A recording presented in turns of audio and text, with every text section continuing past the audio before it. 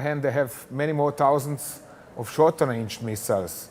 And this is what they are using against to strike, for example, Gulf Arab states and even, Saudi Arabia not, but possibly also Jordan.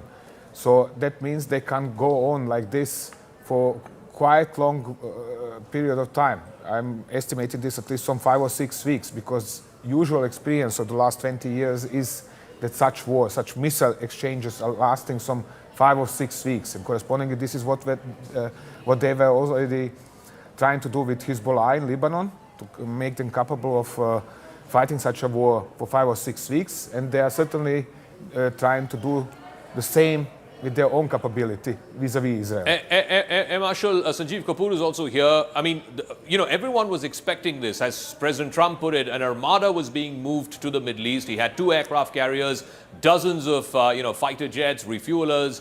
So this was on expected lines. They've got a big victory with the elimination of Ayatollah Ali Khamenei. And given Trump's propensity for not getting entangled in long-drawn foreign wars, do you reckon he will take this as a victory, claim victory, and then say, we're now giving Iran an off-ramp to stop this retaliatory strikes?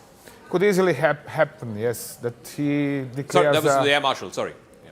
Sorry. Yeah. Yes.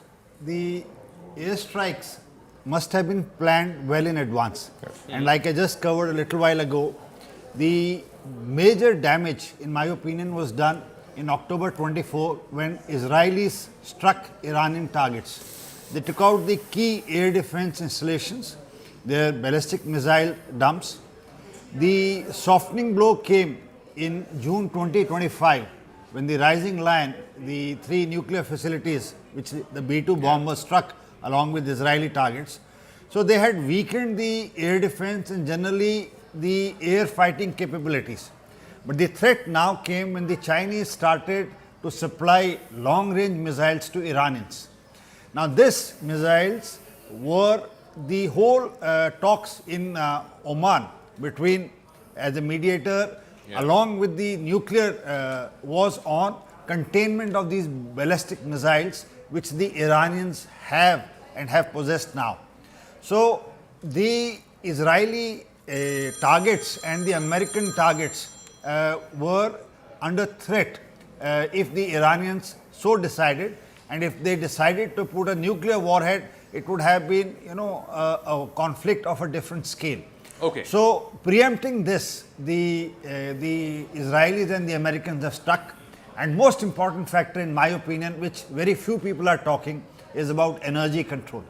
Okay, we'll just get to that in 1 second. I want to show on a map of the region where all in Iran the Americans and the Israelis have struck and where the Iranians have retaliated. Yes, it's these ballistic missiles, these long-range missiles. A lot of them also happen to be these drone attacks. Like, for example, this attack in Doha, it was brought about by a drone attack. And remember, the Iranians have been supplying the high-intensity, low-cost Shahid drones to the Russians, for example, during the course of this last 4 years in the Ukraine war. But look at the number of U.S. bases in the wider region, which have all been a target in the last 24 hours. From the Ali Al Salem Air Base in Kuwait, the U.S. 5th Fleet is stationed in Bahrain. It's the largest station that they have outside of the continental United States. That too, there was a hit by one of these low-cost drones. The Al Udeid Air Base in Qatar, which was struck back in June of last year as well. No damages in terms of personnel loss. Again, the Al Udeid Air Base was also struck. The Al Dhafra Air Base in the UAE, again a smaller base,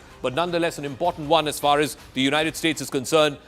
We've been hearing reports of explosions as far as Riyadh as well, which is over 1,000 miles from Iran. So Iran has been targeting many of these places. Of course, Erbil, which has just recently been attacked, which is a U.S. base in Iraq. So these are the wider sort of bases that they have. America has more than a dozen bases across the wider Middle East. And the important concern here is not just to protect the American assets, but also over the last 24 hours, we're seeing civilian targets, whether they are airports, industrial areas, all being targeted. And those countries now will have to bring some sort of pressure to bear on both Israel and the United States to wind this up quickly, because they wouldn't have bargained for retaliatory strikes by Iran on their civilian populations. I want to go across to Joe Brown of All right, let's get one more graphic fired on who are the people, the top leadership of Iran that's been eliminated. The biggest, the head of the snake, as they put it, Ayatollah Ali Khamenei, the supreme leader, the man who's been ruling Iran with an iron fist for the last almost 40 years, eliminated. Ali Shamkhani, senior advisor for security affairs and the secretary of the Defense Council, he has been eliminated as well. Then you have the critical man, the commander of the IRGC, the Iranian Revolutionary Guard Corps, Mahmoud Pakpur, he has been eliminated as well. In fact, he was having a meeting with the supreme leader. Both were eliminated in the same compound is what we are given to understand. Mohammad Shirazi, who's the head of the military bureau, he has been eliminated as well. The defense minister, the former defense minister, Aziz Nazardai, he has also been eliminated. So the entire top leadership, the security leadership, the political leadership, the spiritual leadership of Iran have been eliminated. Abdul Rahim Musavi, the chief of the Iranian army, he has been eliminated as well. So what we are basically looking at is a almost wholesale decapitation of the top security, political and religious leadership of Iran. And now it is up to the new leadership to decide who will take over the reins of the country, the Supreme Council, the Security Council, and of course, how will they lead the country into the future? One notable exception has been the president, Masoud Peshkan, but there are also reports that he's been sidelined. But I want to go across to Joe Brown from I-24 News from Israel. Joe, what is the situation in Israel right now? We were talking to our colleague Sanjay Suri, who's there in Tel Aviv as well. Multiple air raid warnings, shelters in place. What's going on in Israel? What is the mood out on the street? And what's the word you're picking in from the government and from the Israeli Defense Forces? How long do they want to keep this operation going? Well, Sanjeev, probably like a lot of people in Israel, didn't get a lot of sleep last night. Over the last 24 hours or so, people have been going to the bomb shelters. I would say more than 10 times. There's been constant barrages coming from Iran, and often you get a first warning, and that will give you 10 minutes until the first proper siren starts, after which you'll get 90 seconds in order to make it to the shelter. And for the one last night in which there was a missile that hit a building in Tel Aviv, in which one person in their 40s was killed, this was around about 15 minutes away from where I live. So I heard the building shake, I heard a loud bang. I went over to see it, and I remember in the 12-day war last June, there was a similar strike in a residential area, also in Tel Aviv. And in that case, the Iranians used cluster munitions as well as the ballistic missiles. This means that the missile will kind of like separate and hit various different targets. And I believe that was what I saw today. I haven't got that confirmed, but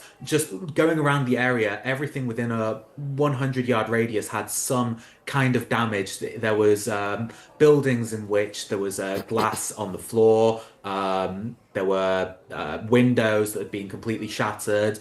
I didn't go into like the part where it was a direct hit because there was still a recovery going underway from the Israeli police and ambulance services. But the people here, they are remaining resilient. They believe that they are going to last as long as it will take, according to the Israeli government, telling I-24 News. This will last anywhere between a couple of days and a week, but this can also last even longer. The 12-day war, people didn't think that would last as long as it did, but it lasted, as the name states, 12 days. Yeah. And people are preparing for any eventuality. From Israel's perspective, it's great so far. The leadership has been completely destroyed, as you were showing on the graphic before, especially Ali Khamenei. But on top of that, it's worth noting that the Iranians have been preparing for this for decades now. They know Israel's capabilities. They know how quickly Israel managed to get air superiority in the conflict last year. It took even quicker this time, and people are preparing that it will be a relatively long fight, and after the leadership gets taken out, there'll be someone to replace them, and that's not what Israel wants. Israel wants the entire... Joe, just give me a moment. We're getting more breaking news, and this is again coming from Israel. The IDF has now released the latest footage of Air Force aircraft, the Israeli Air Force aircraft taking off for an attack. more than 1,200 munitions were dropped by the fighter jets of the IDF over the last 24 hours. You can see this, this footage that's been released by the IDF. Of course, the faces of the personnel have been blurred for their identity protection. You can see these pictures have been put out by the IDF. You can see them, engineers, technicians hard at work. And then, of course, in the final shots, you can see the pilot on board the fighter jet sort of taking off.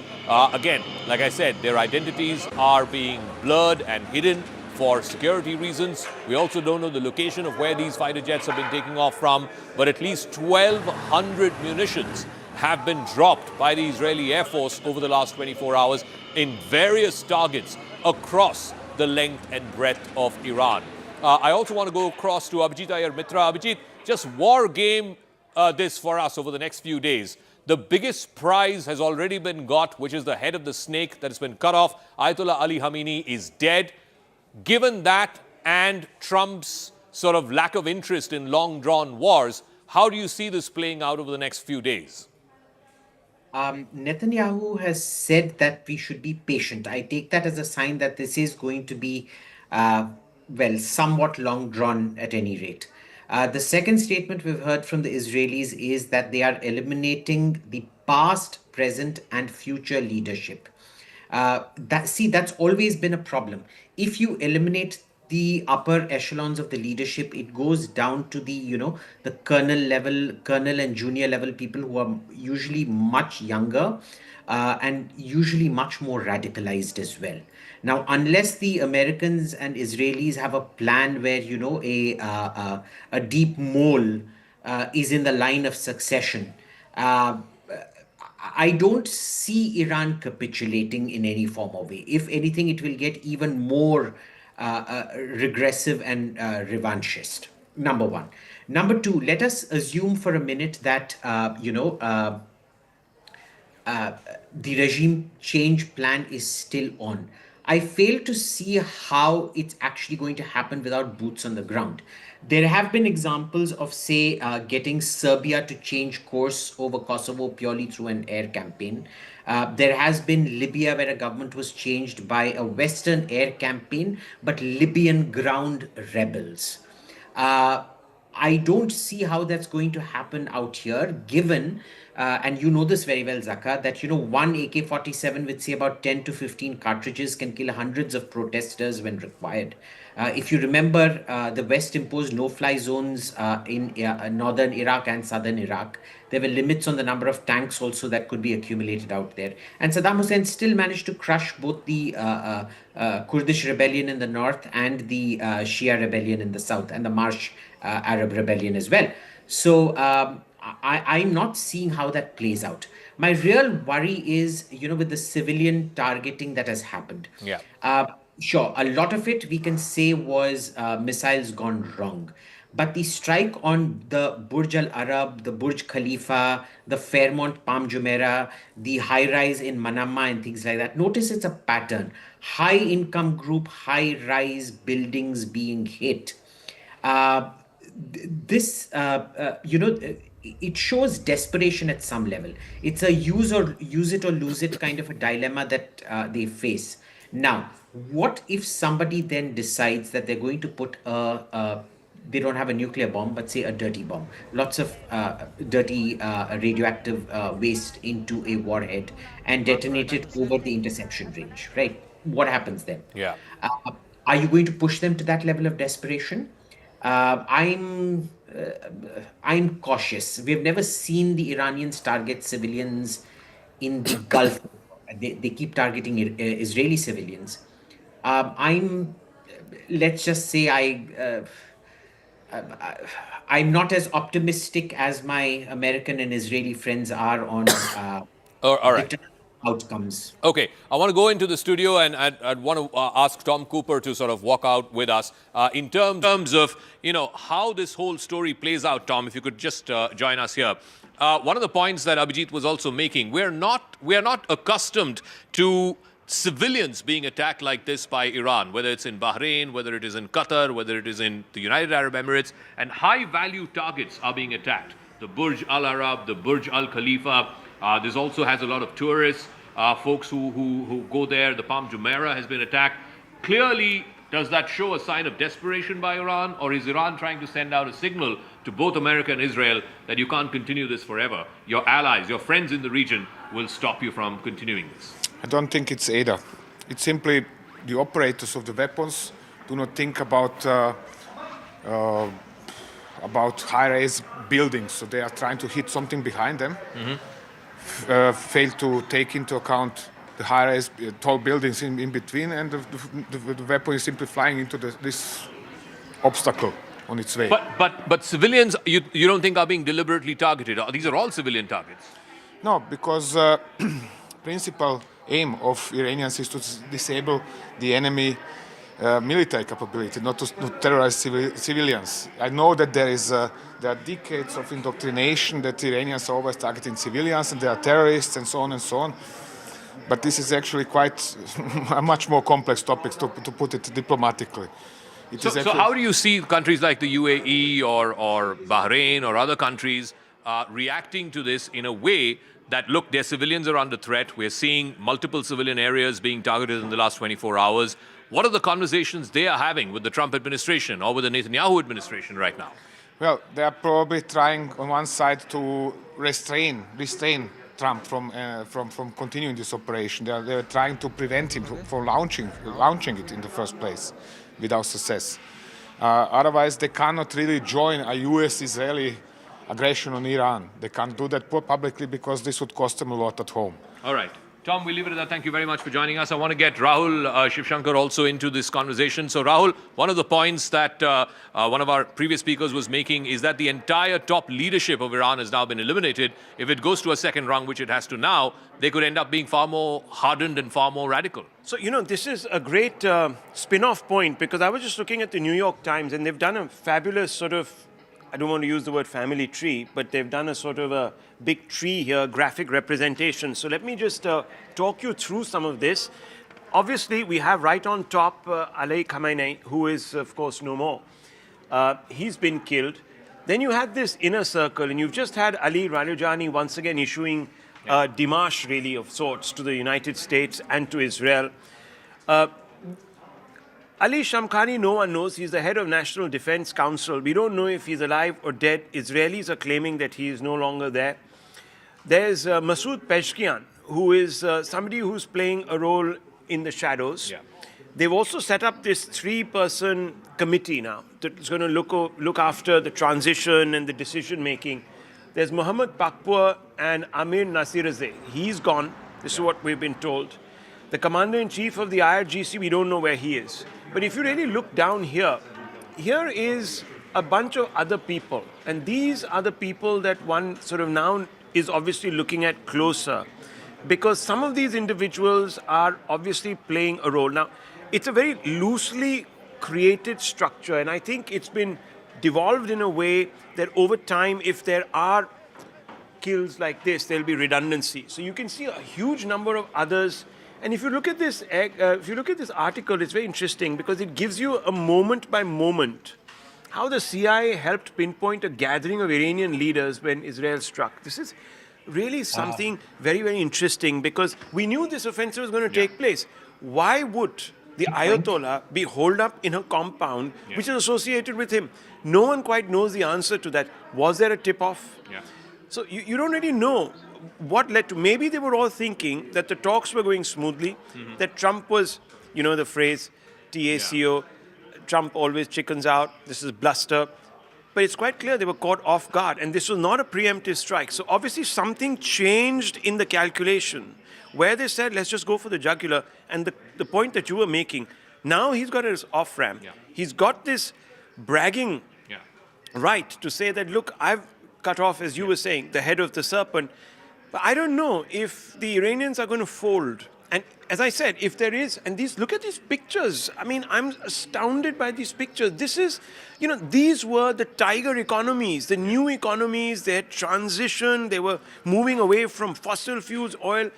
Lots of expats were coming in. They were moving into the services sector, the financial sector. They were trying to copy the Singapore and the London model. And this whole renaissance is premised on stability. Exactly. And we were told that, all of that sort of radicalism and all of that doesn't come into the equation here. But these people are now going to constantly look over their shoulder because the Iranian regime might disintegrate, but what does it disintegrate into? Does it become a shadow regime that is going to continue to export terror through proxies? And if that's the case, then we know the experience because India has been bled by Pakistan for now decades altogether. If that begins to happen, this Middle East pivot that these countries were hoping would sort of take them into the next century might be stalled. I'm not saying it'll be stopped, but it'll be stalled and it could be catastrophic. And I don't know how that's going to work into the larger calculus because then over a period of time, people are going to turn around and tell Israel and the Americans that, look, you were responsible for this instability, which is now left out open to restive populations who want more once the oil begins to dry up. So this is a long-term game. I think the Iranians are playing this with a view to try and embroil America and Israel into a quagmire. Yeah, and that is, I think, exactly what Trump wants to avoid. He doesn't have propensity for getting stuck in long, endless wars. America was the main security guarantor in the Middle East, whether it's for Saudi Arabia, the UAE, tens of allies that America has, Jordan, Bahrain. America was underpinning and underwriting their security. Now, if their civilians are being targeted, unfortunately, there are no reports of any fatalities in any of these countries, but if their civilians are being targeted, you can be rest assured the Crown Prince of Saudi Arabia is right now talking to Trump administration officials and saying, get the Iranians to stop doing this. Get the Iranians to stop targeting our civilians. You can be rest assured the president of the UAE is having those same conversations. India also has skin in the game, and I want to ask Siddhant, my colleague here, there are 9 million Indian expatriates who are living and working in the region. Siddhant, what are you picking up from the MEA? Is there any additional assistance that they're giving to Indian expats who are living and working there? Well, that's right, Zaka. There are 9 million Indians living in the region, and the top priority for Indian government is safety and security of these Indians. In fact, Satish is joining us live from Kuwait right now. Satish ji, Zaka हैं यहाँ पर मेरे साथ. बताइए इस वक्त Kuwait में क्या स्थिति है? बताया जा रहा है कि कुवैत एयरपोर्ट, दोहा एयरपोर्ट सब बंद है और इंडियंस वहाँ पे फंसे हुए हैं. थोड़ा विस्तार से बताइए. हम लाइव हैं इस वक्त दर्शकों के लिए. जी नमस्कार. जहाँ तक सूचना मिल रही है कि आज मॉर्निंग में 8 बजे एक फायरिंग बजे थे सालमिया रेजुलेशन एरिया में, जिससे कि लोग बैठ के जिससे कि लोगों में थोड़ा डर का माहौल था. इसके अलावा कल 10th क्लास के CBSE के एग्जाम्स भी हैं. बच्चों में थोड़ी चिंता का है कि एग्जाम्स होंगे या नहीं होंगे, क्योंकि ऑलमोस्ट जितने स्कूल से वो आज बंद हैं और सीनियर क्लास का ऑनलाइन का अरेंजमेंट किया गया है. और सुपरमार्केट और फूड में तो अभी इस प्रकार प्रॉपर इन्वेंट्री है. इस प्रकार का कोई ज्यादा चिंता की बात नहीं है.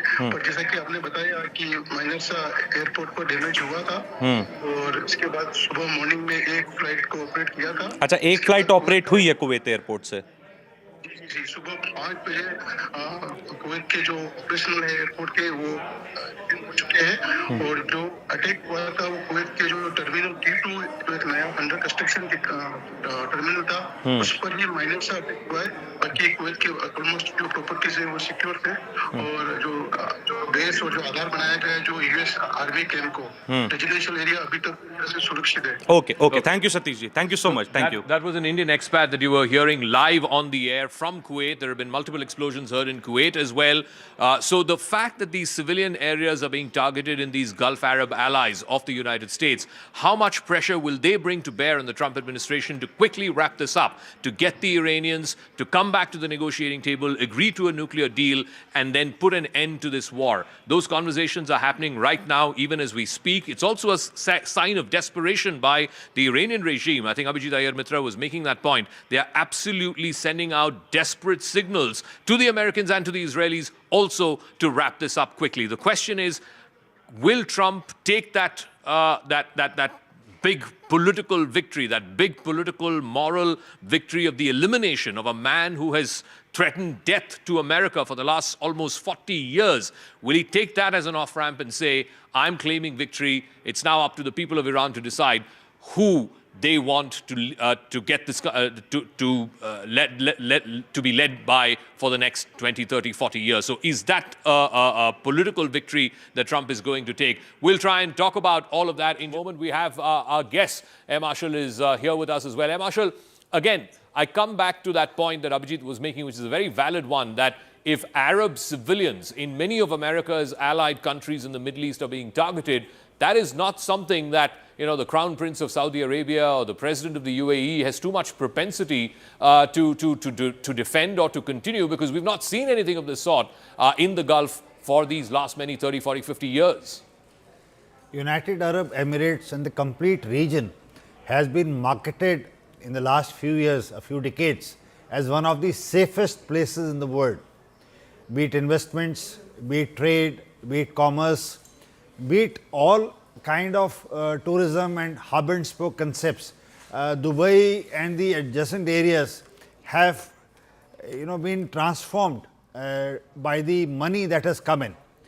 But now with the strikes at these areas in last 24 hours, they are waking up to a new reality, a reality which the locals had never anticipated.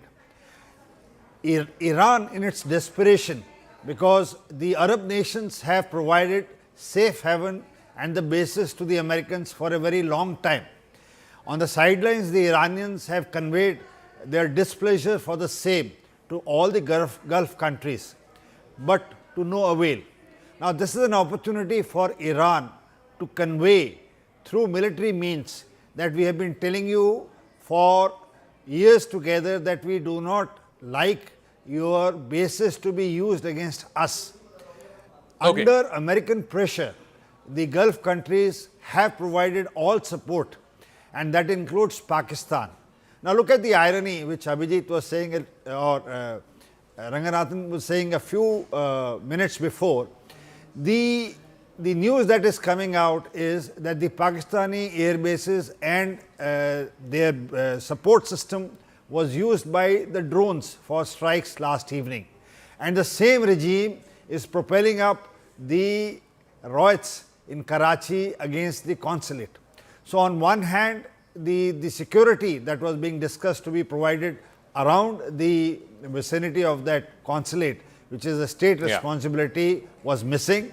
But on the other hand, you open the doors for the same oppressor and to say that, okay, please use my facilities. To hit and at to your a common enemy. man, Okay. they will say... Just give me a moment, Marshall. Getting another piece of breaking news. There are strikes that have been continuing for the last 24 hours across the Middle East region. Dubai has been badly hit. One of the people who've been stranded there in Dubai is ace Indian shuttler PV Sindhu. She's been stuck in Dubai over the last 24 hours. She's in fact spoken exclusively to CNN News 18 and reacted on this story. Let's just listen in to what she had to say. Firstly, thank you all who have been reaching out and checking on us. And well, I was transiting from Bangalore, where I train and live full time now, to Birmingham in the UK to compete the All England Championships. And once our flight landed in Dubai, events beyond our control began to unfold. And shortly after, the airspace also was shut down. And the last few hours have been extremely tense. We could hear the sounds of interceptions overhead, and a few hours later there was explosion very close to where we were holed up at Dubai airport. My coach was barely about 100 meters away where it happened, and had to quickly move out of the area. Experiencing something like this in such close quarters is truly, it truly shakes the very, foundation you're built on. And you never expect these things to happen to you or anyone close to you. But sometimes situations are beyond your control, what they do. So, I feel incredibly blessed to have such a strong and united team around me, and everyone had stayed calm, supported one another, and shown real strength during a very frightening situation. And currently we are safe now and have been moved to a more secure place. I'm deeply grateful to the Dubai authorities and the staff at Dubai airport also, who's been incredibly and tireless in ensuring everyone's safety. We're also truly grateful to Emirates and the airport staff for being incredibly kind and supportive with with so many passengers stranded, their hands were understandably tied, but they showed genuine empathy and care towards everyone going through this difficult experience. And I would also like to sincerely thank the Indian High Commission in Dubai for their extraordinary support. And when I reached out requesting assistance, the High Commissioner immediately responded and on high super priority notice deployed his team to help us. They have been incredibly supportive, not just to me but to everyone stranded here, ensuring safety, coordination and constant communication during a very difficult time. And anyone currently stuck or needing assistance is encouraged to reach out using the official helpline numbers shared by the High Commission.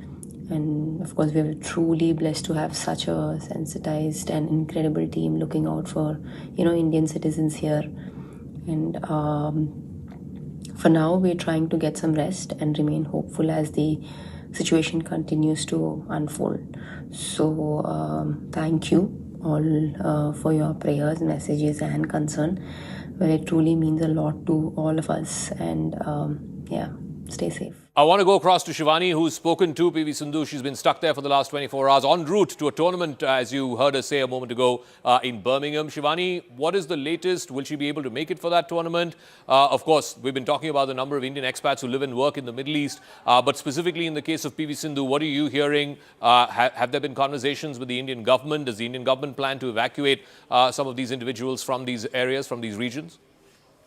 So what we know right now, Zaka, is that they are safe. As you could see in the video, they are in a hotel right now. And the current situation is that the team is safe. They have been helped by the Dubai airport authorities, the Dubai authorities, but also, of course, the consulate services there. Sindhu thanking them for the effort that has been made, because they were at the airport transiting to Birmingham for the All England Championship when actually their flight had landed first in Dubai. And I think they were going to take on a connecting one to later. And then that's when the airspace is closed. Initially, they could hear a lot of sounds above, but then there was very close to where they were at the Dubai airport, an explosion as well. And we have been bringing those visuals of the one strike that has taken place close to the airport or in the airport compound. So we, currently across the sports world, there is a lot of uncertainty.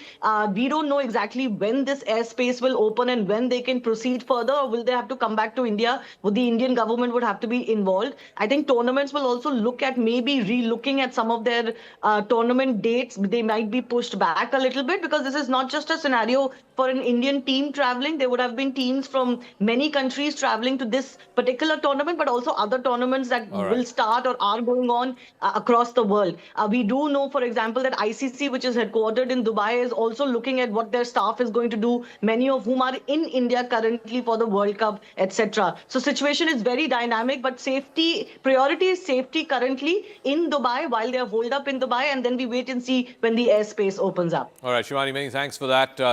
Let's also go across to this other piece of breaking news. Now, lots of curiosity as to how the Americans were able to pinpoint the compound where the Supreme Leader Khamenei was holed up in and hit precisely and eliminate him and some of the other generals and top military leaders who he was holed up with in that building. Now, this is the other breaking story that we're reporting. The U.S. media are reporting the CIA helped pinpoint a gathering of top Iranian leaders. This intel was then shared with the Israelis, and it's the Israelis who struck that particular compound where the Supreme Leader of Iran, Ayatollah Ali Khamenei, was having a meeting with his top military leadership. And that is when the Israelis pounced in and hit that particular compound. Let me go across to Aman, who has more details on this. Aman, so clearly the Iranian intel seemed to have been compromised. The Americans knew precisely down to which building the Supreme Leader was holed up inside. Morning on his post on Truth Social had in fact pointed to this, said we had pinpointed intelligence and we had highly sophisticated tracking systems. That is what Donald Trump had said, but now the New York Times is putting out more details of how exactly this strike was carried out. it says that CIA had been doing this surveillance on Khamenei for months. They were tracking his movements, his pattern, where does he go, how what time does he leave, which is the places he frequents. And based on this pinpointed intelligence, the New York Times is now saying that the months of CIA surveillance zeroed in on the exact location of Khamenei. High fidelity intelligence confirmed his presence at a top level meeting that morning, on the morning of Saturday. And that is why the original plan was to strike at night. But the New York Times is reporting, but that plan was changed to early morning because of this pinpointed intelligence. What they are saying, that the attack was rescheduled to Saturday morning to exploit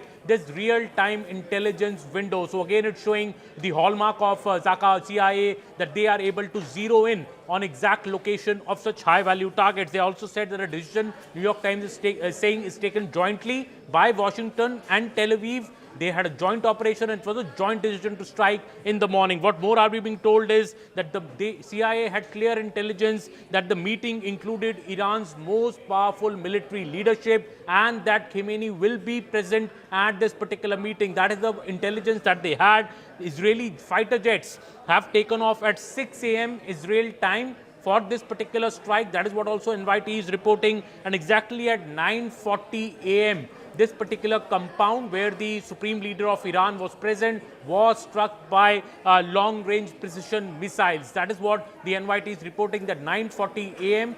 local time is the exact time when this strike was carried out, after the Israeli jets took off at about 6 a.m. and took about a 2-hour journey to their ultimate target. Also, what this particular NYT report, Zaka, is saying that the strike hit multiple buildings respectively. So while Israel claimed it achieved complete surprise with this particular strike, they are also saying that this was real-time actionable intelligence passed off to Israel, and Israel carried out this strike with great precision. Also, this reflects the unprecedented intelligence sharing between both the nations for over a dozen years now, and this particular operation has become a hallmark of that. Also, it raises big question marks on whether there was a big strategic slip-up by the Iranian leadership, because despite clear signals of an impending war, the leadership gathered at a central compound in Tehran and became a sitting duck target for America and Israel.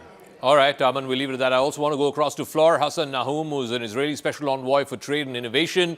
We'll also be joined by Adrian Fontanelles and Tom Cooper. Sushant Sareen is also joining us. But let me go to the Israeli guest, Fleur Hassan Nahum. The big question now, ma'am, is how long does this continue? Of course, what has been happening in Israel over the last 24 hours in response to the killing of the Iranian Supreme Leader Ayatollah Ali Khamenei? There have been multiple air raid sirens, shelters in place, people being asked to go to the bomb shelter at least about a dozen times in the last 24 hours or so. How long is their propensity to continue this war? Iranians are retaliating. We're seeing civilian targets being hit in Dubai, in Doha. How long, how much propensity is there in Israel to continue this beyond what we saw back in June, beyond the 12-day war? Is Israel, is America, is the rest of the region, the Gulf Arab allies of America ready for a long-drawn war? Well, we hope it isn't a long-drawn war, and I think it's a very good sign. In the first 5 minutes of this war, we managed to get rid of the supreme leader who's caused so much suffering and pain and so many deaths in the region for decades. And so we will have to see if the Iranian military structure can hold. We'll have to see, and we pray that the people of Iran are strong enough to start taking over the government institutions, and perhaps the crown prince can be restored and brought back. It's all very volatile, but all I can tell you is that Israel is taking the hit for saving civilization from the Islamic regime in Iran, which has been the chief exporter of terrorism around the world, and especially in our region. When you talk about people in the Gulf running for their lives, this has been our lives for decades. We left Gaza in 2005 to get rockets from Gaza in the south of Israel. We've had rockets from the north, from Hezbollah, for decades. And then from October 7th, we had an intensity of rockets from both the north and the south, and twice in 24 attacks by Iran. So this is Israel's daily life. And this is because the Islamic Republic of Iran has been let loose and let to do whatever they wanted with the region and the world. And it's about time to bring them down. I don't think that going back to the negotiating table should be the aim here. The only aim that makes sense is regime change in Iran. How concerned are you that, yes, the top leadership has been eliminated, the IRGC commander has been eliminated, the defense minister has been eliminated, in addition to the supreme leader, but if you were to completely eliminate the entire regime of the Ayatollahs, the Islamic Republic, which has held for the last 40 plus years, how confident are you that that will happen, or is it only going to be that the figurehead at the top has been changed and whoever is number 2 or number 3 then takes over and could perhaps be even more extreme and even more radicalized? Well, that's always an issue, but look what happened with Hezbollah. Israel took out Hassan Nasrallah, and there has been no real credible leader that has come in his place. Hezbollah has been weakened to the point that they're not even responding. They are Iran's major proxy, and they have not entered this war because Israel has weakened them to the point that they are concerned for their own survival. And so, no, I don't believe that when you get rid of the top, somebody else can come in his place. Yes, it can. But when you've gotten rid of the head of the IRGC, when they've gotten rid of the defense minister, when you've gotten rid of the entire leadership of the IRGC, and at the same time, and this is crucial, you have people, millions of people on the streets of Iran begging and protesting to get their country back. This is the recipe for regime change. Also, very quickly, the fact that civilian targets are being hit in Dubai, in Doha, in Manama, these are all U.S. allies in the region. How concerned are you that they will now be, right now, having conversations with the Trump administration to try and quickly end this war? Well, it's absolutely awful that there have been civilian attacks. There shouldn't be civilian attacks anywhere. In Israel, that's been the major focus. Look, I actually think that Iran has made a strategic mistake, because if they wouldn't have hit these other Gulf countries may have stayed out of the war, may have even prevented the United States from using the bases in order to attack the Islamic Republic of Iran. But now what they've done is they've made themselves the victims of the Islamic Republic of Iran. And in my mind, that means that they are now more intent than ever to make sure that there's regime change in Iran. All right, Fleur Hassan Nahum, thank you very much, Israeli trade envoy. Thank you for joining us here on News 18. I also want to go on to more breaking news that's coming in. It's been an intense, absolutely intense 24 hours in the Gulf region after, of course, Israeli and American joint strikes, eliminating the supreme leader of Iran, Ayatollah Ali Khamenei. Now, reprisal attacks that are being seen across the wider region. There are reports emerging that 10 plus people have been killed after soldiers opened fire on protesting people at the U.S. Consulate in Karachi. Remember,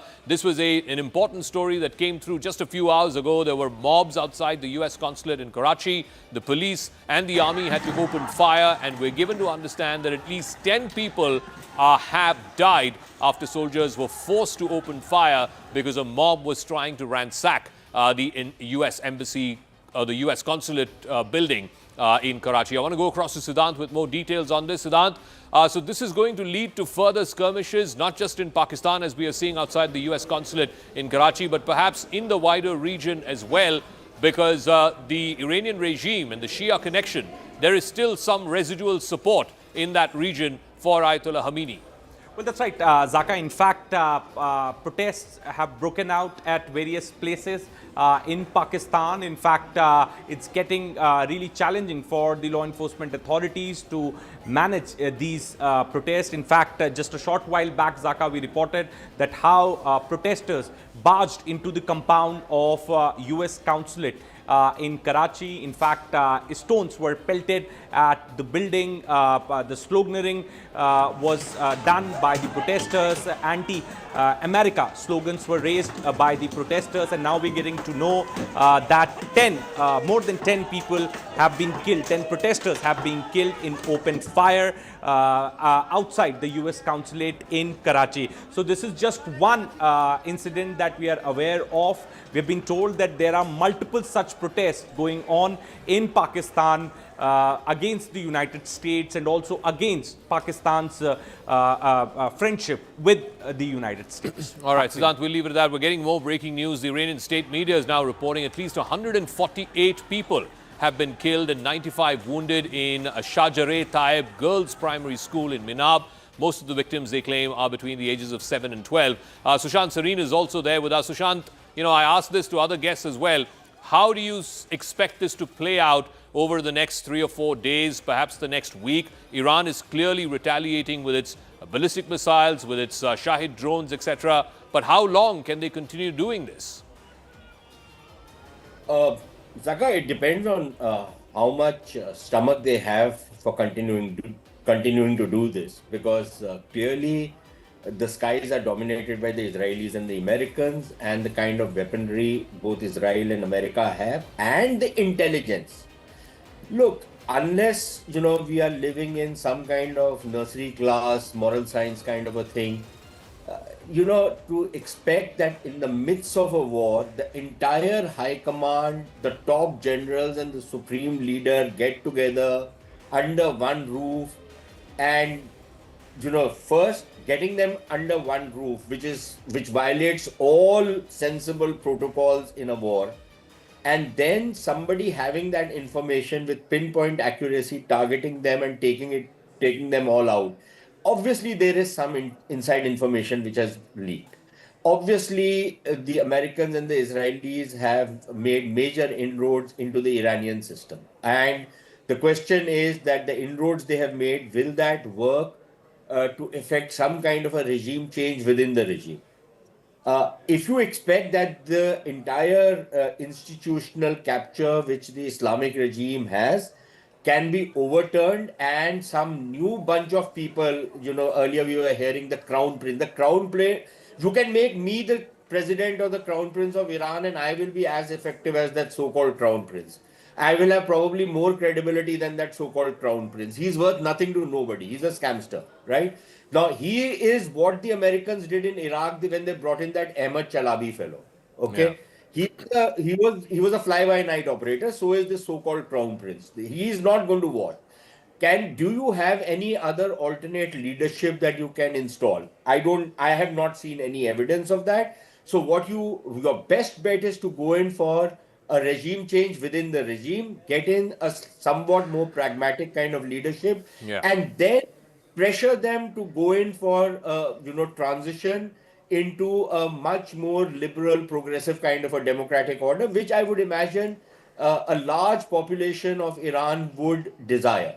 I think that would be a sellable proposition. Okay. But if you were to call a puppet like this so-called crown prince, then I'm sorry, you're probably going to end up with more trouble than you're going to be able to solve. No, I think it's going to be similar in some senses what we saw in Venezuela. The man at the top, Nicolas Maduro, was ousted and his number 2 was made the new president, Delcy Rodriguez. It may not be comparable, but America and Israel will have to find someone within the next rung of the Iranian regime, the Iranian leadership, who might be slightly more palatable than Ayatollah Ali Khamenei was. But in response, Iran is now sending in these rockets, they're sending in these missiles, these drones across the Middle East. They're targeting civilian populations in Doha and in Dubai.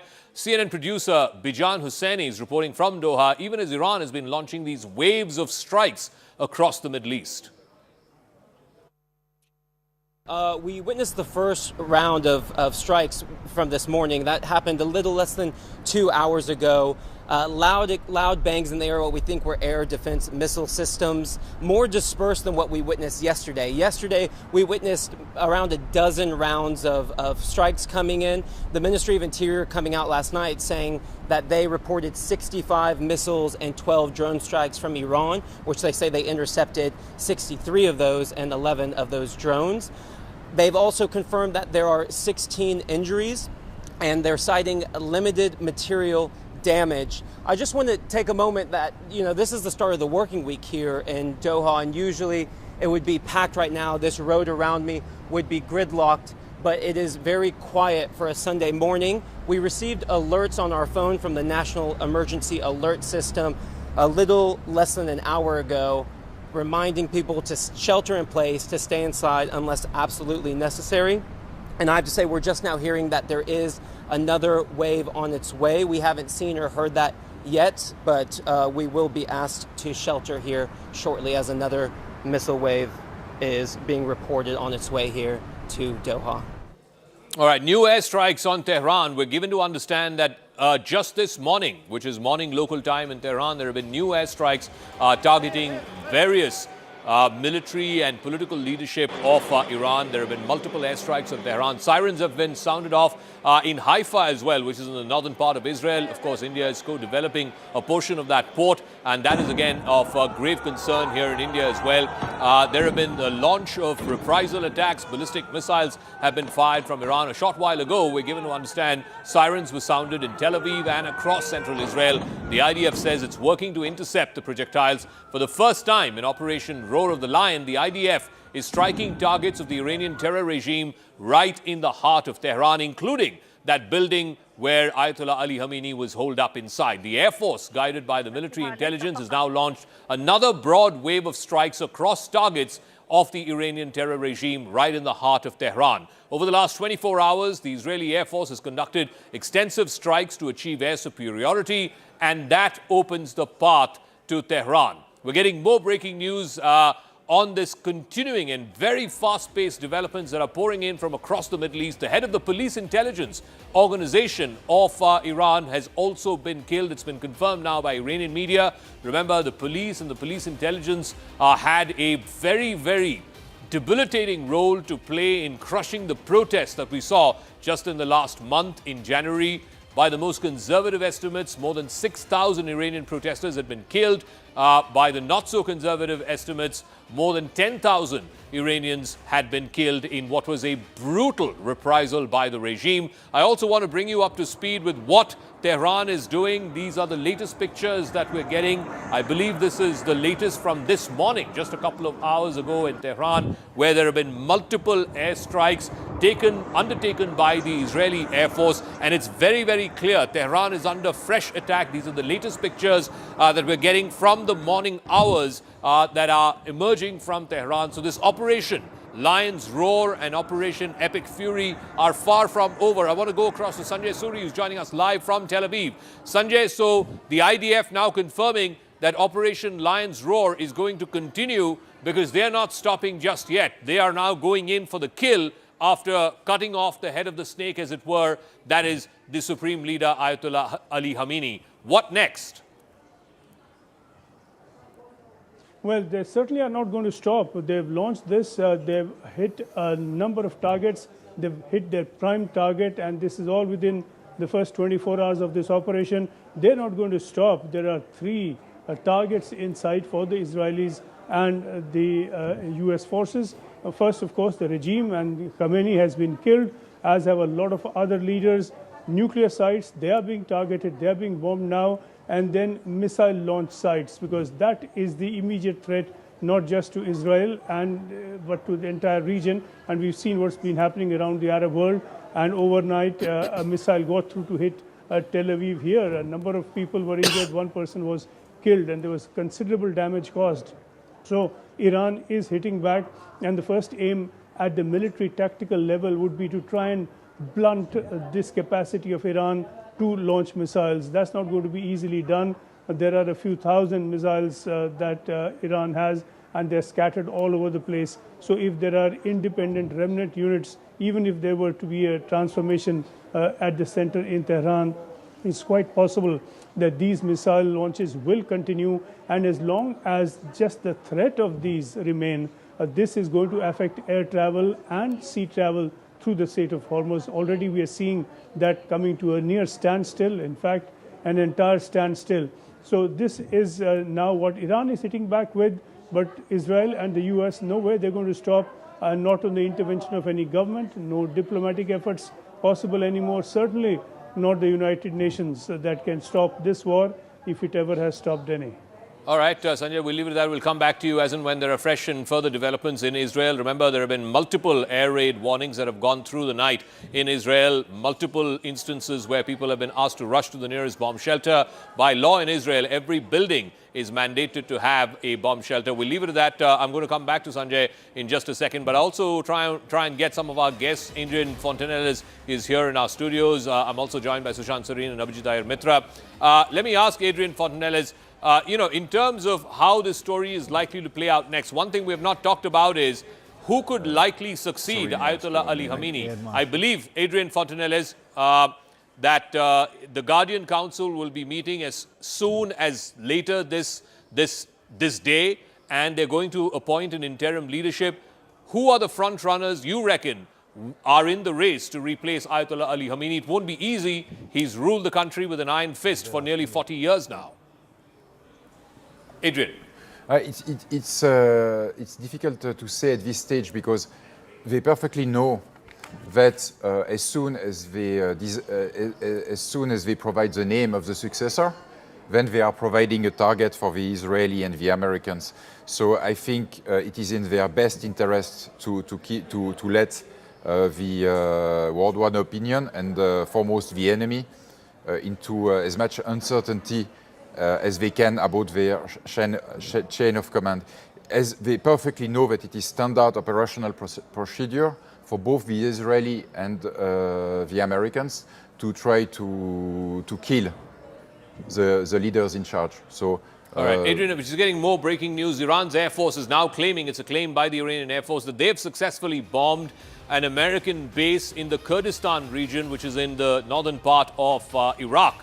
That they've hit an American base in the Kurdistan region as well as in other regional countries around the world. This is as per the IRGC-affiliated Tasnim news agency.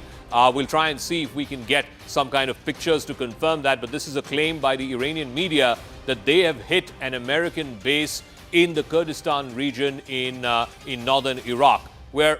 This is on expected lines, Adrian? The Iranian Air Force is quite in a sorry state. So it has as best a few dozens combat aircraft operational, and these are obsolete.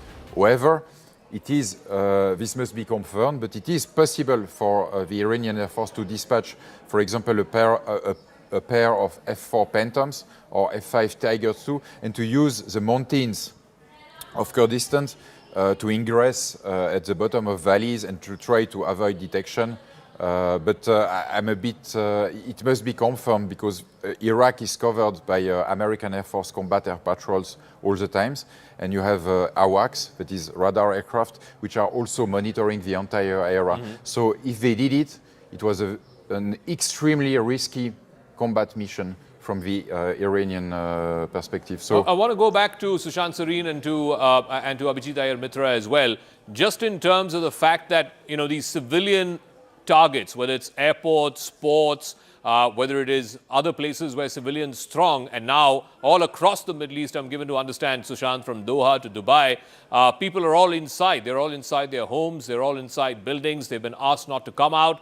How do you see, whether it's the Crown Prince of Saudi Arabia, the President of the UAE, the President of Bahrain, what sort of conversations are they having now with the Trump administration? How long and how much propensity do they have to take these hits? Clearly, the Iranians seem to be sending a desperate signal by targeting some of these Gulf Arab countries.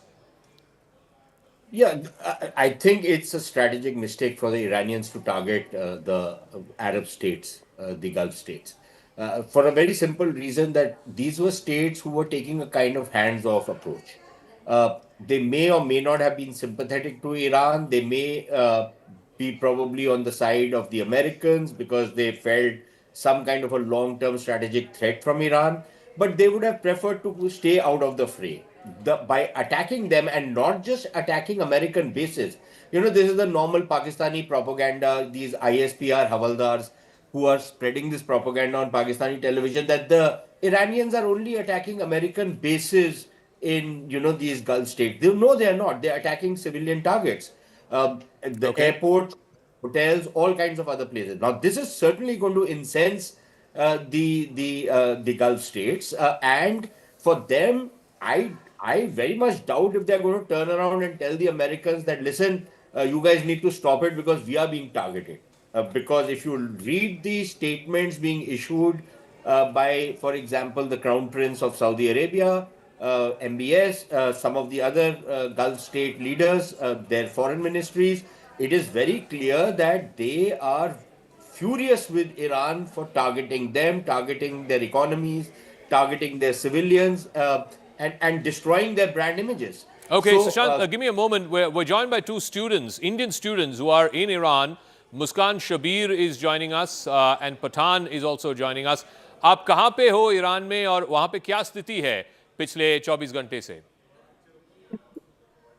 Okay. My name is Musa Rauf, and I am joined here with Muskan Shabir. And Aisha as well. Yeah. And we are currently in the city of Hormuz. Go on. Which city are you in? What is the situation there? We are in the city of Urmia currently right now, and the situation here, at least, it has started to deteriorate as well. It has been quite one of the more isolated areas of the country, so we weren't really expecting much to be happening here. But unfortunately, as of this morning and last night, there have been quite multiple strikes that have hit the city of Urmia in the past 24 hours. Can you also ask your 9 friends what they are hearing and feeling about what has been happening in the last 24 hours? Hi, I'm Aisha Mir, and it's very disturbing situation here. We are just seeing bombing from our windows. It's very disturbing to see everything. How many explosions have you heard in the last 24 hours, and what is the mechanism there? Are there bomb shelters? Where are you seeking refuge? We are at our hostels, and it's not safe. We are living at 4th floor, 5th floor, so it's not safe at all. Are your college or hostel authorities giving you any instructions? They are not giving any instructions till now, but yeah, they are cooperating. They have cooperated well enough. They have provided us the service of bus, given that we have proper evacuation measures, and we have contacted and communicated with the Indian embassy, which have told us that by tonight they will give us proper instructions as to what to do so far. How many such Indian students are there in your university, in the college that you're studying? 9. So far, 109 approximately. 109. Yeah. And what's the word from Yes. the Indian embassy officials or anybody who you've contacted from the Indian government? Indian embassy is totally cooperating with us. Like they are in contact. We are calling them. They are in contact with us. They are cooperating, but they are also helpless because all airspaces are closed. So we just want help from Indian government. We want to get evacuated. We want to go home. Has there been any sort of nature of conversation about getting, some special flights to come there to evacuate you folks? I believe there are about 10,000 Indian students who are studying in Iran. Okay, so far there's no... There's not any announcement like that we are getting. Nothing.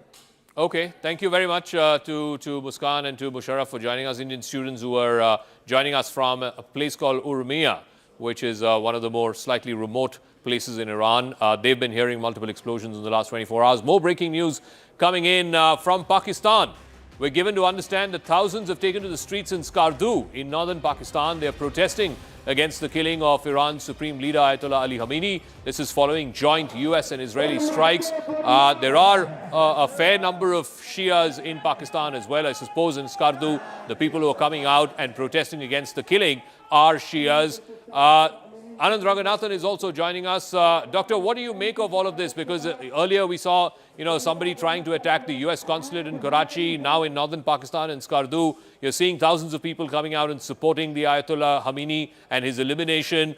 The point is, are these sporadic protests which will just continue and subside in a few days, or will this lead to a greater churn in the wider region and including in Pakistan?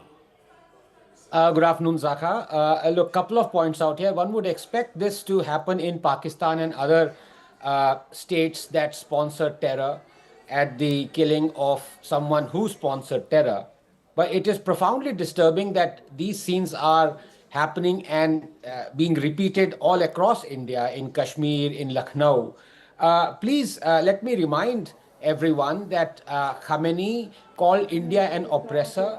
He was sponsoring international terrorism from his soil to nations that were surrounding Iran, sometimes even thousands of kilometers away. And he actually perpetrated large-scale tyranny on his own people, killed tens of thousands of his own people.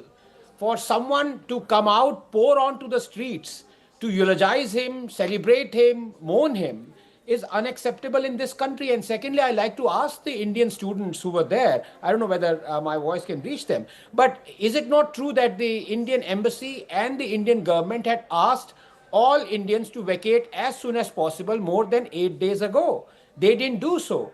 I would want to know what were the reasons why they didn't do so. So I think all in all, India has to resolutely stay away from either condemning the killing of Khamenei or in any way siding with this tyrannical regime. Please remember, even when we talk about real politics, this regime is over. America and Israel have actually have succeeded in what they started out to.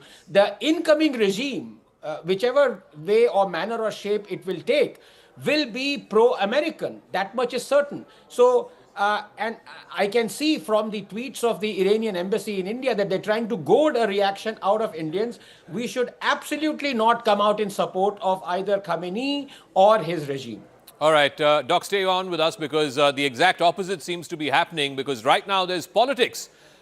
Domestic political reactions coming in amidst this massive war, this massive confrontation that's happening in West Asia. Back home, Priyanka Gandhi Vadra has put out this message on Twitter. She has said, and I quote, "The targeted assassination of the leadership of a sovereign nation by the so-called leaders of the democratic world and the killing of multitudes of innocent people is despicable and deserves strong condemnation, no matter what the proclaimed reason for it is. It is tragic that multiple nations have now been dragged into conflict. I do hope that having genuflected before the Prime Minister of Israel and President Trump, our Prime Minister makes every effort to bring all Indian citizens in the affected countries back home to safety." It's not just Priyanka Gandhi. I believe also Asduddin Owaisi of AIMIM has also condemned the attack, saying that Trump's and Israel's attacks on Iran are absolutely condemnable. Ayatollah Khamenei's assassination is an immoral and unlawful act. My sincere condolences. Anand has more on this. Anand, so you're having domestic political reactions, some people condemning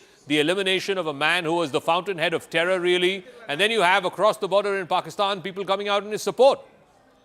Well, this is also the largely not just support, because there's a huge Shia population in Pak-occupied Jammu Kashmir and also in Pakistan, just like there is a huge Shia population in Bharat, which is very, very upset because for them, the spiritual head, the clerical head, the religious head for the Shias, Qom being a very, very sacred place and the seat of the Ayatollah. So his death is going to cause a certain amount of angst, also perhaps in certain cases anger, and we are getting pictures at Skardu, where the UN headquarters have actually been committed to fire, and there is a lot of violence that's seen there because this entire Skardu region is largely Shia dominated, and these Shia have been also persecuted by the Pakistani military and the Pakistani army. So they are upset and angry, but the anger is also directed towards the US embassy present there and the UN headquarters present there, because that's the focus. There's no US embassy or consulate in Skardu, but there is a UN headquarters, and because they are angry at the Gora and the foreign powers in the West, they brought out the anger at the UN headquarters. Similar attacks were seen in Karachi, where there are casualties because the troops guarding the UN headquarters had to fire back at this mob, which was getting very, very violent. But Zaka, we also have to game a situation where if any of these entities or any of the Hamas, Houthi, or Hezbollah cadre anywhere across the world are able to enter into a US embassy in any soil or in any land and then hold hostages, then what happens thereafter? Because that's another scenario which has happened in the past, and military historians would say that then perhaps will change the entire dynamics of this war and this entire conflict that we are seeing the way it is brewing. So maybe that there are entities who will be on high alert even closer home in Bharat, with the US embassies, the UN headquarters in Delhi and in Mumbai, etc., and various other places being under very, very close watch. Even in Srinagar, there were protests, but they were peaceful. But in POK or POJK, that is in Skardu, we see that it's turned violent, and the UN offices there have been set on fire. Okay, Anand, thanks for that. Like I said, there's also political churn happening domestically in response to the killing of Ayatollah Ali Khamenei. Both Priyanka Gandhi Vadra of the Congress Party and Asduddin Owaisi of the AIMIM have come out and said and condemned the killing of Ayatollah Khamenei. This is what Mr. Owaisi has said. He has attacked Trump and Israel's attacks on Iran are absolutely condemnable. Ayatollah Khamenei's assassination is an immoral and unlawful act, Mr. Owaisi says. He has put this out on social media, and so has Priyanka Gandhi Vadra of the Congress party. She too has come out and said that this targeted killing by the so-called leaders of the democratic world, which includes President Trump of the United States and Prime Minister Netanyahu of Israel, is condemnable and is absolutely illegal and immoral. Aman Sharma has more details on this. Do you expect this to have political legs, as it were? Aman, will this continue? Are they playing to what kind of domestic political constituency are both Priyanka Gandhi and Mr. Owaisi trying to appeal to by seemingly backing a man who was a brutal dictator? All right, we'll try and get Aman Sharma, a political editor, in just 1 second, but you can be rest assured you will see a domestic political reaction to what has happened in Iran, the killing of Ayatollah Ali Khamenei. You will hear more and more such voices. You've just heard from two prominent voices in the opposition, Priyanka Gandhi Vadra of the Congress party and Asaduddin Owaisi of the MIM party. Aman has more on this. Aman, do you expect more in the opposition to continue singing this tune, and what sort of constituency are they appealing to? Well, clearly, Zaka, Priyanka Gandhi Vadra and Asaduddin Owaisi have both put out statements slamming Donald Trump as well as the Israel establishment. They are saying and they are condemning the assassination, what they say, of Khamenei. To quote Priyanka Gandhi, she has called it a targeted assassination. She's saying the targeted assassination of the leadership of a sovereign nation by the so-called leaders of the democratic world and the killing of multitudes of innocent people is despicable and deserves strong condemnation no matter what the proclaimed reason is. So Priyanka Gandhi Vadra is very, very clearly saying that the world needs peace, not unnecessary wars. This was completely not required. She has condemned the assassination of Khamenei and also saying that it is tragic that multiple nations have now been dragged into this particular conflict. So that is the Congress MP now clearly saying that why is this happening, and also saying, also bringing in the Prime Minister of India, saying that the Prime Minister of Israel and the President Trump, I do hope that our Prime Minister makes every effort now to bring all Indian citizens home safely. So the Congress party is also now putting the onus on the BJP, on the Modi-led government to ensure the safety of Indian citizens in the Middle East and how they will be brought home. On the other hand, Asaduddin Owaisi is also condemned Trump and Israel's attacks on Iran. He's also, I said, it's absolutely condemnable. He's also saying these attacks have happened while peace talks were ongoing. Iran-US talks were ongoing in Geneva. More than 200 people have been killed across Iran. He said this is an inhuman and unlawful act. That's what Asaduddin Owaisi is saying. He said that the attacks on Iran should stop at the earliest because this is putting the entire region into instability. He also says that this shows that Iran is a force, Israel's attack on Iran is an act of aggression which should not have happened. So both Asaduddin Owaisi and Priyanka Gandhi are slamming Israel as well as the US, trying to put the government in a tight spot here, and the government, Zaka, has been maintaining a very delicate line here. Foreign Minister S. Jaishankar has spoken to both the foreign ministers of Israel as well as Iran last night, and while he has called for de-escalation on both the sides,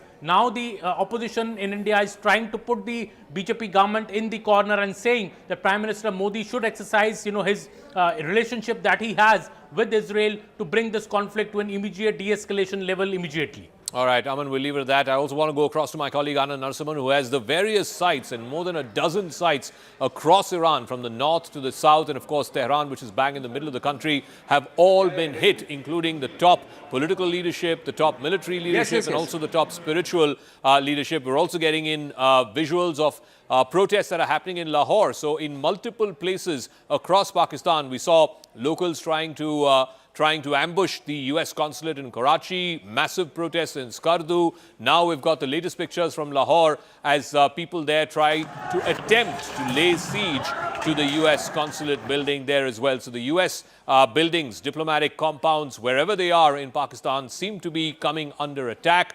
Parts of the consulate were also, these folks tried to set on fire. Anand has more details on this. Anand, yes.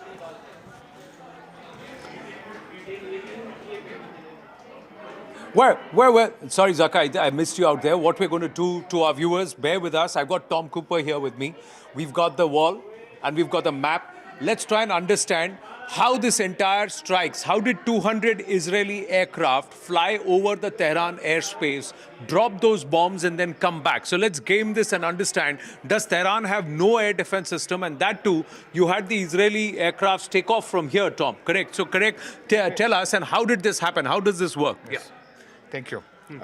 It's like this. You have the Iranian air defense system is approximately here, around Tabriz, around Tehran, and you have Qom and Esfahan and Karachi. So this is the principal area that, sorry, I forgot further south here, another one.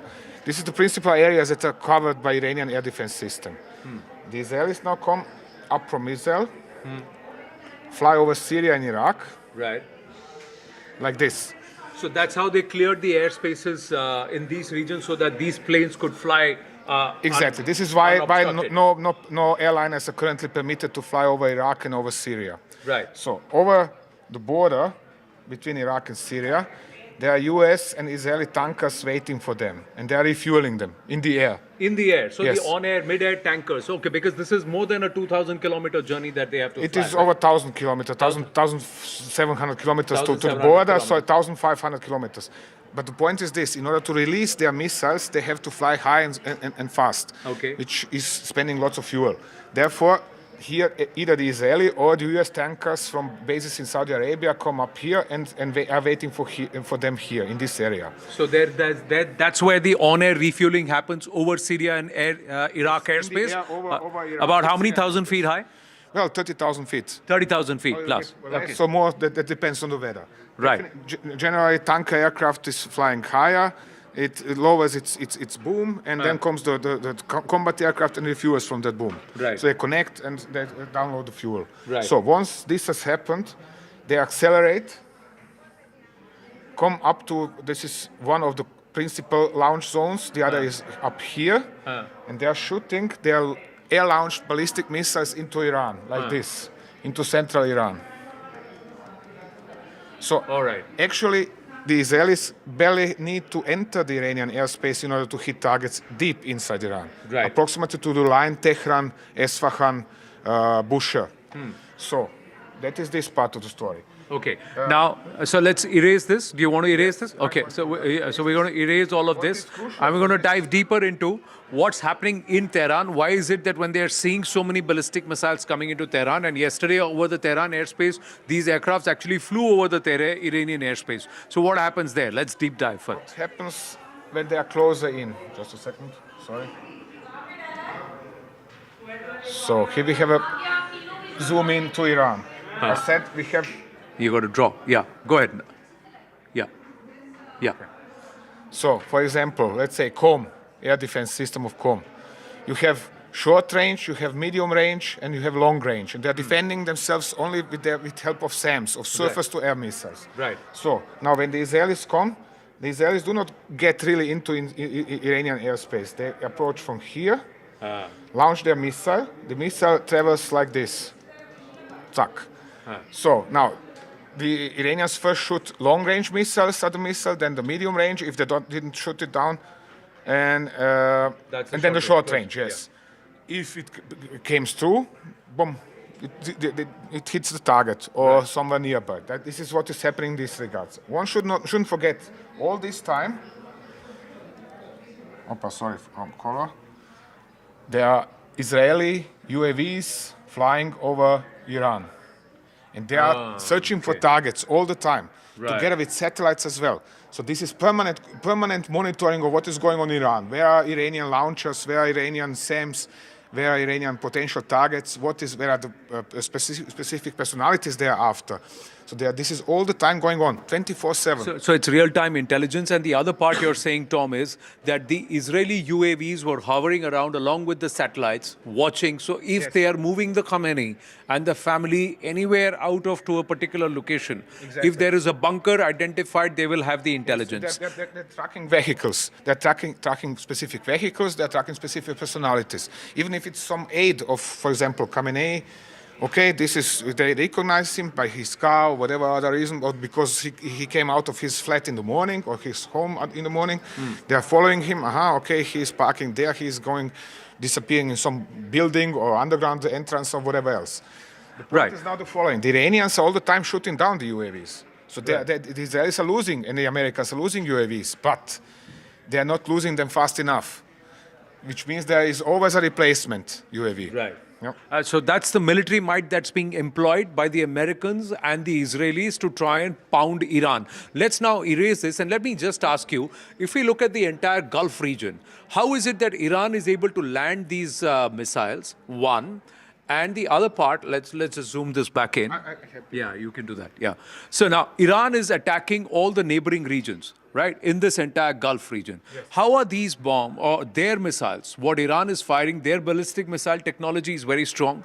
Why is it that civilian areas in Doha, civilian areas in Dubai, civilian areas at Abu Dhabi and have been affected? What is happening here? Okay. Are they doing it deliberately or is it because of interception? I do not think that they are doing this deliberately. I think that the situation is simply such that there is a stress of combat. Okay. So now let's see the following. Let's zoom in. Let's say there is an Iranian missile brigade intending or tasked with targeting Manama Air Base in Bahrain. Right. Okay, so let me show you. So this would be a problem. Yeah, you just have to activate the pencil. Yeah. Sorry. Yeah. Okay. So we have Manama Air Base. This is the headquarters of the 5th Fleet of the U.S. Navy. Yeah. Sorry. Yeah. So now, the Iranian is sitting somewhere here behind the hill, right, in an underground, right, in an underground bunker. So he has the order to every so and so many hours, or on order from Tehran, launch his UAV or missile strike on Manama. So he programs with missiles. It's relatively simple because they are flying ballistically. Boom. Right. So it's a loop. Yes, in a loop. Yes. Yeah. But UAVs are flying straight. You know, directly over the ground. Right. So if there is in stress of combat, he's not thinking about, oh gosh, there are high-raised building in Manama or in Bahrain or whatever. He's simply programming his missile or his UAV to strike at geographic coordinates. Okay. And if there is something in between, well, the UAV is flying into it. It's just an obstacle. All right. The other question I wanted to ask, and viewers, just stay with me here for a bit.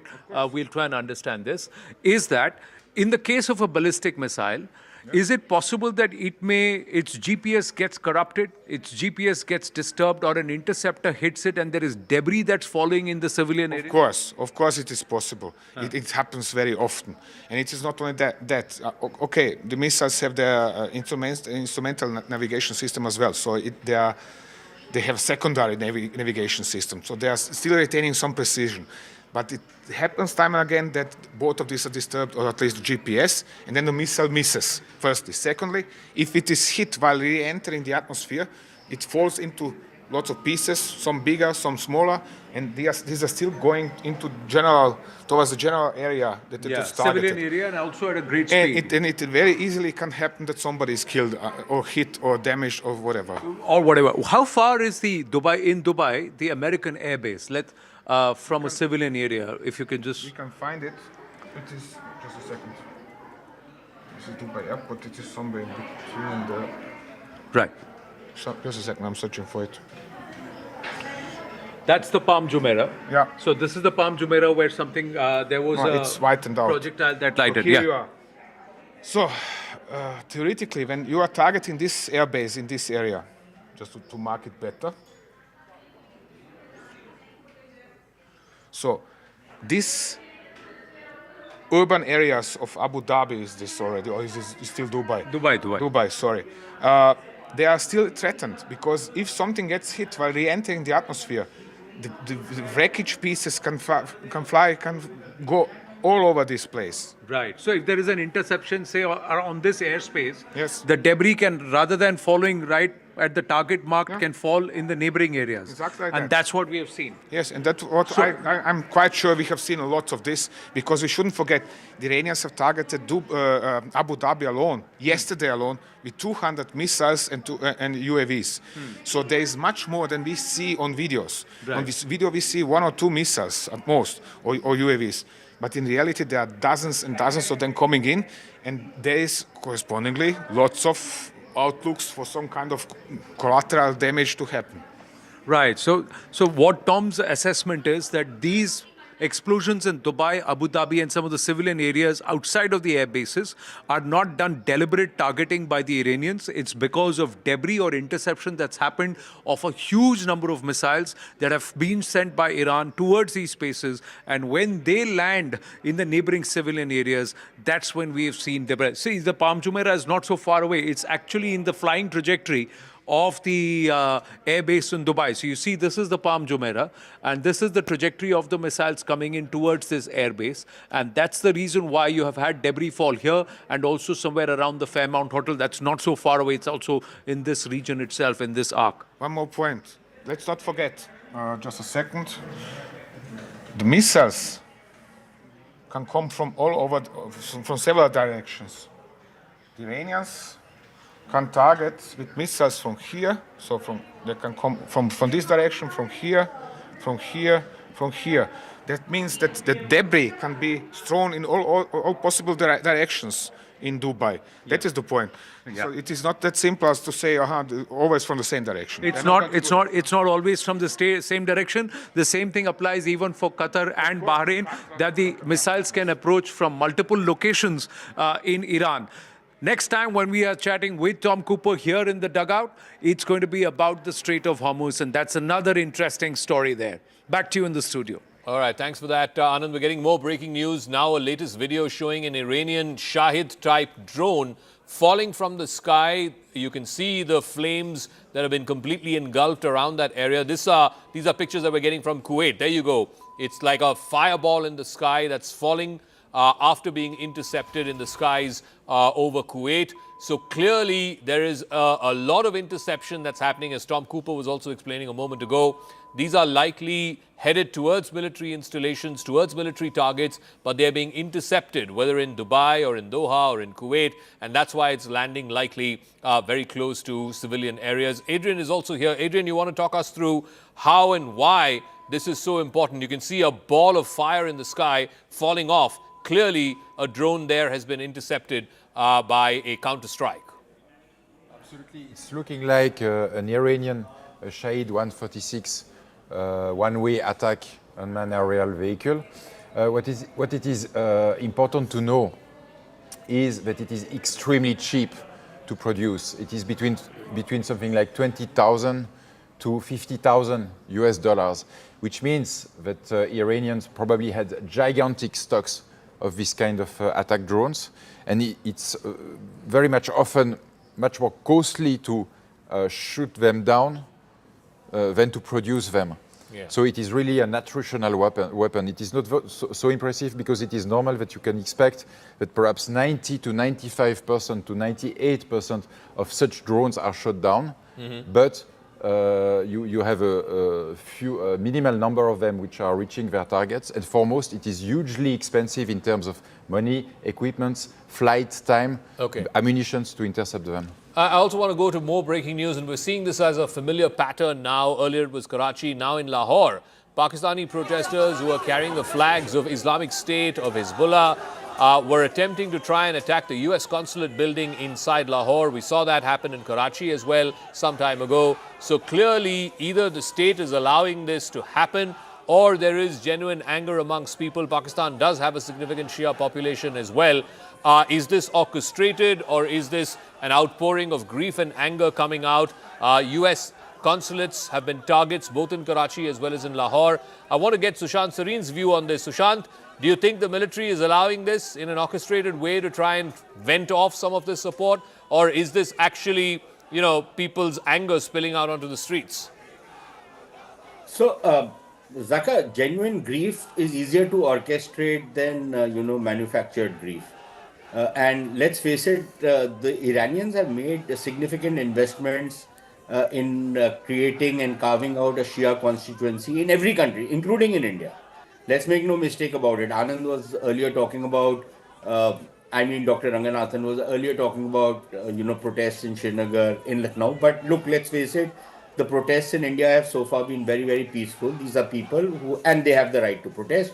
I don't deny that. But these are very peaceful kind of protests. They are not storming any buildings. They are not doing any kind of arson, looting, whatever. But Pakistan is a different case. So yes, there is a certain amount of mob license which is also given. And look, you have to understand how the Pakistani state operates. It's essentially a Sunni-dominated, Sunni majority state. It doesn't really have much use for the Shias. So this is riffraff on the streets protesting. Now this can be used to monetize these protests with the Americans and others. And the Europeans and the Americans suffer from an abused wife syndrome. The more the Pakistanis are treacherous with them, the more money they give to the Pakistanis so that the Pakistanis can keep doing what they are doing. And the Pakistanis have perfected this game. So yes, there will be these protests. Then they will go and shoot some of these people down and move on. One point, Zaka, I have to add. You were talking about certain Indian political reactions. I can understand Mr. Owaisi, and to be fair to him, he has been fairly consistent in the positions he takes. My surprise, actually I'm not surprised, but I find it ironical that Ms. Priyanka Gandhi is protesting, because not very long back, it was her brother who was going to these so-called democracies, as she calls them, and seeking their interference in India's internal affairs to bring democracy in India.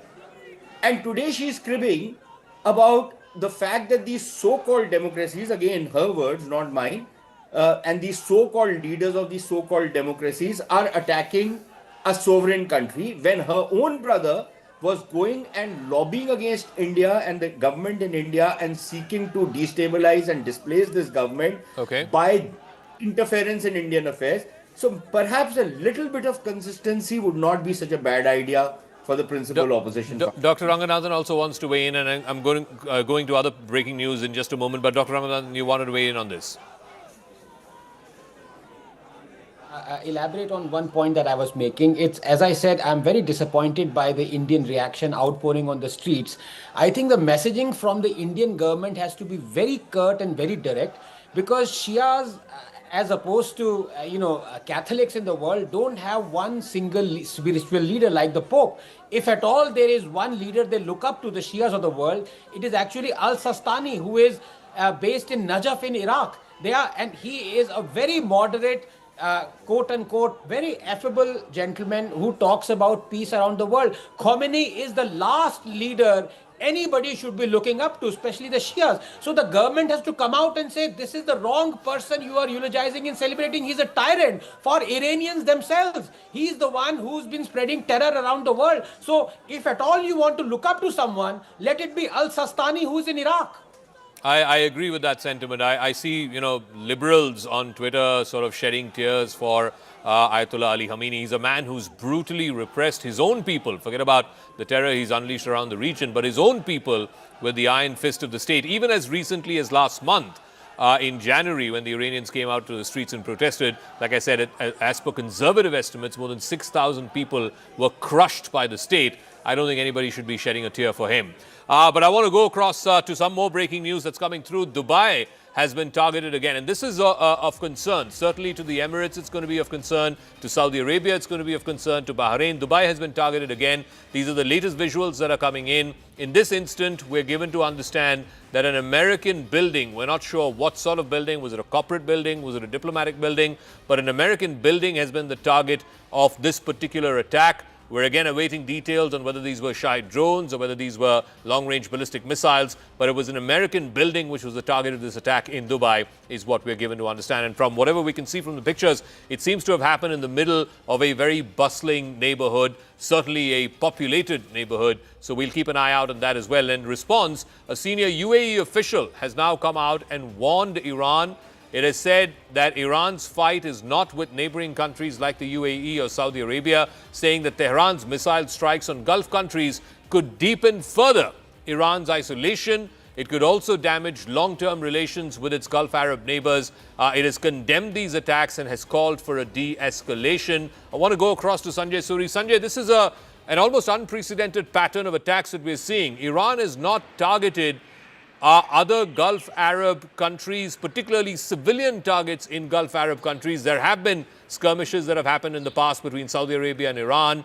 Ports have been targeted. Other, infrastructure facilities have been targeted. But civilians or civilian destinations like hotels being targeted, airports being targeted. How concerning is this for the region, and how concerned are these individual countries, whether it's Kuwait or the Emirates or Qatar for that matter?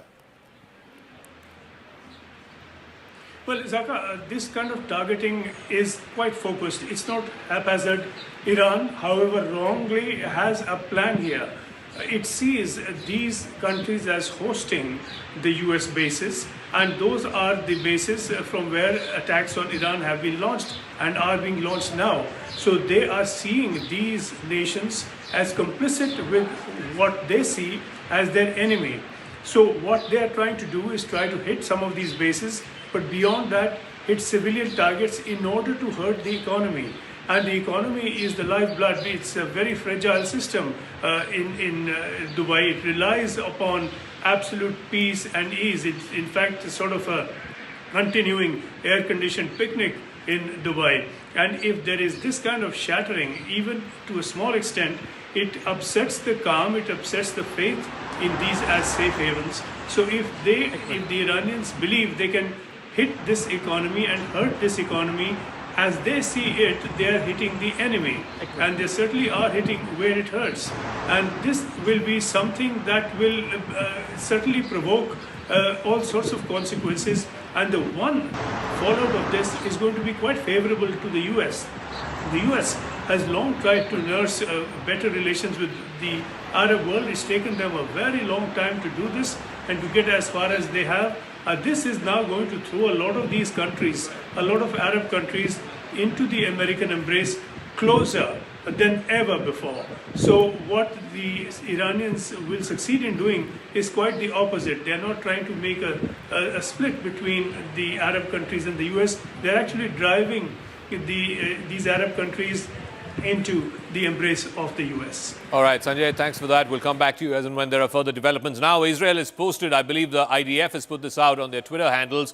They're showing footage of the destruction of an Iranian regime headquarters. This has happened just moments ago.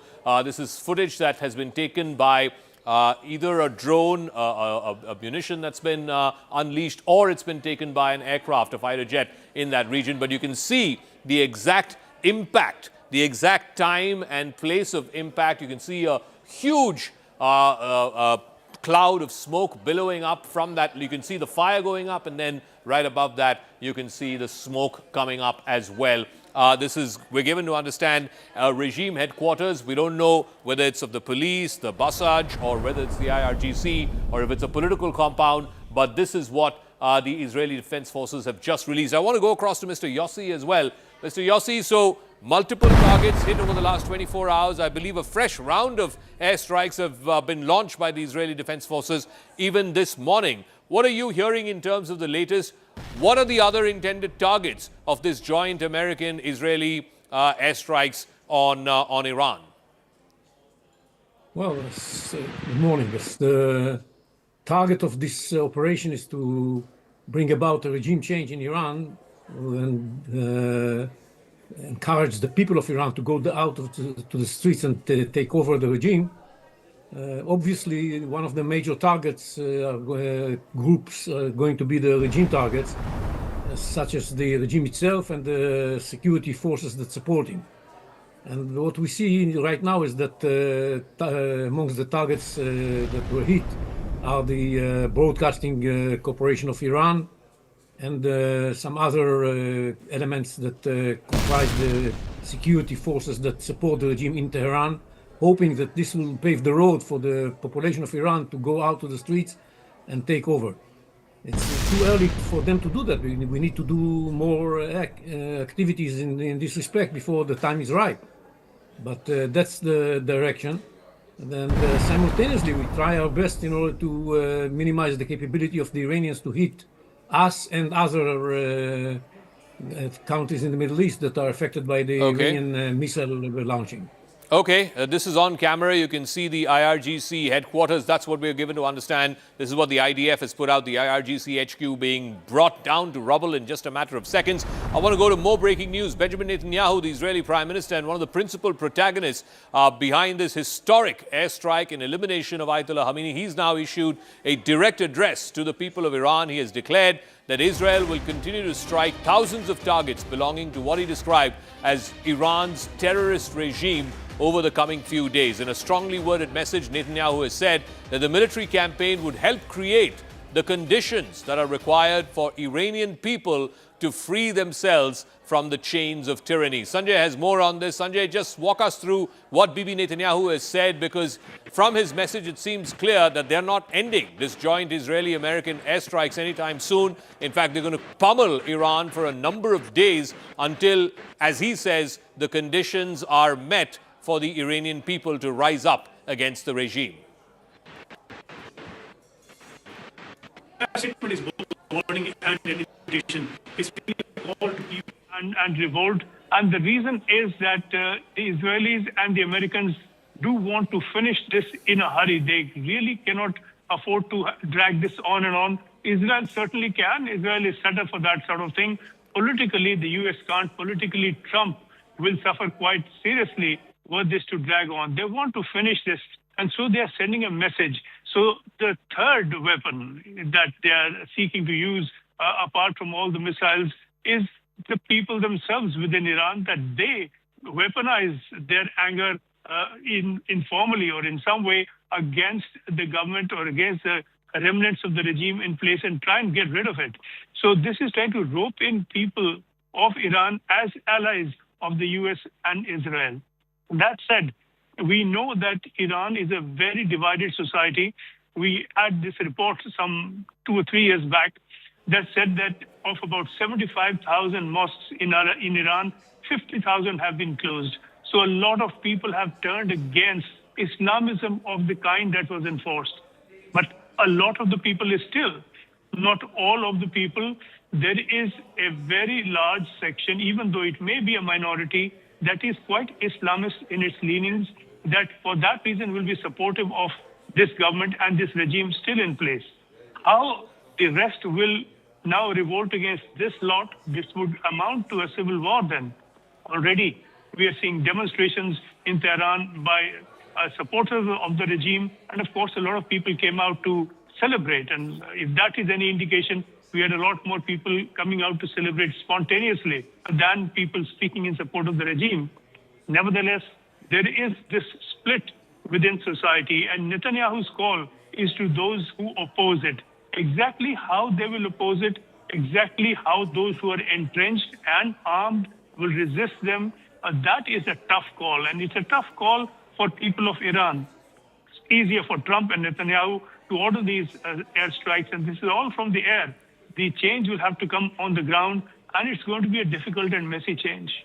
All right, Sanjay, thanks for that. Now, one of the countries in the Gulf that's not been targeted so far, now we're getting word, and this is again breaking news, an oil tanker that's been targeted by Iranian forces, Oman, which was acting as a mediator between Iran and the United States. Oman has now put out an official statement that an oil tanker was attacked off its port of Qasab, which is on the Strait of Hormuz. 4 mariners who were on board this oil tanker have been injured. This is the first known instance of Oman getting hit by these Iranian drones and missile strikes. Oman had been playing the role of a mediator between the United States and Iran. There were 3 rounds of talks that happened, 2 in Geneva, 1 in Muscat itself. But Oman has been calling on and urging the Iranian regime to stop firing these missiles and drones, particularly at civilian targets on Gulf Arab states. So clearly, this is seemingly the first attack on an Omani asset. Certainly, it's a vessel that's just off the coast of Oman. In fact, at the port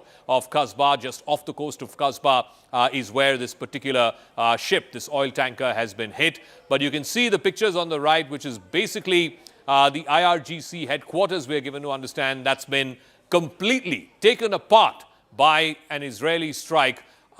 just in a matter of seconds. We're joined in our studios by Mr. Tom Cooper, military analyst, Adrian Fontanelles, he's a military analyst and historian, Yossi Koperwasser, he's an Israeli intelligence and security expert, Sushant Sareen, senior fellow from the Observer Research Foundation, Air Marshal retired Sanjeev Kapoor, former DG of Air Safety, and Anand Ranganathan, author, is also joining us. Group Captain retired MJ Vinod is also there with us. Group Captain, let me ask you, what do you make of these airstrikes? Largely, these have been strikes from the air, either through ballistic missiles or through drones. How long can Iran continue to keep up with this? Group Captain. Yeah, Zaka, there is a very important base we all are overlooking, a base called Siri. It spells exactly like the iPhone Siri. Hey, Siri, Siri.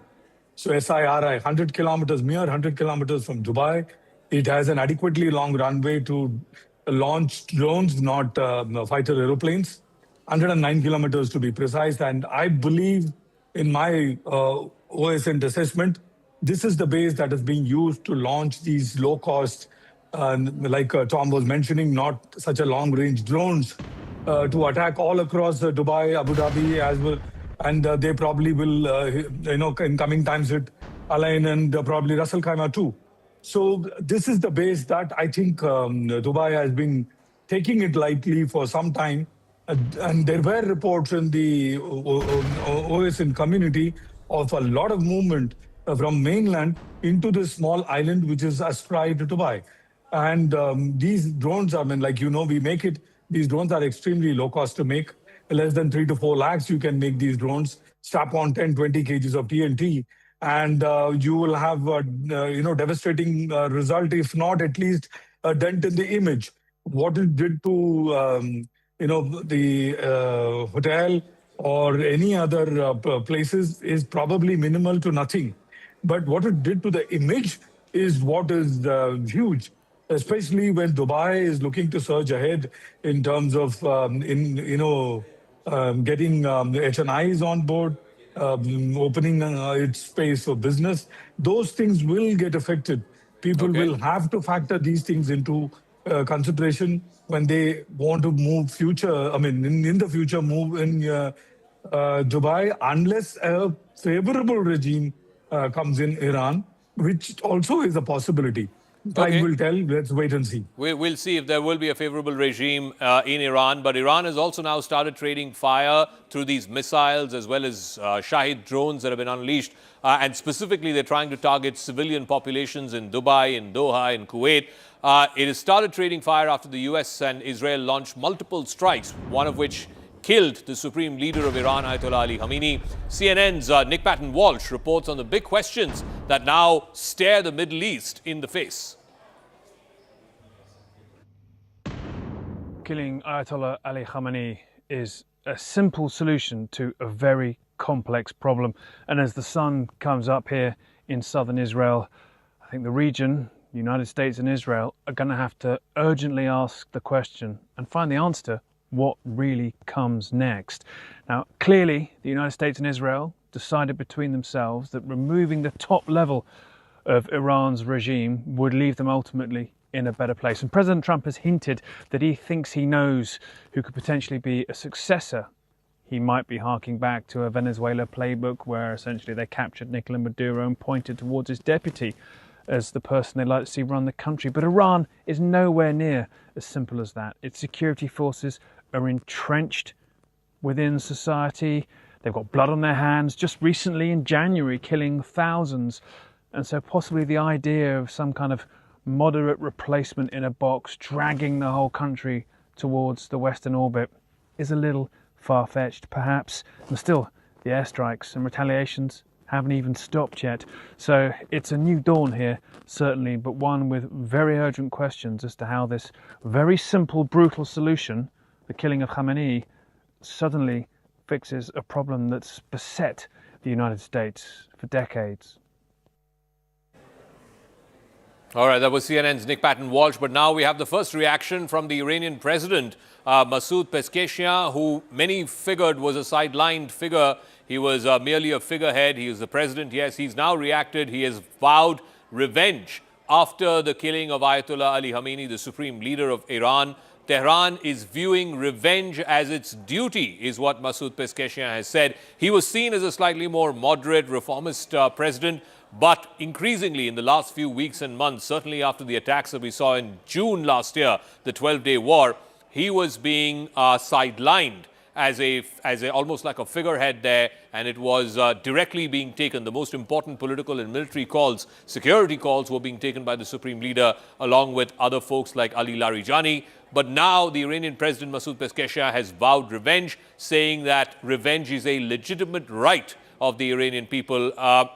Group Captain, what do you make of this? I mean, there are ultimately, like you were saying, if we have to find a swift end to this, then Iran will have to be convinced that there is a candidate or a set of leaders who are acceptable to the Americans and to the Israelis, a moderate leadership, if you will, who then they can say, okay, Khamenei has been eliminated, the top leadership of Iran has been eliminated, now it's time to hand the baton over to someone slightly more moderate.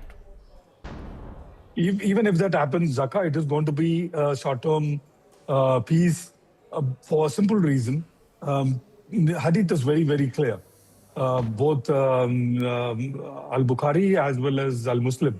It very clearly says during the end of times, you find a Jew, even if he is hiding behind a tree or a stone, you need to finish him. Unless you do that, you cannot go to the judgment day.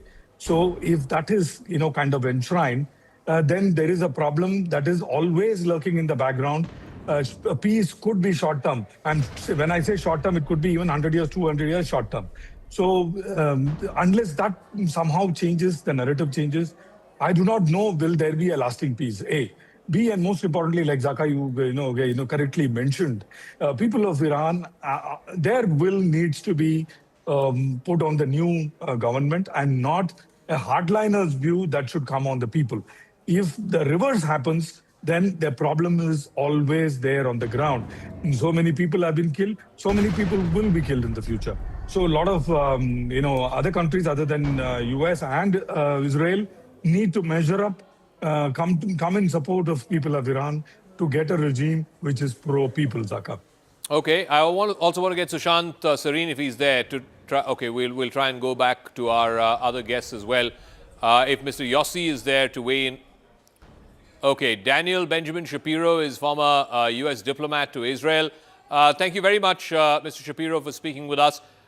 So now we have the first reaction from the Iranian President Masoud Pezeshkian, who was seen as a slightly more moderate face. He has now come out and said he's vowing revenge against America and Israel for killing the Supreme Leader Ayatollah Ali Khamenei. What do you make of that? Well, I think as long as the regime survives, they will try to establish some revenge. I'm actually sitting in Tel Aviv, and there have been several barrages of missiles launched at Israel already today, and those might indeed already be part of revenge. They've continued to launch missiles into the Gulf against targets in GCC states. So it's certainly possible that they consider this revenge, and this is a very ideological regime. They've been driven by that ideology to try to destroy Israel, to sponsor various terrorist organizations and undermine Arab governments, to try to kick the United States out of the region. And their ideological leader has now been removed. So it would be logical that at least until more damage is done, they will try to establish some measure of revenge for his death. So war game this for us. How does this play out over the next week, maybe 2 weeks? Does Trump immediately claim political victory and say that, look, I've cut off the head of the snake. This is a huge victory for me. Now I want the Iranians to stop. Or does he go in for the long haul? He just doesn't stop at just Khamenei alone. He goes for the entire top leadership of Iran, and then he wants the people of Iran. I don't know how this is going to happen, but at the end of that, whether it's 10 or 20 or 30 of the top leadership of Iran is eliminated, and then he expects the people to take back the regime. How is that going to work? It's not a good practice to try to anticipate Donald Trump's decisions because he's very mercurial and probably he doesn't know what he'll decide. He, of course, established regime change as the strategic objective on his opening statement of the night the war began. Then immediately within the day, he said, well, he could do two things. He could either go all the way, as he said, fight for 3 or 4 weeks until the regime is totally destroyed and he controls everything. I don't really think he wants to be in control of Iran. Or he could take, after 2 or 3 days, the decision that sufficient damage has been done to their nuclear and missile programs, and then he will threaten the remaining regime figures with a resumption of fighting if they try to rebuild those programs. And you could add to that Khamenei's death as an additional trophy that allows him to claim victory. He, of course, his history is that he prefers short, sharp military actions, not long, extended wars. He's been a critic of long, extended wars that the United States has been in the past, of regime change wars, in fact, in Iraq and Afghanistan. So it would certainly not be surprising, but very hard to predict, but not surprising if he would say sooner than later, after a few more days, yes, we've done enough damage, we've killed the leader, we have the next leadership tier in place, and they will be deterred from being as threatening and as destabilizing as Iran has been under this regime for so many decades. But that would be a way for him to get out of this before our air defenses are stretched and perhaps to claim a victory without getting pulled into a longer engagement than he wants to. All right, Lieutenant General retired KJS Dhillon is also now joining us. Major General retired Rajan Kochar here in our studios. Defense expert Tara Karta, former director with the National Security Council Secretariat, will also be joining us. Let me ask General Dhillon. General Dhillon, we were on the air last night as well. The fact that the supreme leader of Iran has been killed, how much of a political victory is this for Donald Trump? Will he use this as a victory and say, okay, this is the off-ramp I'm giving the Iranians, let them take it and exit this war quickly? Because he doesn't have, as our previous speaker was saying, he doesn't want to get America entangled in long wars. Or do you think he has the propensity to continue this for the next few weeks so that the entire top leadership of the regime is changed and then the people of Iran revolt and take back their government, take back their country, and then decide who might be palatable as a next leader of Iran? Good afternoon, Zaka, and good afternoon to the fellow panelists and all your viewers. We have to understand one thing. When America went in for this war, if you can call that a war or a conflict or whatever, it had a very declared aim of regime change. And why did America go in for this war? Because America will accept everything and anything. The only thing which America will not accept is anyone having the capability to hit American homeland with missiles or with the nuclear weapons. So if Iran was becoming a threat which could hit the American homeland, that capability has to be destroyed. Now with that as a background, when America went in for this war, there are very clearly laid out phases of war or campaign. They are very clearly mentioned what all actions will take in phase 1, phase 2, phase 3. Some of the phases can even overlap. Now, in this particular way, the way we were talking yesterday also, the first and the foremost thing was to decapitate the political leadership, the religious leadership, the government top officials, and the military leadership, so that there is a vacuum at the top in the decision making, and that would result in confusion in the rank and file. Now, that was the first and the foremost phase 1. Coupled with that was to suppress the air defense, to neutralize the missiles which are likely to hit the American interests in the region, as well as the Israelis, and suppress the air defense so that American missiles and drones and aircrafts can fly with impunity. That was to happen simultaneously. Phase 2 would be to destroy America's military assets and, most importantly, military industrial base, which was manufacturing these missiles, so that it does not have the replenishment or recouping capability while the war is going on. Coupled with all these things was to destroy America's economic assets so badly that for the next 2-3 decades, Iran's assets so badly that for the next 2-3 decades, they cannot get their act together and manufacture these weapons again.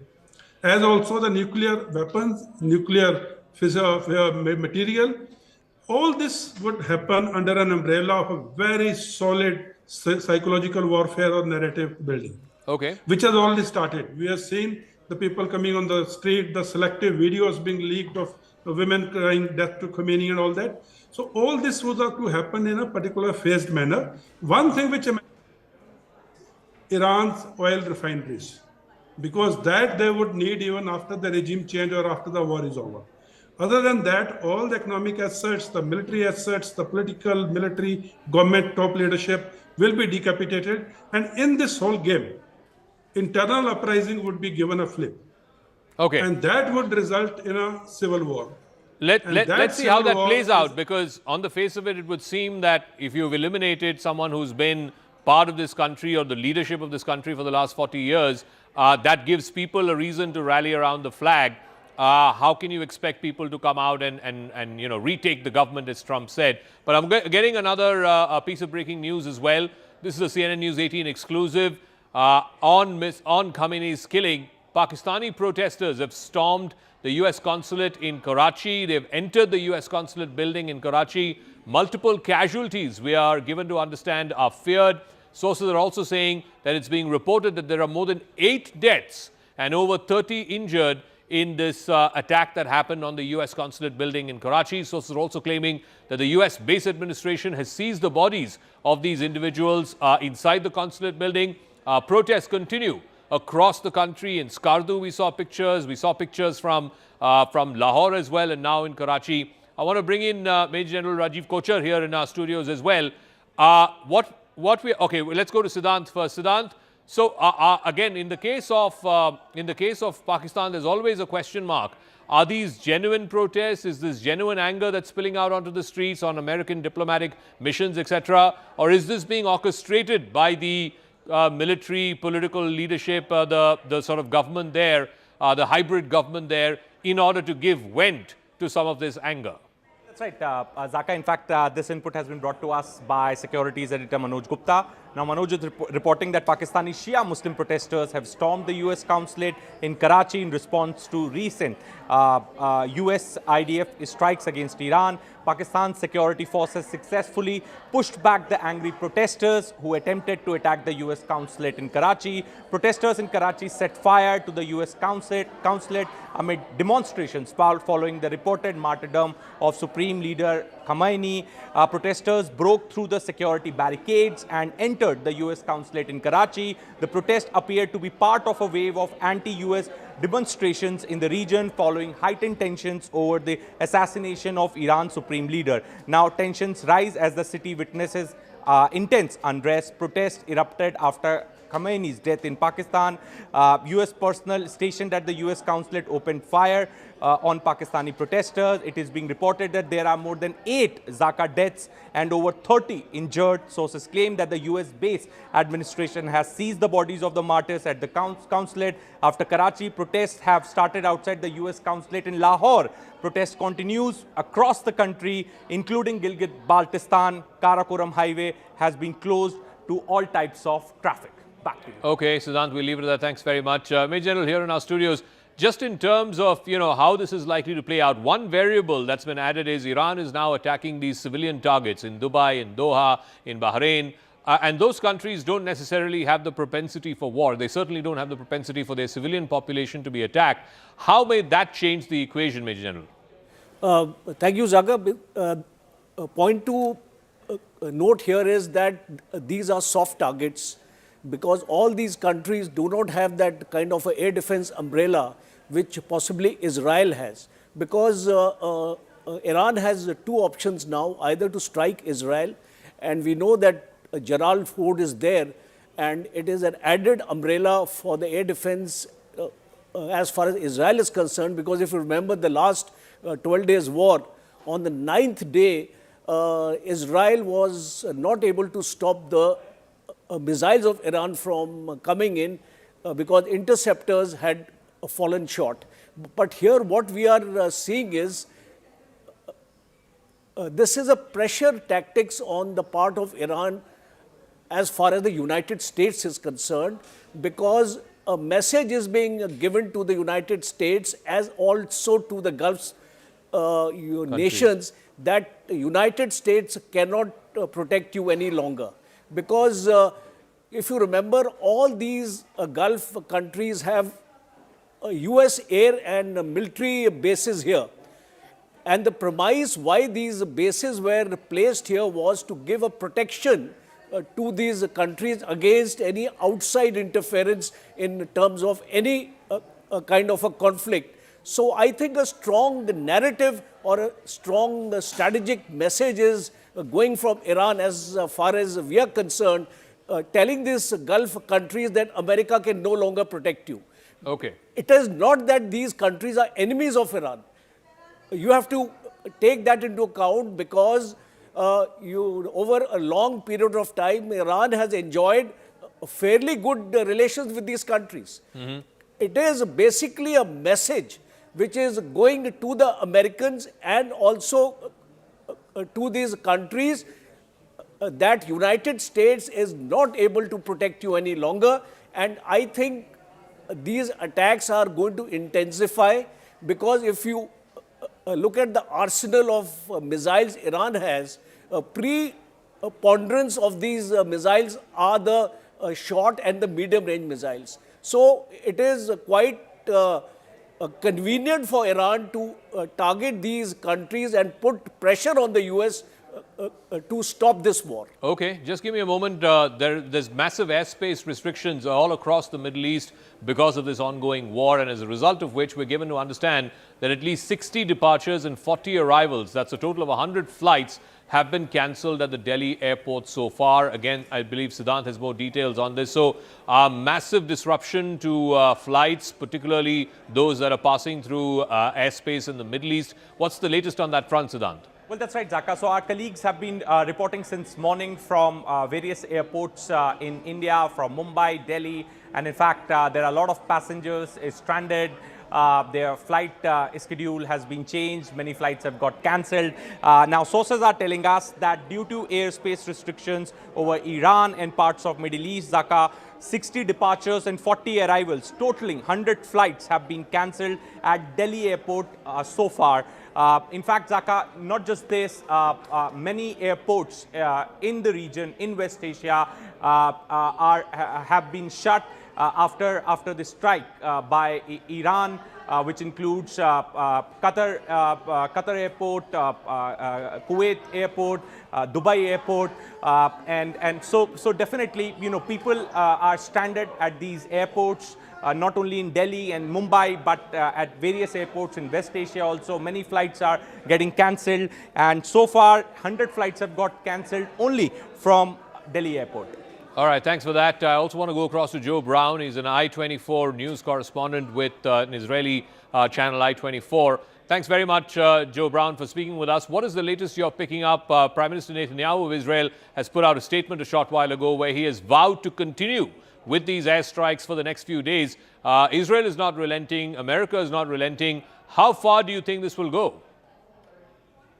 Well, for Israel, they want to make sure that this is sustainable. If you just get rid of the head of the snake, Ayatollah Ali Khamenei, then there are still people in place, perhaps even younger people, more radical people, who'll be able to take over the reins, and that could cause even more issues for Israel further down the line. And that's why they are going to continue fighting. In fact, just within the last minute or so, the IDF has come out with a statement saying that within the first minute of attacks yesterday, 40 senior leaders were killed. It's likely that includes Ayatollah Ali Khamenei, but that just shows the level of their military arsenal, the fact that they have a specific goal in mind. It's not just to get rid of the leadership as they have done over the last day or so, but it's to go even further, to make sure that they are no longer a threat, to make sure that their proxies in Iraq, in Lebanon, in Syria, in Yemen, that they pose no further threats to Israel. We had a little bit of the action in the 12-day war in June last year, but that was just to, I guess, set the scene for what is happening right now. What happened in the 12-day war was a good step in the right direction. It set the Iranian nuclear program back around about 2.5 years, according to experts, but they need to go a lot further, and that's what Benjamin Netanyahu wants to do. That's why he's saying that he will not stop until he is fully satisfied. Israeli sources have told I-24 News that it will likely be a week-long war. Potentially, it could be even longer. The state of Israel is prepared and ready for it to be even longer than that. However, as I say, they will not rest until Iran no longer poses a threat to Israel. All right, Joe, stay on with us. Dror Aidar is an author and a former Israeli ambassador. He's also joining us, and Tara Karta is also there with us. I'll go across to her in a second. But Mr. Adar, you know, the stated objective, as has been said by both Prime Minister Netanyahu and President Trump, is total regime change in Iran. Yes, the head of the snake has been cut. That's Ayatollah Ali Khamenei, the supreme leader. But if they were to eliminate the entire leadership, what fills that vacuum? And this hope that the Iranian people will rise and they will retake their government, as President Trump said, how realistic is that hope? Well, I agree with the major part of the analysis in your studio, but one thing I want to correct. America, Trump especially, does not attack Iran because of the nuclear program. They attack Iran because we are speaking about an entity, political entity, which is the source of the all worldwide terror. Even in India, every place that you want to see some destabilization of the area, you can find the footprint of Iran. So you're right. I mean, cutting the head of the snake is not enough because the entity is still alive. We are speaking about a state which does not have economical sources, but dedicate what it does not have to kill people all over the region. And what happened in the Gulf states, America, the conclusion is not that America cannot defend them. They cannot flatter Iran. They cannot be like a mediator between Iran and other and think that in any crisis that would happen, Iran will pass over them. So first of all, we are speaking about a mission that does not stop with cutting the head of the snake. And second, I think that President Trump has a historical sense, and he understands more than other leaders in the world that if he wants to destabilize the world, if he wants to bring prosper to our region and to other regions, we need to change this political entity that kills its own people. They do not kill their enemies, they kill their own people. So we are speaking about many aspects, but let's focus in this moral mission. This is a moral mission like against Nazi Germany. Now, what taking place, the place of these old Nazis is this regime, which is a Nazi regime that its own goal, it's not only to exterminate Jews, it's to even to kill many Muslims as it likes in order to control the area. Okay, Mr. Adar, stay with us because we're getting more breaking news and I want Tara Karta to weigh in on this. In the midst of all of this, Pakistan has also conducted fresh aerial strikes. We're given to understand multiple locations in Afghanistan have been targeted by Pakistani aerial strikes, including Kabul, Kandahar and the Bagram Air Base. Pakistani jets have targeted the Kabul airport, the Afghan Ministry of Interior. These explosions took place between the Ministry of Interior and the airport in Kabul. Let me get a quick word in on this from Tara Karta. Tara Karta, what do you make of this? This has been an ongoing situation between Pakistan and Afghanistan. There were massive attacks by the Afghan Taliban just a few days ago, and now Pakistan sort of retaliating for that. A, what do you make of this? And B, how concerned should India be? This is in our region, in our backyard. Oh, we should be very concerned indeed. I will take off from what the previous speaker said about Iran being a sponsor of terrorism. Iran has sponsored terrorism, there's no doubt. I have no truck with it, let me make that very clear. But I would say in contrast, Pakistan is a far larger sponsor of terrorism than Iran has ever been. Because the Pakistani army and the state backs it 100%. And that blowback is what they're seeing now. Where the Afghans have got fed up of them and these people are now they've painted the entire picture so differently, saying that Afghanistan is the epicenter of terrorism. Afghanistan is trying to kill the Islamic State as a group, but that doesn't seem to have been reflected anywhere else. But in this, what I would really like to point out is that the attacks in Karachi, against the U.S. consulate, which is disgusting, the ones in Skardu, this could not happen. I mean, there is no sign. I was looking at those videos. Where is the famed Pakistan army and their Pakistan Rangers? Where are these guys who are supposed to protect these people? They suddenly disappeared. So you can attack defenseless civilians in Afghanistan, but you can't protect a diplomatic embassy in your own country. Yeah, that's a fair point. That's a fair point. I'll come back to Tarakarta in just a moment. Siddhant, very quickly on this. So 3 places in Afghanistan, in Kabul, in Kandahar and in Bagram, have been attacked. What else are you picking up? Clearly, there will be retaliation by the Afghan Taliban as well to this. That's right. So, in fact, Manoj is reporting, Zaka, that the leftover U.S. weapons at the Bagram air base, including depots, successfully destroyed. Local Afghan authorities are assessing the damages. Pakistan military operation Ghazab Lil Haq against Afghanistan Taliban regime and militants on day 3. Pakistan and Afghan Taliban fighters are engaged in fighting on Durand Line's multiple sectors. Afghan Taliban spokesperson said that strikes by Pakistan jet, has confirmed the strikes by Pakistani jet. In fact, anti-aircraft fire is being carried out in Kabul against Pakistani aircraft. Anti-Pakistani aircraft attacks, air defense operations are being carried out in Kabul. Kabul fellow citizens, do not be worried. This is what the Afghan spokesperson is saying. So multiple damages reported on Pakistani side. Authorities are assessing and calculating the damage. Okay, let's go back to what's unfolding in the Middle East between Iran on the one side and America and Israel on the other. Iran is now attacked a Palau-flagged oil tanker. It's called Skylight. This was passing through the Strait of Hormuz right off the coast of Oman, is what we're given to understand. 4 sailors have been wounded in the attack. The entire crew has been evacuated. In fact, this is the first known instance of an oil tanker being attacked that is just off the coast of Oman, is what we're given to understand. 20% of the world's oil passes through the Strait of Hormuz.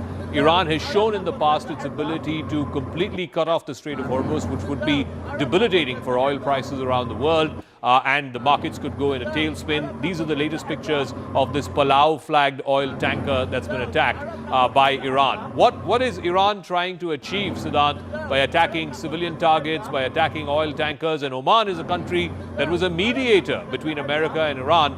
Now an oil tanker being hit just off the coast of Oman. Well, that's right, Zaka. So this Strait of Hormuz is very critical as far as oil trade is concerned. World's 20% oil trade passes through this route, and in fact, in the past also many times Iran threatened to close Strait of Hormuz. Now, yesterday, after U.S. and Israeli forces conducting joint strikes in Iran, IRGC announced that they will be closing the Strait of Hormuz. Perhaps this is the ultimate escalation, perhaps which was announced by Iran yesterday, and now today we're getting to know that this vessel, Palau-flagged oil tanker Skylight, which was passing through Strait of Hormuz right off the coast of Oman, have been attacked by Iranian forces. 4 sailors have been wounded in the attack. The entire crew now has been evacuated. So it's a message which Iran is sending to other countries in the region, outside the region, that Strait of Hormuz is not operational. Don't take the route of Strait of Hormuz, otherwise they will also be meeting the same fate. Their vessels will also be meeting the same Siddhant, fate. we'll leave it at that. We'll come back to you as and when there are further developments. Remember, this is having a huge fallout across the Middle East and in the wider Islamic world. In Pakistan, there have been attempts to try and storm the consulate in Karachi, the consulate in Lahore, in Skardu as well. Now the U.S. Embassy in Islamabad has put out a statement. We are monitoring reports of the ongoing demonstrations at U.S. consulates in Karachi and Lahore, as well as calls for additional demonstrations at the U.S. Embassy in Islamabad and the Consulate General in Peshawar. This is again a concern as far as America is concerned. Remember, the same Pakistan, and Tara Karta was making that point, if we can go back to her, Tara Karta, they can't seem to guard diplomatic compounds in Karachi and Lahore, the biggest cities in Pakistan, but they're happy bombing and aerial striking, targets across the border in Afghanistan. Just what is going on with Pakistan? The concern and the suspicion has always been, let me get Tara Karta in on this, that much of this is orchestrated and it's being allowed by the Pakistani quasi-military, quasi-civilian state. Oh yeah, so far you saw that when just before they, agreed to the Gaza deployment, for example, I'm just giving an instance, there were these, these huge, massive protests on Gaza. The moment the military said, okay, we're going to be part of this deal, no protests, nothing after that. So these are highly controlled ventures, one. Number two, I want to say much of this, I just feel so sad. Israel has got this. I'm happy that Israel has got the protection it does. I mean, that's great that people are doing that. Who protects Afghanistan? Who is there who will protect Afghanistan from these attacks? I mean, they have no aircraft. They've got nothing. Number three, the ones who are suffering the most are Pakistani Pashtuns themselves. 60,000 Pashtuns were evacuated because the military was preparing for operations. They were just told in the height of winter, they were told, okay, just move from here. So all this goes on. And despite all that, you still have the U.S. supported Pakistan on the airstrikes. I mean, how strange is this policy? So I'm only assuming that they don't want to open another front. That's all. Okay, just give me one more moment. I want to go to Joe Brown, but again, more breaking news that's coming through. The Israeli Air Force has just put out this video as well as a statement that they've put out on social media. In the attack that they saw at the IRGC headquarters, as many as 40 commanders have been eliminated in 1 minute. This is the claim that's been put out by the Israeli Air Force. Iran's top security brass has been taken out within the opening strike itself. That's what they have put out. Joe, what more details do you have about these 40-plus commanders? Who are these commanders? What are the known confirmations that we have of the top Iranian military and IRGC commanders who've been eliminated? This video has also been shared by the Israeli Defense Forces. Yes, Joe. So, as you say, 40 commanders were supposedly killed within that 1 minute. These are all people who are very close to the late Supreme Leader. It's likely that he was also included within that one. But these also include the leader of the Iranian Revolutionary Guard Corps, the defense minister, the leader of the nuclear program and close advisor to Khamenei, Ali Shahmani. And this shows the Israeli superiority over Iran militarily. The fact that they were able to wipe out an entire group within 1 minute. They say that they knew that they were going to be meeting at this specific time, and that's why they decided to attack right then. This is echoing what happened with the war with Hezbollah, where the strikes killed the leader of Hezbollah, and it was done so because they knew that they were going to be convening in a specific room at a specific time. And that shows the level of Israeli intelligence. The fact that they were also the first ones to announce that Khamenei was killed because they had picture proof. They have infiltrated Iran in such a deep level, people in the streets. I remember a while ago, Ahmadinejad said that they actually created a squad to try and weed out the Mossad agents within the Revolutionary Guards Corps. But the leader of that was actually a Mossad agent himself, and 20 other people within that unit were Mossad agents. That shows the level of which Israel has intelligence and superiority in Iran. And this is why they've been able to carry out these attacks. In order to change a regime, it's going to be very hard to do so without boots on the ground. The US definitely do not want to have boots on the ground. They have very bad memories of what's happened in the Middle East over the last couple of decades. Israel doesn't want to have boots on the ground there because there is a severe shortage of IDF reservists. They've been worn out, suffering from PTSD over the last couple of years. So they want to try and avoid this as best as possible. So in order to do that, yes, you need to have the drone attacks, the aerial raids, but you also need to have intelligence on the ground. And that's what's helped Israel find out that they were able to kill those 40 commanders within 1 minute. That's how they knew where they were, and that's how they will continue to fight this war. They say it will last maybe a couple days, maybe a week, but that is why Israel will fight until the very end and will be able to come away, at least in some sense, with a very strong military victory. All right, thanks for that, Joe Brown. Let me bring in Major General Rajiv Kochar. General Deloy is there with us as well. Major General, you know, the arc of what has transpired over the last 2 years, it started with October 7th, and Israel has gone and consistently eliminated all of its major terror fountainheads, as it were. It eliminated Hassan Nasrallah, the leader of Hezbollah. It eliminated Mohammed Deif and Ismail Haniyeh of Hamas. And then, as I keep saying, the head of the snake, today, the supreme leader of Iran, Ayatollah Ali Khamenei, has been eliminated. Do you see the whole security architecture of the Middle East changing as a result of this? Or will residual elements of Hamas, Hezbollah, and even in Iran continue with the same security threats that Israel faces? You see, Zaka, I don't think we can eliminate this entire thing 100%, because nowhere, if you go back in history also, you will find that terror outfits tend to regrow. Because if you demolish a leadership, a new leadership is born. And till such time, terror funding will continue from state-sponsored terrorisms like Pakistan, Iran in particular. You will see these mushrooming under different names.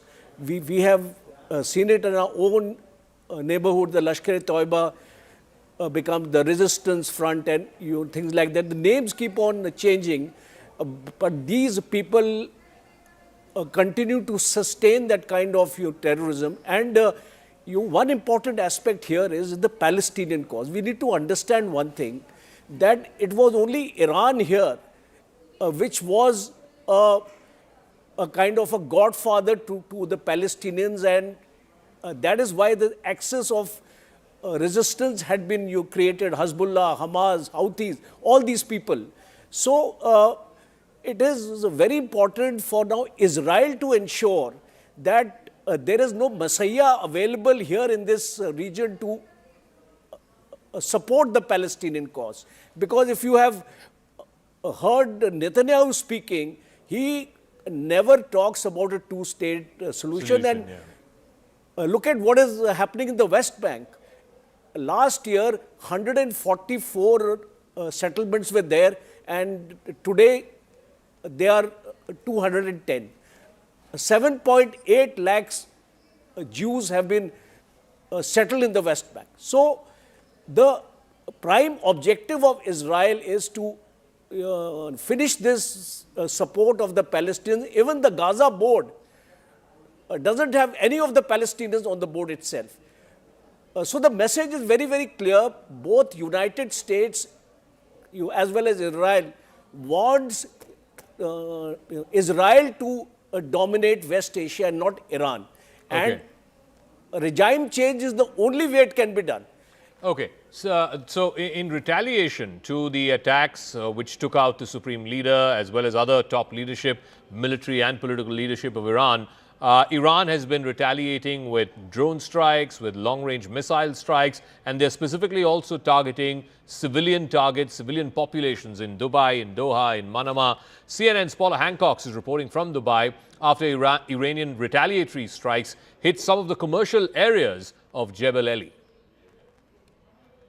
This is Jebel Ali on our left. We're just on the road between Abu Dhabi and Dubai. We have been seeing plumes of smoke rising from Jebel Ali. This is the commercial area of Dubai. We have heard from state-affiliated media quoting the IRGC saying that they have just carried out a sixth wave of attacks against US bases in the Middle East. Of course, it's unclear whether this is a direct hit, intentional, or whether this is falling debris from an interception. And this is the road from Abu Dhabi to Dubai. It is usually jam-packed. You can see how clear it is at this point. People are taking the remain in shelter warning very seriously. All right. I want to go back to General Dhillon on this. General Dhillon, I also want to talk a little bit about the double game that Pakistan seems to be playing. On the one hand, they're allowing these orchestrated protests against U.S. missions in Karachi, in Lahore, etc. But they have no qualms in sending airstrikes across the border, across the Durand line into Kabul, Kandahar and Bagram. Absolutely, Yaka. There are two aspects to it. One is Pakistan military, which could not protect the houses of their own corps commanders. In May, a few years ago, the civilian protest. How do you expect them to do anything? And the second aspect of it is Pakistan military, if they want to do something in Pakistan, nobody can touch them, they will do it. Now, there is a background to what happened in Karachi U.S. Consulate. See, if you look at Iran's map, the whole air defense, I make this point again and again, whole of air defenses, and this has a link with the Afghanistan strikes also. The whole of air defense is facing southwards or southwestwards. That means towards Israel or towards American assets in the region. And their complete eastern flank, which is facing Pakistan and Afghanistan, is devoid of air defense, more or less. Now, if Israeli missiles have to hit Iranian targets without being intercepted by a formidable air defense, the air defense of Iran has to be divided. That means some assets of air defense of Iran, which are now facing south, have to face eastwards. Now, for that to happen, Pakistani airspace and Afghanistan airspace is to be used by the aerial platforms like aircrafts or the missiles to hit Iran from the east. Now, for that, Pakistan is the only country which can be bought with few dollars here and there. And Afghanistan still has some anti-aircraft weapons. Now, Pakistan is doing the dirty work for America in the meantime in Afghanistan, so that when this airspace is used from the eastern side, Afghanistan is not able to hit any of the air assets which are flying low. And this is what the whole game plan is. And now coming to U.S. Consulate in Karachi, how Pakistan Army orchestrated this attack on it. It is to show to the people of Pakistan that we are against America. We are allowing you to protest, and also telling America that our internal problem does not allow us to support you openly. So please give us more dollars, so that in spite of internal issues, internal problems, we support you in your attack from the east or in your attacks on Iran. Now here, 8 Pakistanis killed or 10 Pakistanis killed have no meaning for Pakistan Army. Pakistan nationals' life is dispensable, is expendable. They will kill 100 of them to achieve the aim which military commanders or the military generals are wanting to achieve for themselves, not for Pakistan.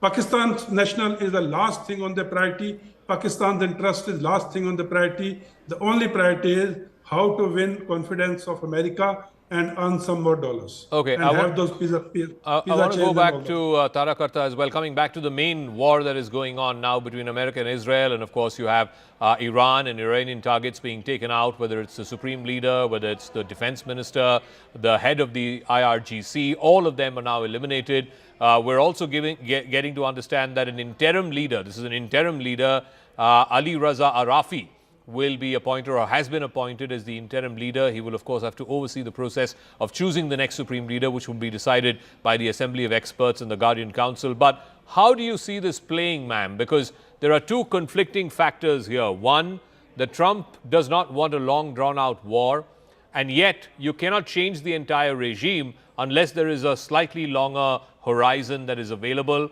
Yes, they've taken out Ali Khamenei, they've taken out some of the other top leadership, but the remnants of the regime still remain. And whatever the next generation of leadership will be, they'll only even more be ill-disposed to America, because America has just killed the man who's been leading and giving ideological leadership to this project for the last 40 years.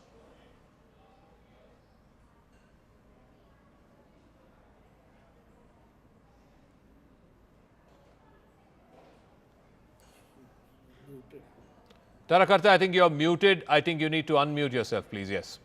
Yeah, sorry. See, I was from the beginning on your show, I've been very puzzled as to what is the US's ultimate objective, because you had Omani foreign minister. The Oman is now extremely reliable negotiator. They had said that the Iranians had agreed to zero enrichment. That was the last positioning, right? Now you have your guest who says, no, that's not enough. You know, US wants to take out the missiles as well. It wants to take out everything. Having taken them out, they can just walk away. You know, because you can't stop terrorism with any number of missiles. Can you, unless there is a plan B, which says, I have this ready-made government which is willing to step in and take over things in a covert manner. Like I said, much like Bangladesh, what happened? They brought in this lot. Did it succeed? It didn't. Putting any kind of, outside regime into a country is an extremely tricky business. And it requires a lot of patience and perhaps some boots on the ground as well. Okay. But they're not going to do that, right? So what is the option? I think from what I sense here is the idea is to weaken them. I mean, they've just appointed a new IRGC commander. So I don't think they're all that much in grief as we think. The leadership, the functions are still going on. Okay. I don't see any just one word, ma'am. The Crown Plaza Hotel, and we're getting those visuals. This is again in Bahrain, in Manama. The Crown Plaza Hotel has been damaged. This was shortly after explosions were heard in the Bahraini capital. Now, what is also interesting is they're targeting tourist centers, they're targeting hotels, they're targeting airports, they're targeting oil tankers and ports. These are all not just, sources of revenue or capital for these countries, but it is also potentially it could have, international tourists, international folks who are camped up in these hotels and of course in the airport and so on. Are they trying to send out a signal not just to these Gulf Arab countries but also to America and Israel that look, we're going to hit on these high value targets as they were in that sense, so that the message goes across both to Washington and to Tel Aviv, not just to Dubai or Doha or Manama? See, one thing we've seen so far is, as far as I know, 2 people have died, right, in these random attacks. Number 2, what I have heard across is that there's the possibility of spoofing, that some of these things are being diverted. Number 3 is what you said, that it's deliberate. So far, Iran said right from the beginning that if we are attacked, we will target all US bases in self-defense. That's pure self-defense. That's legitimate. That's fine. What else is going on is inevitable because not all of these drones have that great a capability. And like I said, spoofing. But if this continues, there could also be, I'm not certain because we can't find who is making these decisions now. It's not clear. If it does seem that if they sort of spread these attacks around, more number of countries will start getting involved, and the crying out to say stop the war will increase because Iran is not going to win this type of war. It cannot. Okay. On this question of who will now get to lead Iran, if we can take that breaking graphic as well. Ali Raza Arafi, he has now been appointed as the interim person who will lead Iran. He will take all the political calls as far as Iran is concerned. Remember, they have vowed all-out revenge. President Masoud Peshkan who's seen as a more moderate, more reformist sort of a figure. He had been sidelined as well over the last few months, certainly since last year's war, the 12-day war that happened in June. Now, Ali Raza Arafi is supposed to be the person who will take on the role of the interim leader of Iran. Of course, ultimately the supreme leader will have to be chosen by the Assembly of Experts and by the Guardian Council. There are 88 members who will decide that. There are some front runners as to who will take over the reins after Ayatollah Ali Khamenei. But for now, Ali Raza Arafi will be the one who will be the head of the interim Iranian government or the Iranian regime. Major General, what do you make of that, and how is this expected to play out? As Tarakata was saying, the system is still in place. The system cannot be eliminated or overturned. Certainly can't be done in the matter of a few days or weeks. The system continues, but America and Israel can claim victory because the head of the system has been eliminated. You see, Zakab, what has actually happened now is that Iran has a structured hierarchical system. And if you remember, Khamenei had already named his successor in the last 12 days war. He had already announced a name that who will take over, and Ali Narijani was the person whom he had actually nominated. But what happens is today, after 24 hours of battle, we see the top leadership has been liquidated, but the leadership vacuum is not there. Somebody has taken over. Decisions are going to be made. And especially the IRGC, if we are seeing what is happening in the Gulf countries, in all probability, the junior leadership of the IRGC is taking the call. Because the senior leadership has been wiped out, so the hierarchy actually falls on the junior leadership and they are taking the calls. There is no lull in the battle. It is a continuous effort on the part of Iran to retaliate. No, but towards what end? What will they finally achieve? At some point, they will run out of these munitions, they'll run out of these drones and these missiles. What is their objective? What is revenge as Iran sees it? It's not like they can take out Trump or Netanyahu. No, yes, definitely not. But it is a kind of a message to their own people that the United States is not invincible. We can also cause harm to the United States, and we are doing it.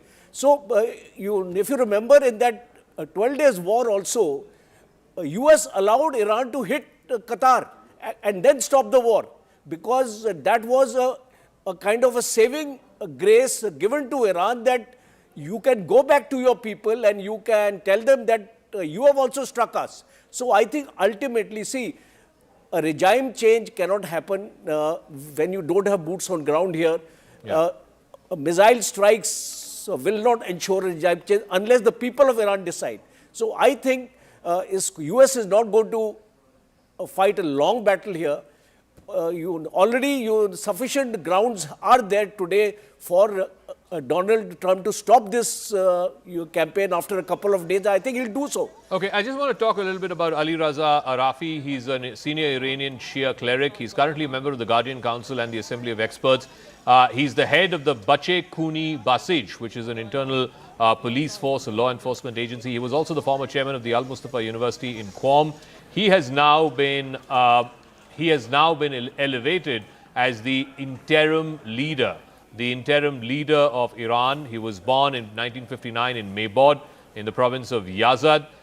Before the Islamic Revolution, he used to be a preacher and an author. And then he has now been elevated since 2015. Since the Guardian Council and Assembly of Experts elections in 2015, he has been elevated to the Guardian Council and to the Assembly of Experts. It is this Assembly of Experts which will decide the next supreme leader.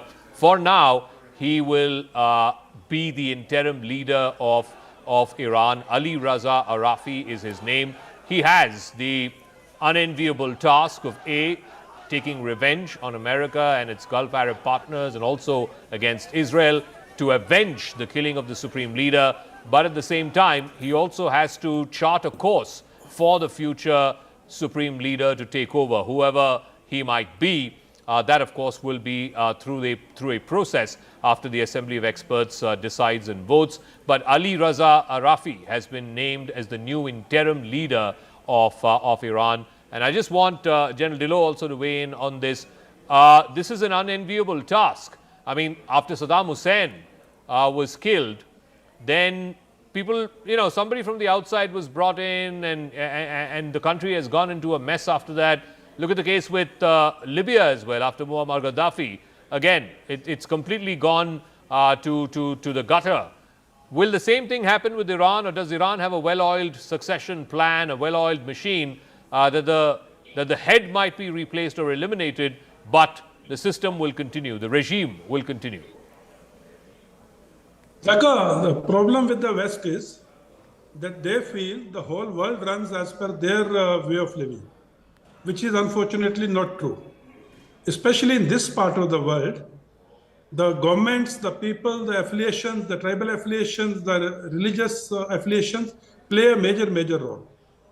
So bringing someone from outside, imposing him as a leader, and then having sham elections just to say a democracy has returned is not going to work. In my opinion, how it's going to happen is they will have a regime change. They will eliminate the complete top leadership. Most of it has already been eliminated. They will destroy their military assets. They will destroy their defense. They will destroy their nuclear capabilities. They will destroy the economic thing. and they will be pushed for an internal uprising. I don't think Americans will put the boots on ground, and unless the boots on ground are there, missiles alone do not bring in the regime change. They are not going to put the boots on ground. They will have a flip given to the internal uprising, which will result in a civil war. Because today we might say, just give me 10 more seconds. Today we might say there are enough people who will, rally around Ali Khamenei because of sentiments, emotions. But there are more than enough people in Iran who have been wronged, whose kith and kin have been killed by this regime. They are not saying anything, or they are not speaking because they are not in a position to do so. All right, General, I'm really sorry we are compelled to take a break. But thank you very much to all our guests, Major General here in our studios, General Dillon joining us from his residence, and of course Tara Karta for joining us as well. Quick break, but continuing coverage here on CNN News 18.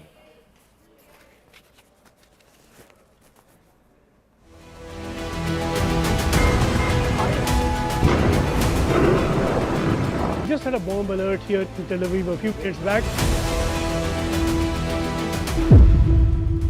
I don't know if you heard that, Arunima. I don't know if you heard that loud blast.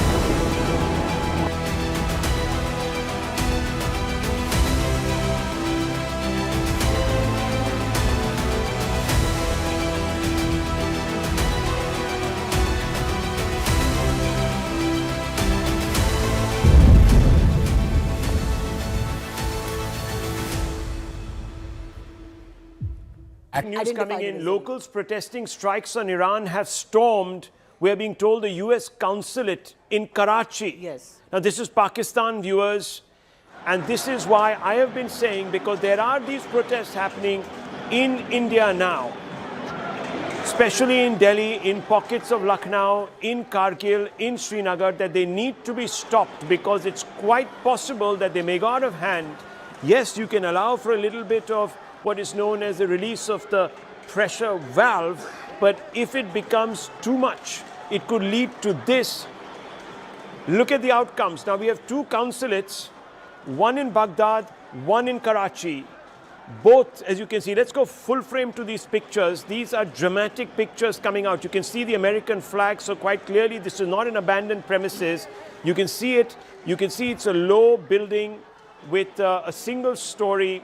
It's very well fortified, but somehow these protesters have got through, and they're not one or two, there are hundreds of them. These gates have been overrun. Tom Cooper, this is going to be something that might become, I don't know, might become part of what is the non-military play and could have a huge bearing on the way things play out in the Gulf and will begin to play on American minds. If you have a repeat of what happened in 1979, 1980, a hostage crisis, it could change the equation. That the Americans are very good at recalling the occupation of their embassy in Tehran in '79, but they do not recall the all-out attack by a mob in Islamabad on the US embassy there at the same time, in which at least 4 people were killed. So they are not recalling something they don't like to recall, and they are recalling something they do like to recall. Yes, it could get this could get very serious, especially because in Pakistan there is lots of anti-US sentiment, and that is not going to change anytime soon.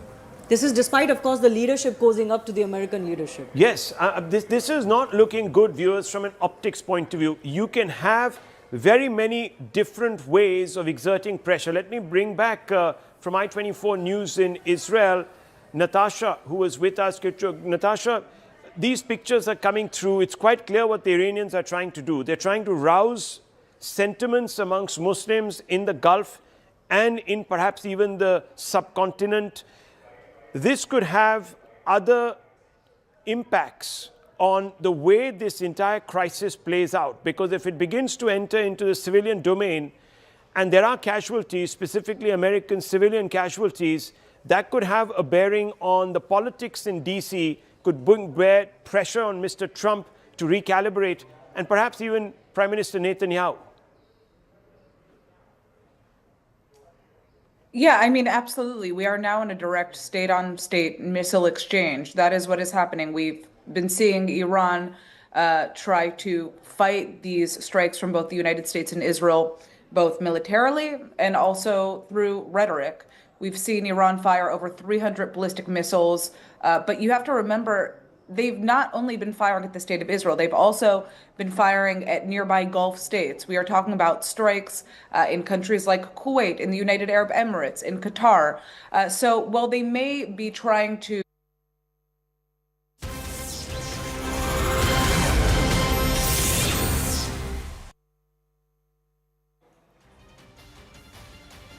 Viewers, the war is on. The war is on in the Middle East, and it is only widening by the minute. And it was expected that the Iranian regime would fold, but it hasn't. It has decided to dig its heels deep into the ground, and it is fighting with its back to the wall. Unprecedented visuals coming out from the Middle East, viewers, today. We will first begin with the most emblematic picture that we were expecting to see, or we would have expected to see, but perhaps not today, in the next few days. But viewers, unfortunately for Ayatollah Khamenei, the first visuals that are coming out from Iran are of his own decapitation. These, viewers, are the IRGC headquarters. This is where somehow, God knows how, Ayatollah was present in the most expected location. He was not supposed to be there, viewers. Anyone else would have decided not to be at the most obvious site, the site where perhaps the Americans and the Israelis would target first. Why he was there, we don't know. Did someone give him away? We don't know. But the fact is, viewers, in the first wave, in what was being called the preemptory attack by the United States and Israel, Ayatollah Khamenei's end came. For about 8 hours, Iran refused to confirm.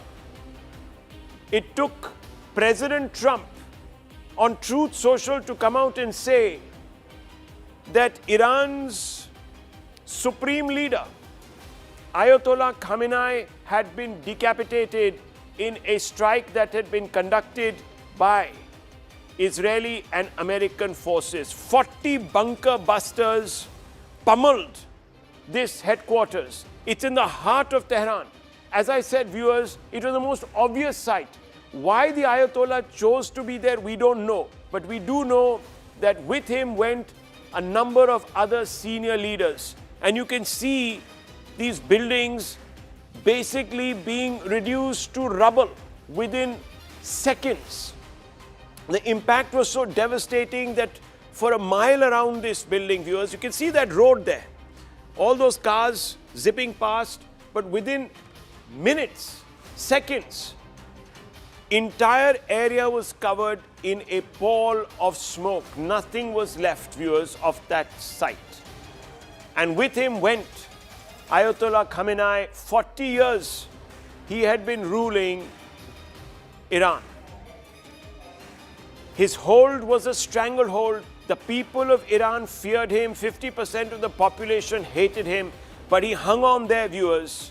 He hung on only to be removed in this unseemly fashion by multiple strikes that were conducted in what was described as a preemptory strike, but it could turn out to be, viewers, the end strike.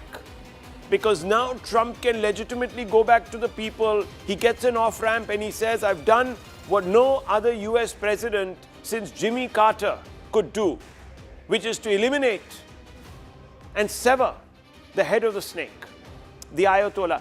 Of course, viewers, Ayatollah Khamenei's predecessor was the founder of the Islamic Republic of Iran.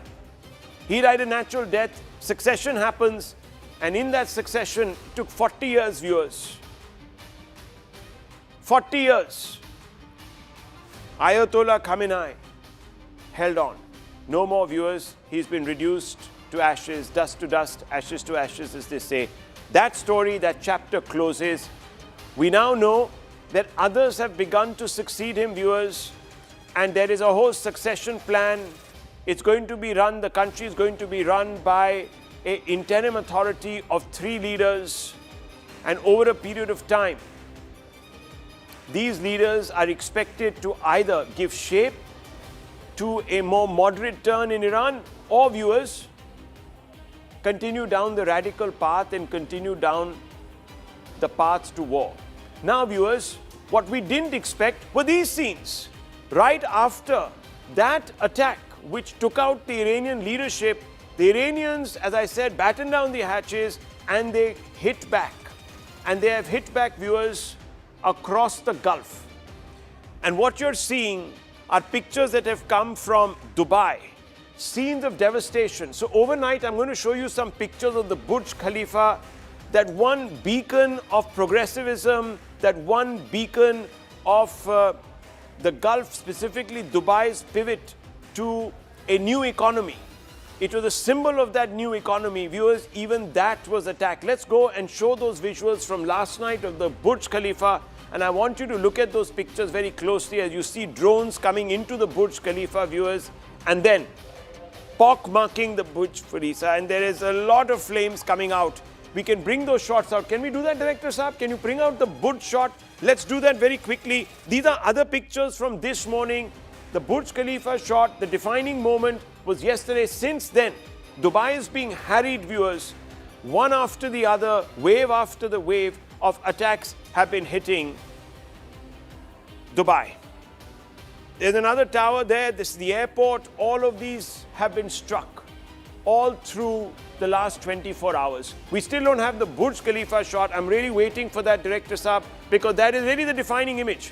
Viewers, because Dubai had positioned himself as an area of stability. There it is. Those are the drones. You can see 1, 2, 3, 4, 5, all moving towards the Burj Khalifa, and you see one of them striking, or maybe even 2 striking, and there are flames that erupt, and the Burj Khalifa feels the heat, and it has been now evacuated. We're also being told, viewers, that most of Dubai is today resembling a ghost town as people have completely disappeared. Let's show those pictures of Dubai airport. That was a devastation last night. So, moment after the Burj Khalifa was hit, this is what happened at Dubai airport. And I can tell you, viewers, that PV Sindhu and the Indian badminton team that was headed for a competition was stuck there. They were waiting to take a connecting flight. They got stuck there. They witnessed this. They were very lucky to escape. Some people have got injured. We don't quite know about any casualties beyond that, but scenes of utter devastation. The Dubai airport now locked down, shut. It's one of the world's busiest airports, completely moribund as we speak. No flights going in, no flights going out. The disruption is going to go into billions of dollars.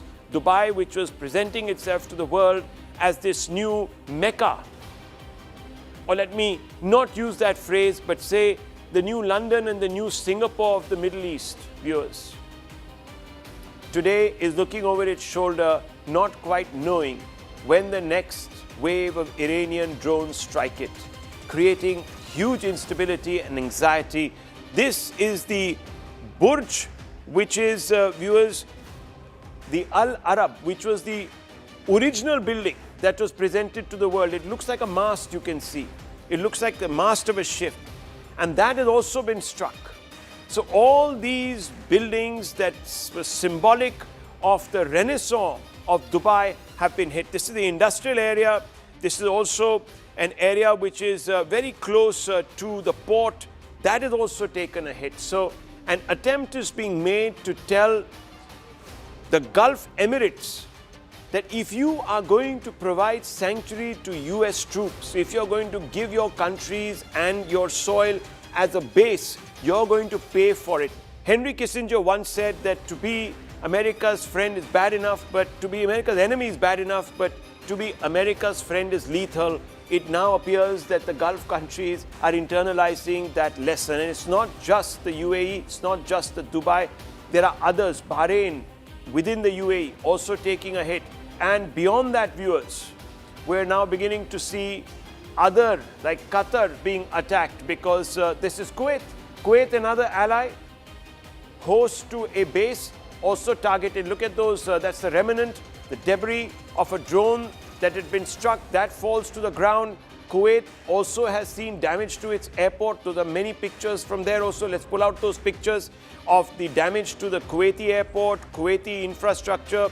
We're also being told that one of the key ports in Dubai, the Jebel Ali port, has also been hit. So there is widespread devastation all over. We're also being told that a large number of these videos that were surfacing yesterday and put out on social media are no longer making the rounds because heavy fines are being imposed. In fact, heavy fines are being imposed by the administration there to ensure that none of these videos emerge and the real story of what is happening on the ground emerges. But let's have a look at these pictures. These pictures are from Doha. There you can see, it goes right up there. This is Doha, and that is again the remnant of the debris of one of those missiles that have fallen to the ground. That's an ICBM or whatever it is. I'm not very good with my weaponry, but this is the remnant of at least something that was launched, a rocket that was launched from, in fact, a launcher in Iran, and that fell to the ground to intercept it, but somehow it retained its explosive core and exploded there. Not much damage there, but that was enough to rattle the cages. All of these pictures, this is again Doha, the skyline. You can see, viewers, devastation. Dubai, of course, has taken the brunt. And let's move further afield. What are we going to see next, viewers? We're going to see two pictures, and they're coming out of Pakistan. On the one side, viewers, in Pakistan is Lahore, and on the other side, you're going to see Karachi. What is happening in Karachi and in Lahore? In Lahore, viewers, there is a consulate, and there is a mad rush of people, a mob that is trying to get into the consulate. Here in Karachi, they've actually managed to enter the U.S. consulate. You can see the flag on top of the consulate. It's a low-set building. It's a single-storied building. There you can see the flag. And they have breached the perimeter fencing. What, in fact, was the security doing there? We don't know. Clearly ineffectual. Once these mobsters get inside the consulate and begin to set fire to the buildings, that's when the security force reacts. That's when there is, viewers, some amount of pushback from the security force. And this, viewers, is a frontline state. The America calls its own as ally. Remember, in old parlance, before there was a pullback from America as far as Pakistan was concerned, the Pakistani state was said to be held up by three A's: Allah, the army, and America. America then moved away, but under Trump, America has come right back. It calls Pakistan its dependable ally, its great friend in the region. That was an attempt, viewers, to try and pressure New Delhi into a trade deal to use Pakistan and the relationship with Pakistan as leverage. And look at how Pakistan has paid back the Americans and the trust and the faith that Trump has now placed in Field Marshal, or Failed Marshal as he's called here in India, Munir, General Munir, and of course Prime Minister Sharif. That is the trust.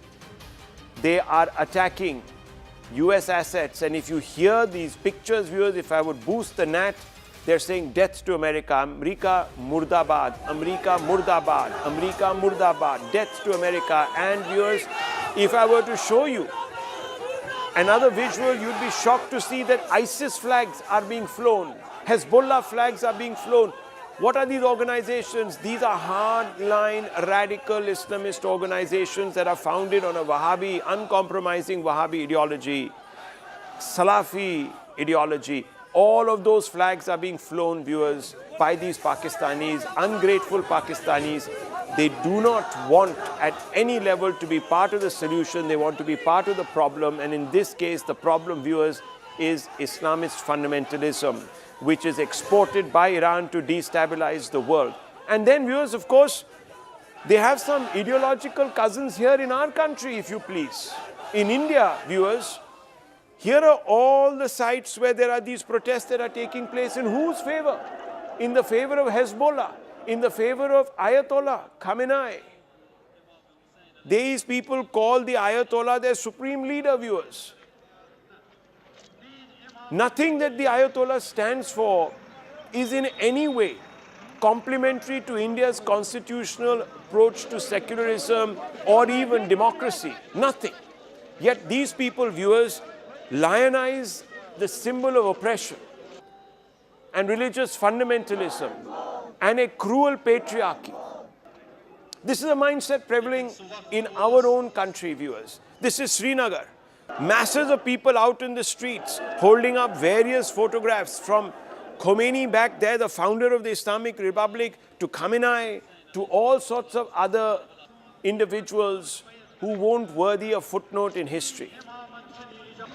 But viewers, there you have it. Russia has just responded. That's what I'm being told, that Russia has responded. President Putin has come out and said that the death violates the norm of international law. Iran strikes US base, uses hypersonic missile Fatah 2. That is also what we are being told, viewers. So big breaking news also coming in. Iran's president says US and Israeli attacks are open declarations of war against Muslims. That's also being reported. IDF began planning Operation Roaring Lion in June following the conclusion and military debrief of the 12-day war against Iran. So we're getting a lot of information coming in. Gulf nations, foreign ministers to hold video conference today because, viewers, of the scenes that I showed you all across the Gulf, which is the devastation that is being caused by Iranian reprisal attacks. In the middle of your screens, you can see those protest, viewers, breaking out. Protesters who are pro the Islamic regime in Tehran, in Iran, are out on the streets from Delhi to Lahore, in different parts of the country, Lucknow. Viewers, trying to suggest that the Americans and the Israelis are committing war crimes. Now, all of this means, viewers, all of this means that this particular area is in flux. And I'm going to show you a couple of maps which are going to sort of open your eyes further to the disruption that we are going to be seeing over the next few days. So when we look at these maps, you will understand that 30–40% of the world's oil no longer coming out of the Gulf because the Strait of Hormuz is completely sealed. And here it is, viewers. I want to show you. This is, of course, the Gulf. And here is the Strait of Hormuz. This area, I'm sorry, there is this strap going across that very point. We're going to try and move that and and get you something a little different. But here is why the Strait of Hormuz, why it is so significant. Here we are showing you, this is the area, this is Dubai, right there at the tip. This area is just about 20 meters wide and in some parts only 40 meters deep. The narrow sea passage between the Persian Gulf and the Gulf of Oman. And viewers, what is the significance? The significance is that it's located south of Iran, separates the Oman and the UAE, but also it's the funnel through which 40% of the world's oil, which is energy security, comes through. Most of it goes to China, a lot of it comes to India, viewers. Those numbers change, of course, from time to time. Between 20 to 30% of the world's oil comes out of these wells, which are in the UAE and, of course, at one time from Iran. But from Iraq, from Bahrain, from all these other Gulf nations, this oil comes out and, of course, fuels the foundries of the world and allows for the economic engines of big countries to rev up. That oil today, viewers, is lying stuck here because none of the ships are going past the Strait of Hormuz, which means, viewers, that we are staring at a potential shortage, deficiency of oil from this particular region, which means that over the next few days and weeks, oil prices will go up. Now, let's just have a few quick comments coming through from some of our guests. We're going to go across to Dr. Einat Wilf, former Israeli MP and co-author of The War of Return. Group Captain Vinod is here with us. Major General Rajan Kochar is here with us. Sushant Sareen is here with us. So I want to first begin with you, Sushant Sareen. You've been having a look now at the coverage over the last 12 hours. We were all up from 3 o'clock. Give me a sense of where we are moving. Where is the story moving? What are we to make of the events of the last 24 hours? Rahul, I slept nicely in the night. I woke up in the morning to the news that the Iranian supreme leader had been taken out. But I think that was expected because after the last engagement in June last year, I think the calculation of Israel and the United States was that, look, if you have to effect regime change, you will have to do a decapitation strike and then probably move some other, make some other moves to make sure that if you cannot bring a regime from outside to take over, then at least you have a regime change within the regime and you have a far more reasonable, progressive, moderate kind of a system which comes into Iran and then a transition to something else. So I'm not at all surprised that that somebody like the supreme leader has been taken out. Frankly, I'm not going to shed any tears on that. I'm sure it has hurt a lot of people in India, some people who considered him to be their spiritual leader, but that's just too bad. They need to learn to cope. Second, I think it's very clear what the trajectory of war is going to be. And I personally think that the Iranians have made a strategic blunder by targeting the Arab states around them. Because, look, most of these Arab states were taking a somewhat hands-off kind of an approach that they didn't want to get into the fray. But when you start attacking civilian targets and you start impacting on their economy in significant ways, then you are forcing their hands to, gang up against you.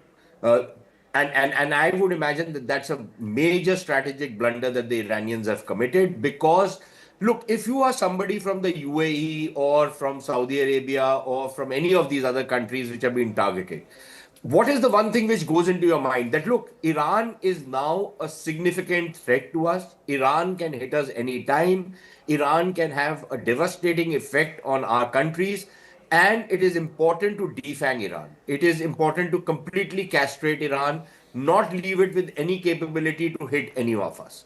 Look, if I was in a citizen of any of these Arab states, that's the feeling I would have. So I don't imagine that they would be thinking of it very differently. Also because historically they've had some beef with the Iranians, right? So what the Iranians have done is they have allowed everyone else to gang up against them. So I would imagine that we will see significant changes in the Iranian system going forward. I don't see this regime survive. I don't think it is in anyone's interest in the region to see this regime survive in the way it's currently constituted. Now, how long that takes, whether it happens in a matter of days or weeks, we'll wait and see. But the fact that, and Rahul, I think, maybe in some time we will get all the information of what exactly happened today. Okay. How the leader and the top generals and others were decapitated. Obviously, there was some inside information. Obviously, there is a certain section within the current regime which has given information, which orchestrated events to ensure that all of these guys collected in one place at the same time, and then the Israelis and the Americans had the information to take them out.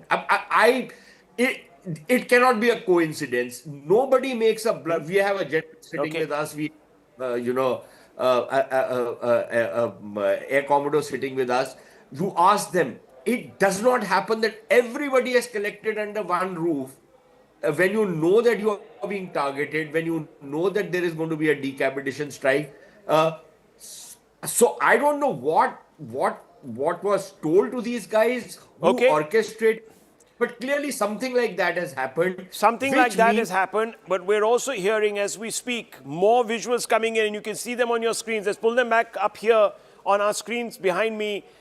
Viewers, what we are being hearing is now that we have information coming out that massive clouds of smoke are rising above Tehran after the Israeli military said that it had begun striking targets deep inside the Iranian capital. So air raid sirens are blaring in various regions also of Jordan.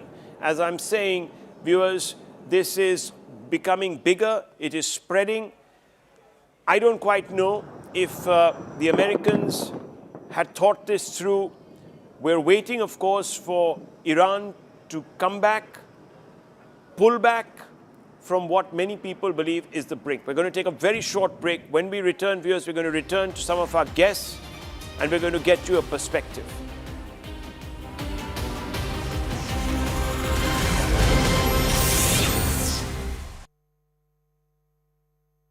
News coming in, locals protesting strikes on Iran have stormed, we're being told, the U.S. Consulate in Karachi. Yes. Now this is Pakistan, viewers, and this is why I have been saying, because there are these protests happening in India now, especially in Delhi, in pockets of Lucknow, in Kargil, in Srinagar, that they need to be stopped because it's quite possible that they may go out of hand.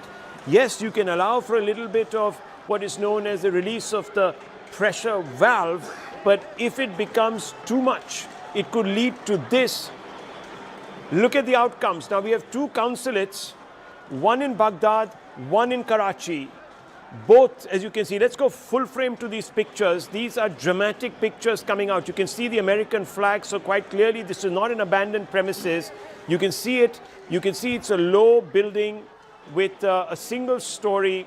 It's very well fortified, but somehow these protesters have got through, and they're not one or two, there are hundreds of them. These gates have been overrun. Tom Cooper, this is going to be something that might become, I don't know, might become part of what is the non-military play and could have a huge bearing on the way things play out in the Gulf and will begin to play on American minds. If you have a repeat of what happened in 1979, 1980, a hostage crisis, it could change the equation. That the Americans are very good at recalling the occupation of their embassy in Tehran in '79, but they do not recall the all-out attack by a mob in Islamabad on the US embassy there at the same time, in which at least 4 people were killed. So they are not recalling something they don't like to recall, and they are recalling something they do like to recall. Yes, this could get very serious, especially because in Pakistan there is lots of anti-US sentiment, and that is not going to change anytime soon. This is despite, of course, the leadership causing up to the American leadership. Yes, this is not looking good, viewers, from an optics point of view. You can have very many different ways of exerting pressure. Let me bring back from I-24 News in Israel, Natasha, who was with us. Natasha, these pictures are coming through. It's quite clear what the Iranians are trying to do. They're trying to rouse sentiments amongst Muslims in the Gulf and in perhaps even the subcontinent. This could have other impacts on the way this entire crisis plays out, because if it begins to enter into the civilian domain and there are casualties, specifically American civilian casualties, that could have a bearing on the politics in DC, could bear pressure on Mr. Trump to recalibrate, and perhaps even Prime Minister Netanyahu. Yeah, I mean, absolutely. We are now in a direct state-on-state missile exchange. That is what is happening. We've been seeing Iran try to fight these strikes from both the United States and Israel, both militarily and also through rhetoric. We've seen Iran fire over 300 ballistic missiles, but you have to remember, they've not only been firing at the state of Israel, they've also been firing at nearby Gulf states. We are talking about strikes in countries like Kuwait, in the United Arab Emirates, in Qatar. So while they may be trying to rouse the sentiments, and you could say try to get the goodwill of the wider Muslim Republic, the Gulf Arab nations are also seeing that Iran is striking them as well. So this is a very complicated picture. You know, obviously we know that in Iran, the picture is complicated. The state TV has declared these 40 days of mourning. But there are also reports of widespread celebration by Iranians. So the regime is dealing with a significant domestic unrest, along with this economic hardship, these strikes from the United States and Israel, and it's really just kind of pulling at the last straws to see if there's anybody who is left there to provide some level of support. But at this point, it seems like the IRGC is going to try to consolidate their power quickly. We know that there are succession mechanisms that the system has. The big question, of course, is whether this is a moment that is just going to totally fracture the regime or somehow harden it. And it seems, for the broader Arab world, the implications are really just massive, because if Iran's ability to coordinate and finance Hezbollah and the Houthis and all these other militias is now disrupted, we could see major shifts in Lebanon, in Yemen, in Syria, in Iraq. Some governments in the region are definitely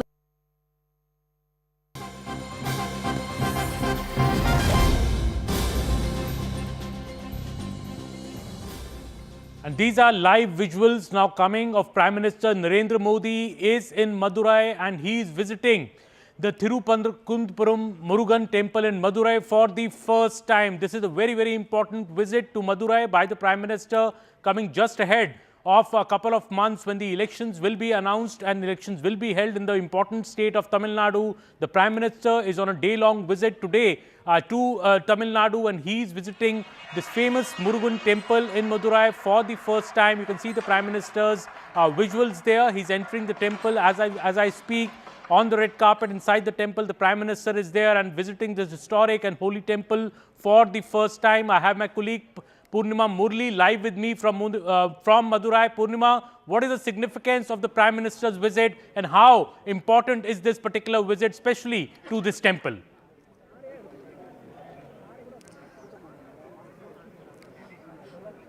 Well, Tirupurukundram issue has been one of the narratives that the BJP has reiterated, especially in the run-up to the 2026 elections.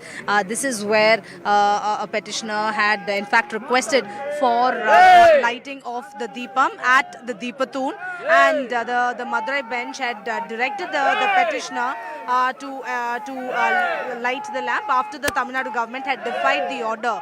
But that did not happen, and the Tamil Nadu government did not allow the lamp to be lit at the Deepathoon. The BJP has so far maintained that the DMK is anti-Hindu, and they do not want the Hindus to go ahead with their faith. That is something that the BJP had said. So Tirupurukundram visit by Prime Minister Narendra Modi is significant, and in the run-up to the 2026 elections, this is going to be significant. You can see scores of people gathering to get a glimpse of Prime Minister Narendra Modi here outside the Tirupurukundram temple. Back to you. And Purnima, this visit coming at this particular time, in a few days we could be having the Tamil Nadu elections being announced.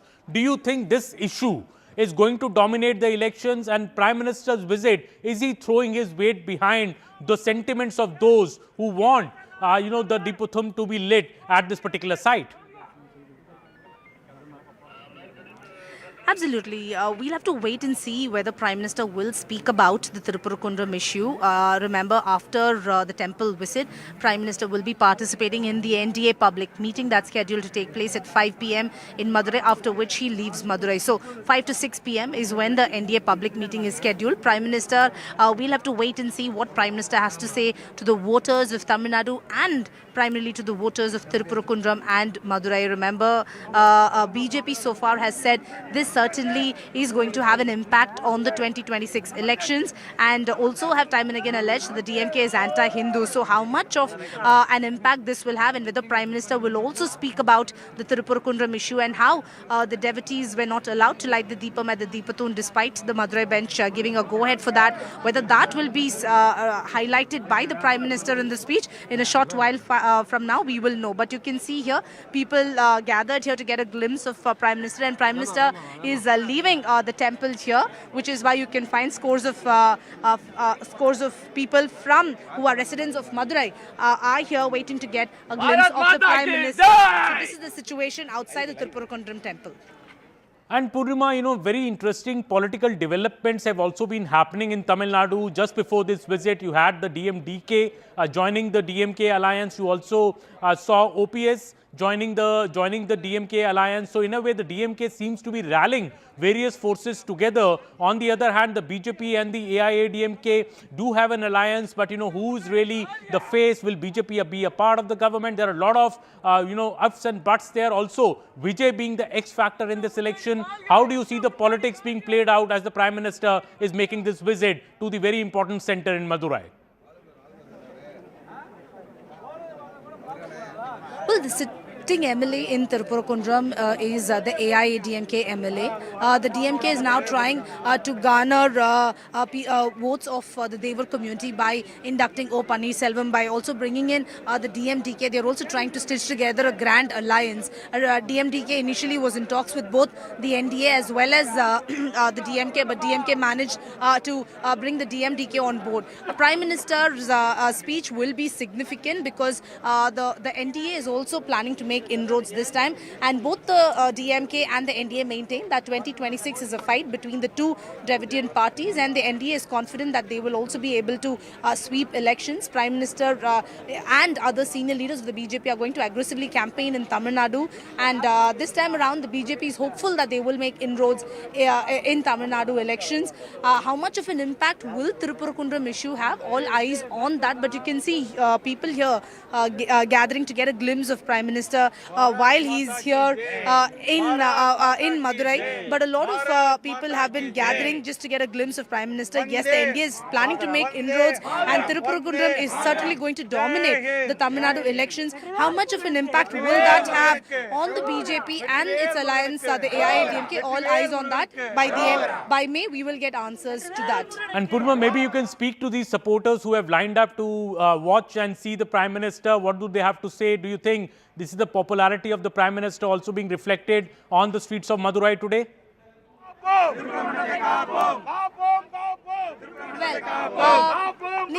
நீங்கலாம் வந்துட்டு prime minister பார்க்க வந்திருக்கீங்க. Prime மினிஸ்டர்னால வந்துட்டு இங்க பிஜேபியால win பண்ண முடியுமா? கண்டிப்பா win பண்ண முடியுங்க. அந்த அளவுக்கு மக்கள் நிறைய பிஜேபி நம்புறாங்க. இந்தியாவிலே நம்பர் 1, வேர்ல்டிலே நம்பர் 1 லீடரா பாரத பிரதமர் மோடி ஐயா அவர்கள் இருக்காங்க. அவங்க இருக்கிற வரைக்கும் இந்தியாவுக்கு எந்த அச்சுறுத்தலும் யாராலும் எதுவும் பண்ண முடியாது. மீண்டும் மீண்டும் அவர்தான் ஆட்சிக்கு வருவார். தமிழ்நாட்டிலையும் பிஜேபி ஆட்சி வரணும் என மனதார வேண்டுகிறோம். வெற்றிவேல் முருகனின் சார்பாக வேண்டிக் கொள்கிறோம். வரும் தேர்தலில் பிஜேபி தான் கண்டிப்பாக வெற்றி பெறும்.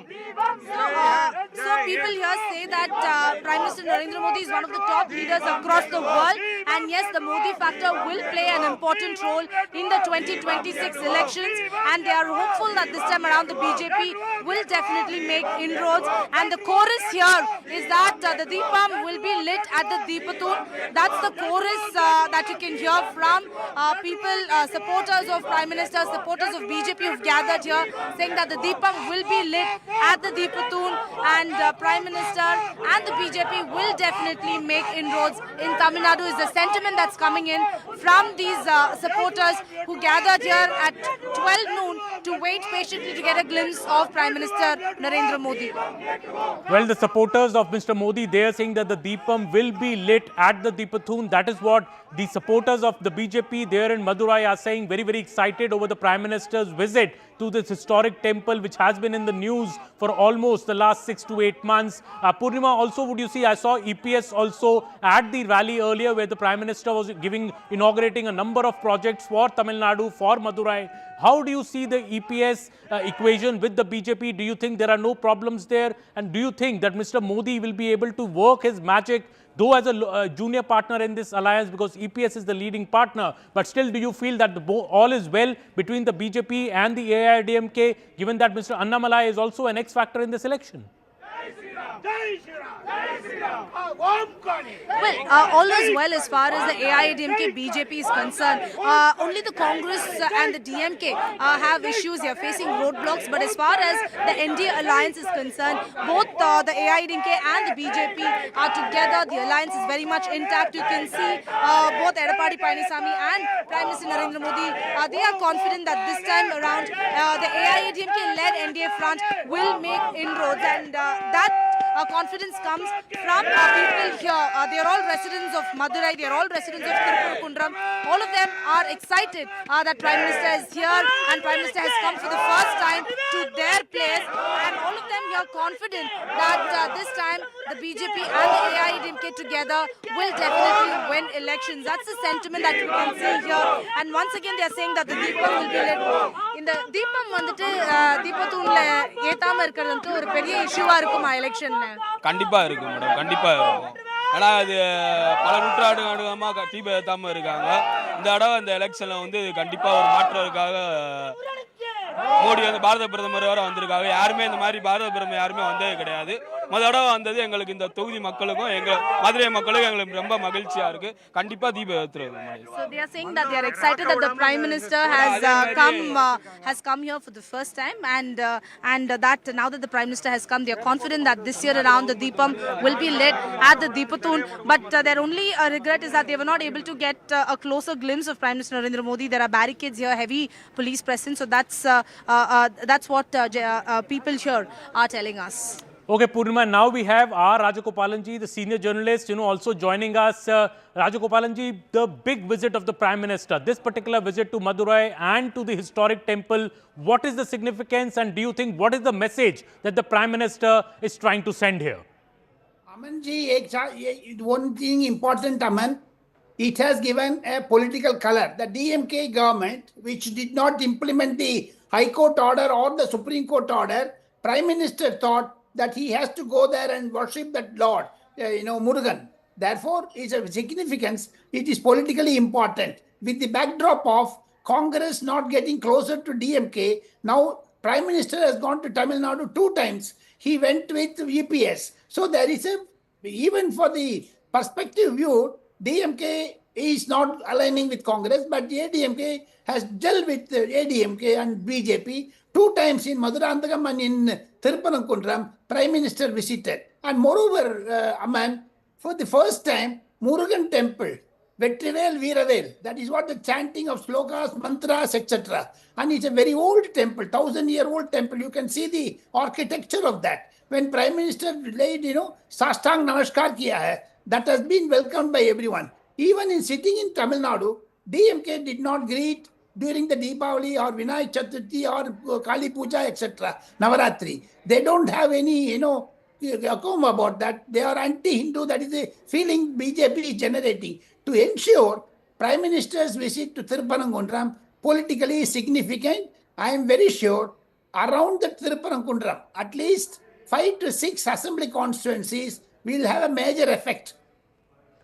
And Mr. Rajagopalan, also as you said, PM ne Shashtang Namaskar kiya hai. He has made it a point to visit the Murugan temple for the first time. And the chants there from the BJP worker is that the Deepam must be lit at the Deepotham. Do you think this is a sentiment that will travel far and wide now, because the Prime Minister effectively is throwing his weight behind these voices which say that the DMK government has violated court orders and not allowed people to exercise their religious right in a way? Yeah, even the local Muslims, Aman Sharma, even the local Muslims in Tirupanankundram never wanted a division or a cleavage or a jagada between them. But the DMK intentionally, the local MP, went and had mutton, biryani eating, thrown that mutton to the birds and dogs, etc. Thereby he created it. They wanted to create a Hindu division building, but very cleverly the Hindu Munnani in Tamil Nadu, the outfit of RSS, they have created this and they went up to the Supreme Court, got the justice. Even the judge was to be impeached. Can you believe? When you impeach a judge in the parliament, now Prime Minister is going to that particular temple where the justice was to be given. Prime Minister himself has come. Apart from that, Amman, from Madurai, from Tirupanankundram, it is only 500 kilometers where the Jaffna is there, Sri Lanka. Where even in Sri Lankan temples also, Narendra Modi is the first Prime Minister to visit Murugan Temple, Kadir Kamar in Jaffna in Sri Lanka. So therefore, Prime Minister attaches significance. Even if he went to Dubai or UAE or Abu Dhabi, he goes to the Akshardham Temple. The BJP is a political party which gives importance to the temple visit. Be it Amit Shah, be it Nadda, be it Nitin Nabin, they are all going to the temples nearby. Whichever state, whichever the country, whichever the location they went. Similarly, Prime Minister has ensured. See the attire. He sees Sashtang Namaskar in a dhoti, in a lungi type, in a vesti type. So it's very significant. He looks like a typical Tamilian. The entire Tamil Nadu, especially from the Madurai and Thiruparamkuram area, as I told you, 5 to 6 constituencies will have definitely a BJP ADMK booster. Apart from that, Aman, from the political point of view, Congress, ADM, the DMK talks have been not successful. It is failing many times. So far, Mr. Rahul Gandhi did not have a telephone conversation even with Mr. M.K. Stalin. That is the way in which now Edappadi Palaniswamy and Prime Minister Narendra Modi are going to share the dais in another half an hour's time. He's going to make a political speech there. All right, Mr. Rajagopalan, thank you very much for joining us. We're just pulling away from this coverage to the other big story, which is Ayatollah Ali Khamenei, the supreme leader of Iran, has been eliminated. We're getting breaking developments on this story. Now, this is the latest breaking story on this front. Attacks on ballistic missile launchers and the destruction of unmanned aircraft. The Air Force of Israel continues to operate in Iranian skies. This is the latest that's been shared by the IDF and by the Israeli Air Force. They're very clear that they're not stopping just at the elimination of Ayatollah Ali Khamenei or the top political or military leadership of Iran. The next target is going to be destruction of all unmanned aircraft, the drones, the Shahid drones, and the ballistic missile launchers. That is what the Israeli Defense Forces have just put out on social media. They've also released some more footage of these massive attacks that we've been seeing over the last 24 hours. Airstrikes by both America and Israel, trying to completely neutralize Iran's capabilities of hitting back, not just at American or Israeli interests in the region, but also on the Gulf Arab countries. We're seeing numerous attacks on civilian targets like hotels, airports, etc. Now the next stage of this campaign will move towards neutralizing Iran's ability to launch ballistic missiles and its ability to continue operating and continue flying these cheap Shahid drones. Clearly, this is going to be a long-drawn operation. That's what the IDF has indicated. It is very, very clear that this operation by both Israel and America is not going to end in the next 24 hours or 48 hours. Trump has said that his stated objective was regime change, and that does not stop with just Ayatollah Ali Khamenei. I want to go across to Aman Sharma, who has more details on this. Aman, so the next stage is going to be to neutralize and eliminate Iran's ability to launch ballistic missiles and also to counter this unmanned aerial vehicles that are being sent, these drones that are being sent. Well, yes, Zaka, see, I think the real capability of the forces on the both sides is on display here. You know, we earlier had a New York Times report earlier today explaining in great detail how Israel had carried out these pinpointed intelligence-based strikes and, you know, which were backed by also tracking, very sophisticated tracking, and the daytime strike at about 9:40 a.m., how they struck this particular compound of Khamenei, in which the supreme leader of Iran, his top leadership, even his family has been assassinated in that particular strike. And the New York Times went into great detail on how Israel and the U.S. over the last 2 to 3 months, in fact, the CIA had been gathering this specific intelligence to take out the Iran supreme leader, and they executed it at a time when they got pinpointed intelligence that at this particular time in the morning, the supreme leader will be present in this compound in a meeting with his entire other leadership. And that is why also now we are seeing Iran, launching these strikes all over the Middle East. Earlier we thought till yesterday that Iran would be responding by attacking the US bases in the various Middle Eastern countries, but clearly Iran has also taken the bar higher, in a way gone beyond what everybody expected by attacking the civilian infrastructure in Dubai, in Abu Dhabi, in Bahrain, in Kuwait. The leading airports, the busiest airports in the world, be it in Dubai or Abu Dhabi, have been targeted. They are shut down. All the major airlines in the Middle East are not flying at all. So the entire airline infrastructure in a way has been crippled by the Iran strikes, and this is only getting more extensive as we have gone through the day today, Zaka. We're seeing live pictures. In fact, these are pictures from earlier today. Prime Minister Benjamin Netanyahu of Israel holding a security consultation meeting, taking stock of the situation after last night, after confirmation came first from the Israeli side, and then subsequently President Trump put it out on social media that Ayatollah Ali Khamenei had been eliminated. As you see, Netanyahu come down and take his seat, you can see the entire Security Council sort of congratulating him, clapping their hands. Clearly, this is a huge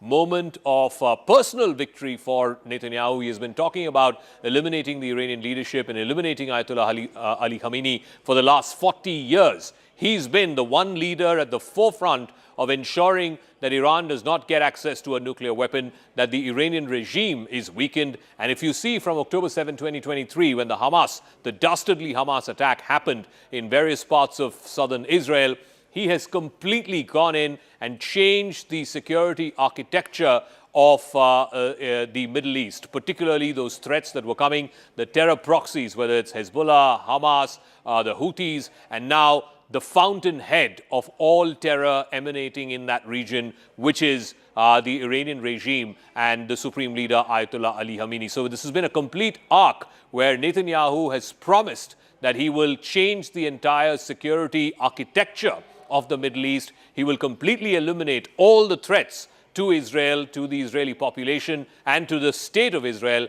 And he's done exactly that. He has completely gone out there and eliminated all of them. Let's bring you also some of the very latest pictures that are coming in. Iran is also hitting back. They're using these Shahid drones, which they have supplied to Russia as well in the Ukraine war.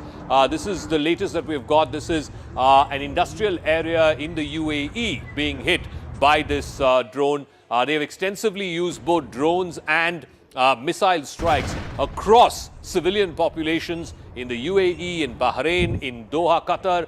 This is the latest picture that we've got of a drone strike at an industrial area in the UAE. Also, Iranian missiles hitting the Dubai airport, one of the busiest airports in the world. More than 95 million people traversing through Dubai International Airport. This is what we saw sometime earlier today, where a drone striking the Dubai International Airport. Airspace has been completely shut down in that entire area. There are very few flights taking off or landing in the Dubai International Airport, as indeed both in Abu Dhabi as well as in Doha. Let's also bring you up to speed with the other big visual that came. This is Palm Jumeirah, one of the most expensive real estate areas anywhere in the world, certainly in the Middle East. This is again an Iranian missile strike happening just at Palm Jumeirah, and this is the first time that Iran has targeted civilian enclaves, civilian populations in the last 40 years. Yes, there have been skirmishes in the past between Saudi Arabia and Iran, between Iran and the UAE. The first time that civilian enclosures are being targeted by the Iranian regime. Then Dubai's Burj Al Arab Hotel, which is one of the most prominent five-star hotels in that region, in the Emirates, in Dubai, again hit by an Iranian missile strike. This is an iconic building, almost shaped like a yacht, or at least the sailboat of a yacht. That building was hit by a missile strike as well. This happened late last night. So clearly, Iran is also amping up the tempo by specifically choosing civilian targets and hitting at civilian targets in these Gulf Arab countries, from Kuwait to Bahrain to UAE to Qatar. It's also hoping that these countries, who are all American allies, by the way, will put pressure on the Trump administration, will put pressure on Netanyahu, and then will eventually get the Americans and the Israelis to stop. Oman has been targeted as well. That was an Omani tanker just off the coast of one of the ports in Oman. Oman was the mediator between America and Iran. Oman has been targeted as well. CNN's Paula Hancock is reporting from Dubai after these Iranian retaliatory strikes hit the commercial area of Jebel Ali. This is Jebel Ali on our left. We're just on the road between Abu Dhabi and Dubai. We have been seeing plumes of smoke rising from Jebel Ali. This is the commercial area of Dubai. We have heard from state-affiliated media quoting the IRGC saying that they have just carried out a sixth wave of attacks against U.S. bases in the Middle East. Of course, it's unclear whether this is a direct hit, intentional, or whether this is falling debris from an interception. And this is the road from Abu Dhabi to Dubai. It is usually jam-packed. You can see how clear it is at this point. People are taking the remain in shelter warning very seriously.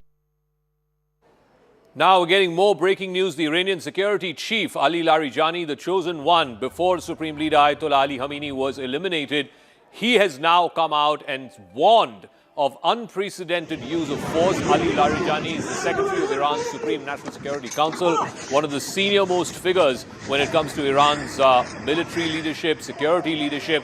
He has now posted on social media that Iran would hit the United States and Israel with unprecedented force. That is what Ali Larijani has said. He will play an important role in what is going to be Iran's retributive action or revenge attacks on America and on Israel. We will take a break on this note. You can see smoke rising from some of these civilian buildings across the Gulf Arab countries, whether it is in the UAE, whether it's in Bahrain, whether it is in Saudi Arabia too. Let's take a quick break on this note, and we'll try and get you more and more visuals as well as where this story is moving. Clearly, this war is not over yet. It's not ending with the elimination of Supreme Leader Ayatollah Ali Khamenei. America and Israel are going for the wholesale change of regime, and that's what their target is, and that's what they're doing right now. Quick break. We'll see you in a minute on the other side.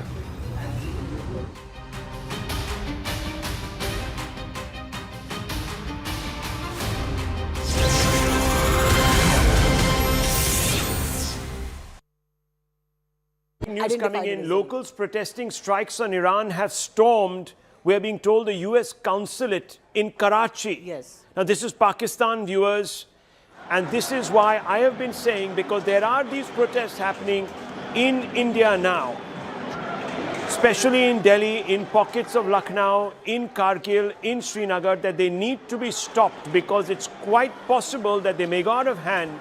Yes, you can allow for a little bit of what is known as the release of the pressure valve, but if it becomes too much, it could lead to this. Look at the outcomes. Now we have two consulates, one in Baghdad, one in Karachi. Both, as you can see, let's go full frame to these pictures. These are dramatic pictures coming out. You can see the American flag, so quite clearly this is not an abandoned premises. You can see it. You can see it's a low building with a single story. It's very well fortified, but somehow these protesters have got through, and they're not one or two, there are hundreds of them. These gates have been overrun. Tom Cooper, this is going to be something that might become, I don't know, might become part of what is the non-military play and could have a huge bearing on the way things play out in the Gulf and will begin to play on American minds. If you have a repeat of what happened in 1979, 1980, a hostage crisis, it could change the equation. That the Americans are very good at recalling the occupation of their embassy in Tehran in '79, but they do not recall the all-out attack by a mob in Islamabad on the US embassy there at the same time, in which at least 4 people were killed. So they are not recalling something they don't like to recall, and they are recalling something they do like to recall. Yes, this could get very serious, especially because in Pakistan there is lots of anti-US sentiment, and that is not going to change anytime soon.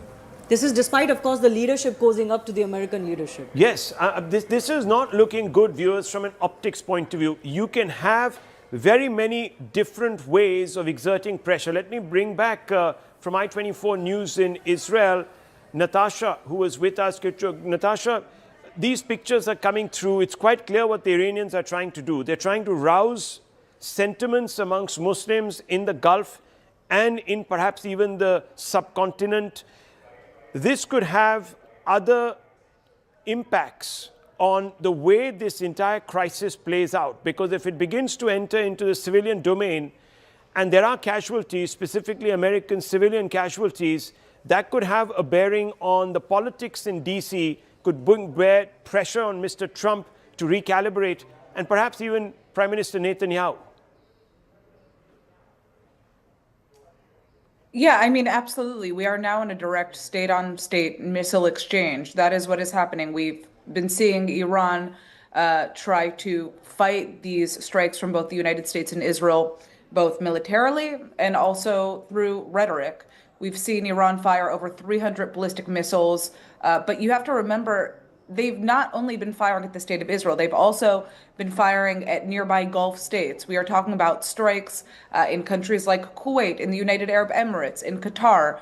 So while they may be trying to rouse the sentiments, and you could say try to get the goodwill of the wider Muslim Republic, the Gulf Arab nations are also seeing that Iran is striking them as well. So this is a very complicated.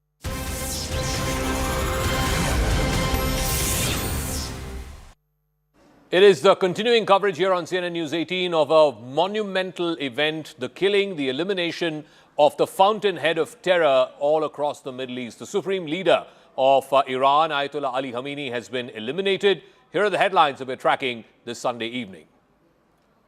Israeli Defense Forces released a video of a massive strike on the IRGC headquarters in Tehran, which allegedly killed not just the supreme leader Khamenei, but also top IRGC top brass, as well as 40 other commanders who were neutralized in less than a minute. That's the claim by the Israeli Defense Forces.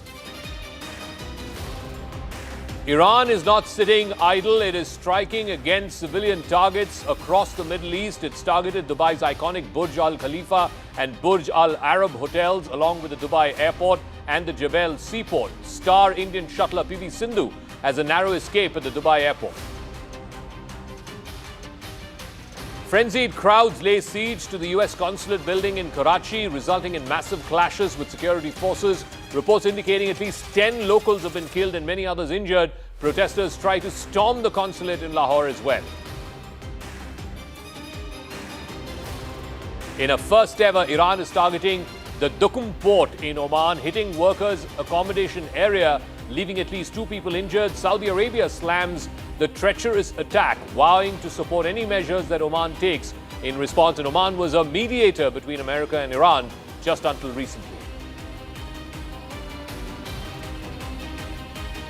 Thousands take to the streets across several Indian cities to mourn the death of Ayatollah Ali Khamenei. Protesters also gather outside the U.S. consulate in Chennai to protest the killing of Iran's supreme leader. Major Indian carriers, Indigo and Air India, cancelled scores of flights amid West Asia war. Thousands of flyers have been stranded at several Indian airports.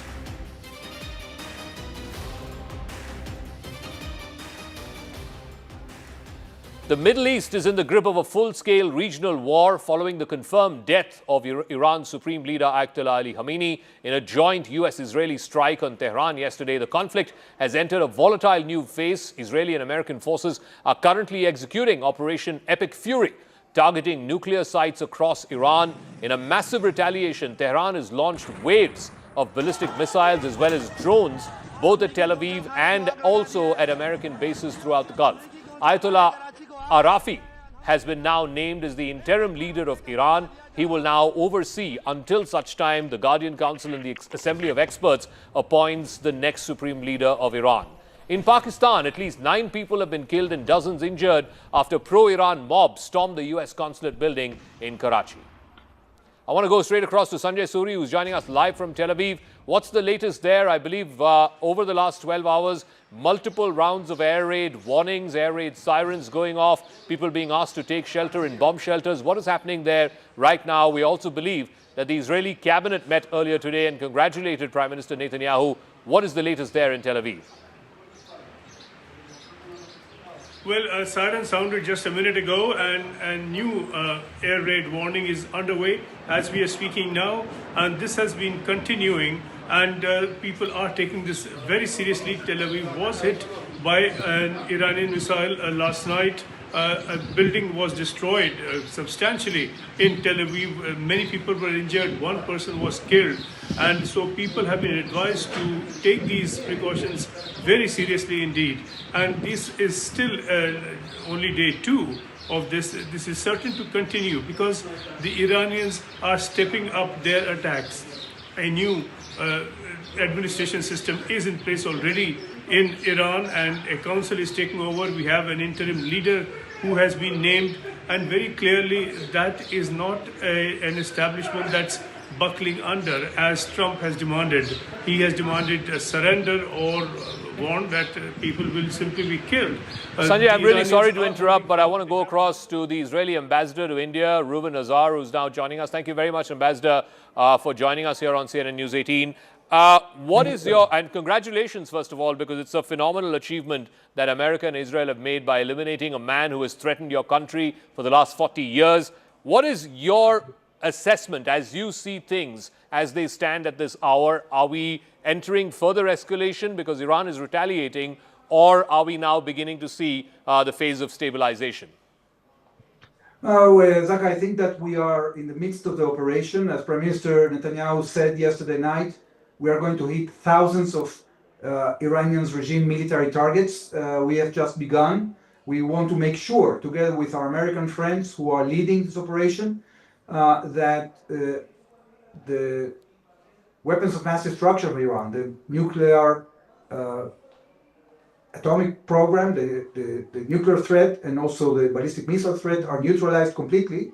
There are many other military targets we want to hit. This is something that is far more comprehensive than what we did in the 12-day war back in April. What, according to you, Ambassador, are the most immediate military and political objectives as far as this joint Israeli and American operation is concerned? What are you trying to achieve here? Because the stated objective was regime change. You've cut off the head of the snake. The supreme leader is eliminated. What next? What are you hoping to achieve next? What we are trying to achieve, I understand we have a camera issue, but you can hear me. Yes, I can hear you, yes.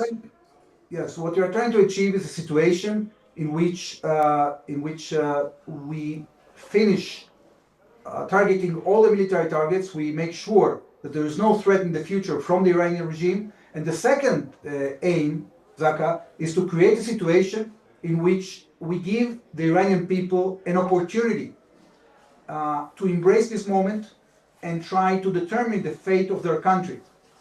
We don't know. We don't know what's going to happen, but we hope that this will indeed happen.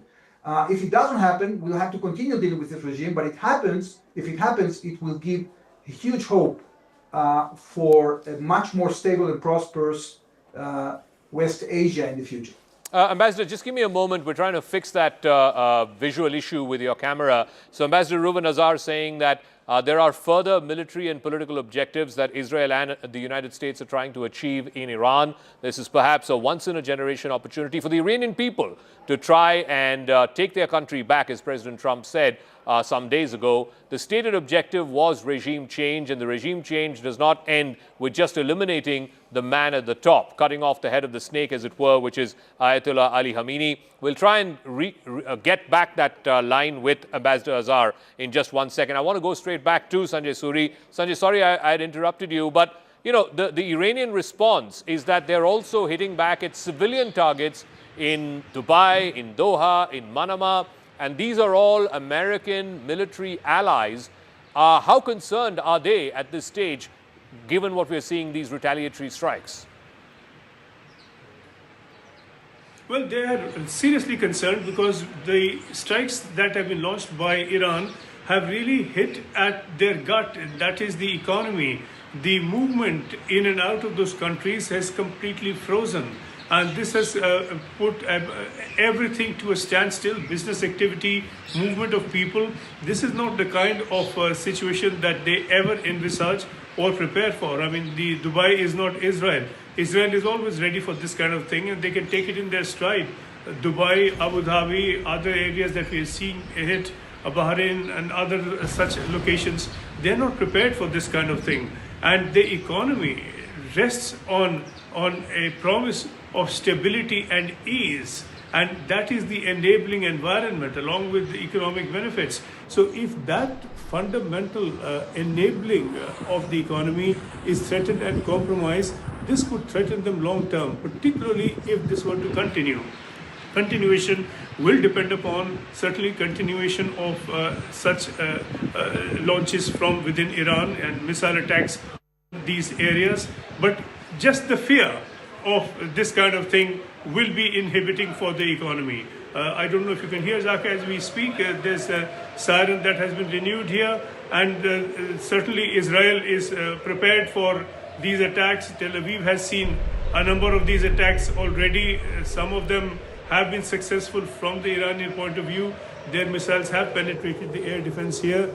As we were discussing a minute back, one missile got through, hit a building, one person was killed, many were injured. This is something Israel has learned for long to live with, but the other areas within the Arab world, Dubai, Abu Dhabi, certainly are very fragile. They are not used to this kind of thing, they're not prepared for this kind of thing, and this is beginning to hurt them. And what is to continue for a while, the damage, the long-term damage could be very serious in all of those areas. Let you go. We can hear the air raid sirens in your background. So I guess you'll have to take now shelter in place. Thank you for joining us. We'll rejoin you as and when you're available next. That was Sanjay Suri there in Tel Aviv. I want to also bring in more breaking news and get in our studio guests as well. Tom Cooper is here. Adrian Fontanelles is here. But more breaking news. 2 F-5 and F-4 fighter jets have been seen at the airport of Tabriz in western Iran. These jets are prepared for takeoff, is what we're given to understand. The strike was conducted to degrade the Iranian Air Force's activities to further expand the degradation of their aerial defense systems. Remember, 2 F-5s and F-4 fighter jets hit before takeoff. This was seen in a western Iranian city. Tom Cooper, please weigh in as to how you think the Iranians are sort of war gaming this, because at the end of the day, yes, they want to take revenge, they want to retaliate, they need something to show that they've taken or they've avenged the death of Supreme Leader Ayatollah Ali Khamenei. But hitting civilian targets, is that a pressure tactic? Is that a sign of desperation? And now this latest, the F-4s and F-5s are seen in the western city or in Iran. Thank you very much. I would be cautious with declaring that Iranians are now exclusively striking civilian targets. They are foremost trying to strike military targets, but under apostrophes, strikes on civilian objects do happen. This is something that the United States has developed, this description, collateral damage. So what are they trying to hit is foremost, as far as I know about them, and as far as I know from history, from studying the history of their operations, is that they are trying to strike enemy command centers first and foremost, and then specific weaponry. Primarily at this stage of this conflict, this would be air defense systems. Okay. We have seen this in June last year. There were all right, Tom, just give me a moment. I'm really sorry to interrupt. I want to go across to Ambassador Azhar, whose line got cut. I want to go back to Ambassador Ruben Azhar. Thank you very much, and sorry about that technical glitch. Ambassador, you were talking about the objectives, the military objectives, the political objectives here. What is your defined end game? Because regime change would entail not just the elimination of Ayatollah Ali Khamenei.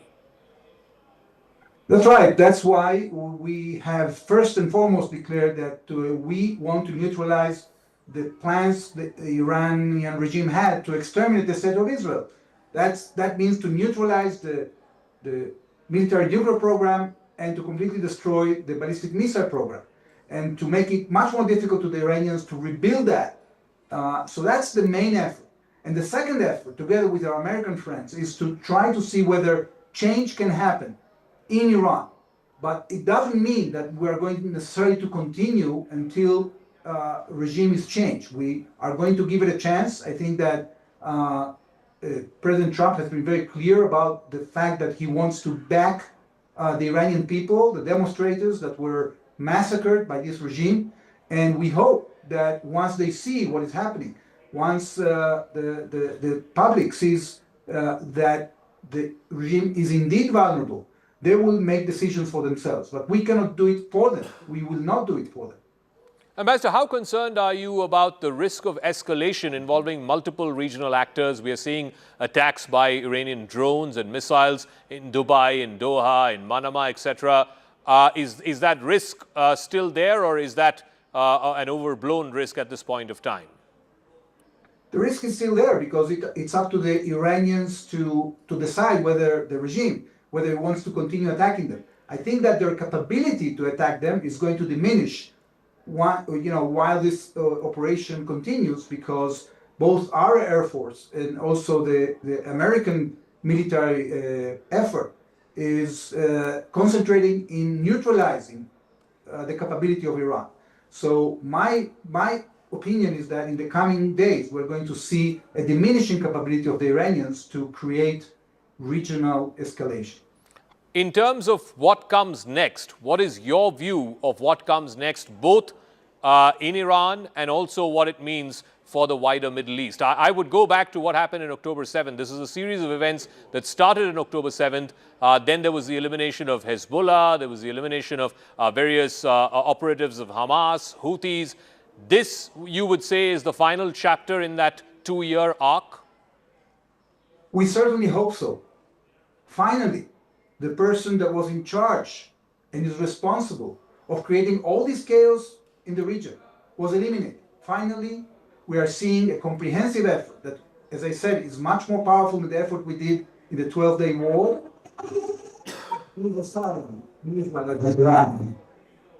We are All right, we'll leave it at that. Thank you very much, Ambassador Azhar, for joining us. Ambassador Reuven Azhar, Israeli ambassador to India there, giving us his thoughts and perspective, speaking to us here on CNN News 18. Thank you. All right, I also want to bring in our other guests who are joining us. Tom Cooper and Adrian are here in our studios. Avishag Avinom is a former media coordinator. She'll be joining us, and Major General retired Yaakov Amirdor is former national security advisor in Israel to Prime Minister Netanyahu. Major General Yaakov, you heard what the ambassador had to say. Is the end game here now nearing completion with the elimination of the supreme leader?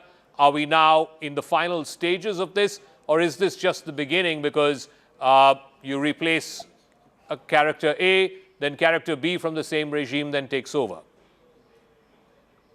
The answer is that I don't know. But the fact that we don't know where it is leading to should not stop us from trying to eliminate those who try to destroy Israel. If newcomers will come and will try to do the same, they probably will face the same opposition from the Israeli side. But it is clear that Khamenei led a regime which had a clock at the middle of Tehran counting the days for the destruction of Israel. He built the proxies ring of fire around Israel. He had a plan to manufacture nuclear military capability, and he did manufacture thousands of ballistic missiles that now are hitting Tel Aviv. So with all due respect to the question, what will happen next, it's very important, it's very interesting. But from our point of view, first of all, we have to eliminate those who try to destroy Israel. And then we deal with the new problems if we will face new problems. How will you speak to the concern, Major General, that whoever replaces Ali Khamenei will be more radical, will be more extreme, and will have an incentive to further try to destabilize Israel much more than Khamenei himself? With all due respect, I don't see I don't see any easy way to find someone who will be more extreme than Khamenei. Khamenei got in the morning and asked himself what I'm doing today to distract Israel. Khamenei went to sleep every night and asked himself what I did today to distract Israel. So I don't see someone who will be more, destructive than Khamenei, someone who will be more extreme than Khamenei. And if someone will come and will be the next ruler of Iran, and he will try to destroy Israel, we will have to do a war against this new guy. But the fact that the new guy will be as extreme or more extreme or less extreme from Khamenei should not stop us from getting rid of Khamenei, who was extreme enough from our point of view. Okay, I'm getting more breaking news, and I'll bring in our guests here in the studio, as well as Tara Karta, who's joining us. 8 Indian nationals who are traveling from Baku in Azerbaijan. They were going to Kuwait via Sharjah, is what we've given to understand. They've been stranded at the Karachi airport because there's a war-like situation all across the Middle East. This was a team of students, I believe, who were transiting from Baku in Azerbaijan. They were going to the Middle East. They were going to Sharjah. They've now been stuck at the Karachi airport. Upon landing, the passengers were separated, and the Indian nationals and their passports have been retained by the airline. They were informed that they will receive their passports once they are allowed to exit the airport. I don't know if we have some reporter on this story, but there are 8 Indian nationals who are believed to be stranded in the Karachi airport. They were never meant to be because they were on their way from Baku to Sharjah, but because of this war starting, the airspace got closed and the flight had to land in Karachi. Neetu has more details on this. Neetu, who are these individuals and do we know the state of their condition right now? Are they safe? Are they being taken care of?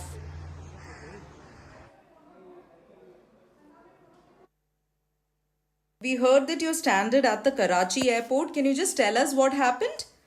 Yeah, actually we had a flight from Baku, Azerbaijan to Kuwait via Sharjah yesterday, but mid-airway we realized that there is bombings happening in Iran, so the flight got diverted to Karachi, Pakistan, and we are stranded here since yesterday evening. Okay. And we have been here since then. However, the airport authorities, the Pakistan airport authorities have been taking good care of us. They gave us food, water, and they provided us everything. But we are waiting now for the higher officials to just get us back to India. So they said the airlines, the Air Arabia Airlines, they are trying to get us a flight to India as soon as possible. Okay. So we are just waiting for their confirmation. So how many Indian nationals are there and from which part of the country are you guys? Yeah, so basically I am from Kerala, my husband and I have a 2-year-old daughter. We are a total of 8 Indian nationals here, out of which 3 ladies, 4 men and 1 2-year-old baby girl is there. And there are 3 of us from Kerala and 4 are from North and 1 from Calcutta. Okay. So your passports are with you. What is the situation right now with the passports? No, the passports were taken yesterday and they have told us that they will return to us once we are out of Karachi airport. So the airlines have kept it with them. Okay, so the passport is with the airlines. Yes. So have you all approached the Indian authorities, including the NOCA? Can you just tell us who all you approached and what has been the response? We have tried to contact the Indian Embassy in Kuwait as well as the Indian High Commission of Islamabad, and they said they are trying their best to get us out of there. And since morning we have been trying, and finally after just some time before, the Air Arabia authorities, they came and they gave us a news that maybe they will try to book us at the first flight either to Bombay or Delhi from here. So we haven't received any updates yet. We are waiting for their confirmation. All right, I want to go across to Tarakarta. You know, one of the concerns, ma'am, is the number of Indians. There are close to 9 million Indian expatriates who live and work in that region in the Middle East. Even in Iran, I believe there are about 10,000 who are currently there. What is the expectation from the Indian government? Of course, right now, much of the airspace is closed. But we did speak to, for example, some students in Iran who are still there and who want to be brought back to India, who want to be evacuated back to India. We've seen this in other conflicts in the past as well, but right now this is all the more concerning because frontline Gulf Arab states are being targeted, whether it's UAE, whether it's Bahrain, whether it is Qatar. No, one is on this immediate story. I'm not sure how the airlines are retaining the passports. They don't have the authority to do that. But however, I'm glad that if the Karachi authorities are taking care of these people, that's a good gesture, and hopefully we'll get them back. On the question of Indians elsewhere, there are a bunch of them stranded, and I'm getting calls from people saying, can you get us out? Can you help us out? Generally, what happens is that a bunch of countries get together and ask for a pause so that their nationals can be airlifted out. So hopefully that's what will happen in the next couple of days, when we will ask that our airlines could go in with combat aircraft if necessary, which I honestly don't think is necessary. I don't see Iranians targeting Indians. I don't see, as the gentleman earlier said, Iranians so far have been pretty careful in what they target. They don't, even hitting the civilians in Dubai, etc. It seems to be like we discussed earlier, probably other reasons involved, but we have to get our nationals out. There are some people who have called me who are in pretty bad, I mean, they've got kids, they don't know where to go. So in terms of the humanitarian, hopefully we should approach the UN. I don't have a lot of time for the UN, but nonetheless, let's hope that works and ask for a pause in fighting on all sides so that every country can get their nationals out. Okay. Tom Cooper and Adrian Fontanella is here. You know, I was asking the ambassador this as well. You know, what is the next step here? There are two ways this can go. One, they either further escalate because now they have, let's say, smelt blood, and the Americans and the Israelis say they want to go for the entire top-rung leadership of Iran and then hope at the end of that the Iranian people will rise against the regime. That's one. Or two, President Trump, given his instincts, not wanting to get stuck in a quagmire, might just claim victory and say, okay, we're done, and thereby give an off-ramp to Iran. How do you see this playing out? Tom Cooper first. Well, there is also a third option, which is that there is no decisive victory. The United States attempts to declare a victory, and then the war just goes on because the Iranians are not going to stop just like that. Mm-hmm. But the Americans don't want an endless war. Yes. Well, but they have just started a war with Iran. They have launched an aggression on the country, unprovoked, without any reason. How far can Iran go? How long can Iran go? Iran can go at least as long as it went against Iraq, when attacked by Iraq back in 1980, which was 8 years in that case. You're saying they could potentially continue with these attacks for the next 8 years? They are not continuing with attacks. They are continuing with defense of themselves, not with ballistic missiles all the time. They can continue with ballistic missiles for, let's say, 5 or 6 weeks. That is my estimate. But they can continue in different fashion after that. Okay. All right. Just give me 1 second. We're getting more breaking news. According to top Indian government sources and intelligence reports accessed by CNN News 18, Ayatollah Ali Khamenei was never in a position to negotiate. Neither was he a negotiable option for Washington. America now is demanding calls for complete nuclear dismantling of Iran, not merely the surrender of its uranium enrichment, the stockpile, or the surrender of warheads. Recent back-channel efforts in the Middle East have failed. Just days before this escalation, Iran rejected a key U.S. demand and insisted on retaining its uranium enrichment capabilities. But despite that, the United States went ahead and has now decapitated the top leadership of Iran. Sanjay Suri has more. He's now back from the bomb shelter. Did you have to go to the bomb shelter? Because last time we connected, we could hear those air raid sirens in the background. Yes, sort of dived in and have emerged just now. The fact is that this is a familiar position.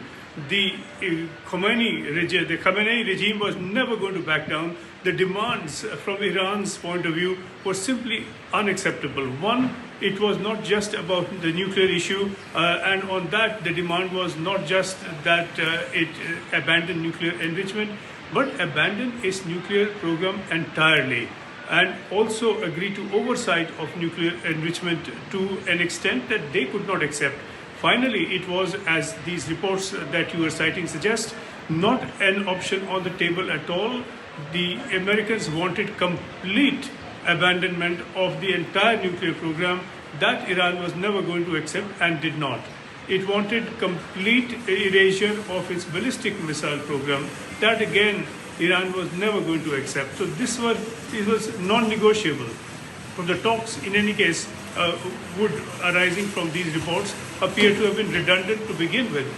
These positions were so widely divergent that there was not even the beginning of any convergence point possible. And the result is what we have seen. And this was a time period, no doubt, used by the U.S. and Israel to prepare themselves. And as you were reporting just a short while back, the claim from the Israeli government is that 40 of the top leaders were eliminated in the first 1 minute. So this would have been an operation where all of these targets were established, their location was established, they were all then struck simultaneously. And that is the hope, the Israeli hope and the American hope, that this would send a message and scare the rest of the Iranian government into submission. That has not happened immediately. It's not very likely to happen in the near term either. Okay. I want to get into another story. Remember, the Indian embassies across that region are closely monitoring the situation. We're given to understand that the Indian embassy in Iran is actively monitoring all Indian nationals who've been stranded because of the ongoing security tensions. Officials are maintaining a direct communication to track the safety, location, and immediate needs of all Indian nationals. There are about 10,000 last estimate who are in Iran, but they're also put out an advisory which has now been reissued, urging citizens to stay cautious, avoid unnecessary movement, and follow safety protocols. Sanjay is still with us. Sanjay, in terms of the large number of Indian expat population in the region, they would be concerned, not just the ones who are in Iran, but also the people who are living and working in UAE, in Bahrain, in Saudi Arabia. What are you hearing from various Indian missions in and around the region? Well, the difficulties for people in Iran were anticipated. They're clear to an extent. There is a difficulty here within Israel. It's coming under attack repeatedly. Iranian ballistic missiles are breaching the Israeli air defenses, and they've been doing it again and again. The fear is that this could be intensified in days to come. But clearly, the difficulties for the Indian expat community in the wider Arab world, in the UAE, in Bahrain, in Jordan, in all these states, this is quite unexpected. Certainly, there has been a warning from Iran, and a repeated warning, that they will widen the wall, they will target the entire region. And as they see it, these are countries that are hosting and facilitating the U.S. armed forces. And so they would see this as, for that reason, a legitimate target. But hitting the civilian facilities there is hitting the economic lifeline of these countries, and this is an attack on their economic lifeline. And this is an attack that Iran has clearly prepared for too. They know that defenses, air defenses, are relatively weak in these areas because they were not expecting to be hit, and it is going for those. This is the beginning of some sort of a strategy that is still in place. No doubt the killing of Khamenei has been a very, very big setback, as of all the other top leaders killed straight away. But there appears to be a degree of tenacity within the established regime structure, and that is coming into play now, and they are continuing with this under a new leadership, and this will really physically continue until the last missile launcher has been neutralized, and that may not be easy. All right, we'll leave it at that. Thank you very much, Sanjay Suri, for joining us live from Tel Aviv. There is breaking news coming in, dime a dozen now. Iran reportedly attacking oil tankers. There was a report of an oil tanker off the coast of Oman being attacked. Now word that its own tanker from their shadow fleet has been struck in the Strait of Hormuz, and that has caused it to catch fire and begin sinking. The ship was targeted for allegedly illegally passing through the Strait of Hormuz. Just a couple of days ago, Iran had demonstrated that it could cut off the entire Strait of Hormuz, passage through the Strait of Hormuz. 20% of the world's oil passes through that very, very critical waterway. Adrian Fortinellis, what does this mean? This is the other point of leverage that Iran has, aside of its ballistic missiles, aside of its drones. What if they cut off the Strait of Hormuz? What happens then? Actually, it is probably the most powerful leverage tool we have, because it will create instability on the prices of oil, increase of the prices, and then it will affect the entire world. And if they manage at the same time to continue to at least partly blockade or hinder the maritime traffic in the straits, with the weeks going on, and if they are able to continue to resist the U.S.-Israeli air campaign, then it will generate tremendous international pressure to stop this war against Iran. Okay, so that's the direction in which you see this war moving. If Major General Yakov is still there, Major General, this seems to be the biggest point of leverage that Iran has to try and cut off the Strait of Hormuz. And they seem to be moving in that direction, attacking oil tankers, one off the coast of Oman, and now their own, which is part of their shadow fleet, I'm given to understand. How does Israel and America prepare for this contingency? Israel does not get any oil through the Strait of Hormuz, so we don't have to prepare ourselves. And I think that the American buying if at all, very, very few oil coming through the Hormuz Strait.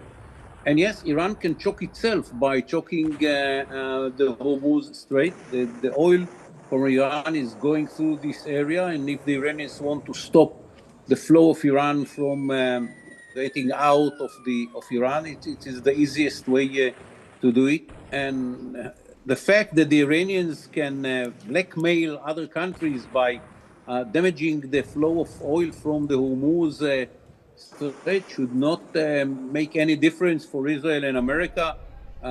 If the decision is to make all the arrangements which will lead at the end of the day to the change of the regime that try to destroy Israel and call for the destruction of America without doing anything for that, other than trying to kill Mr. Trump.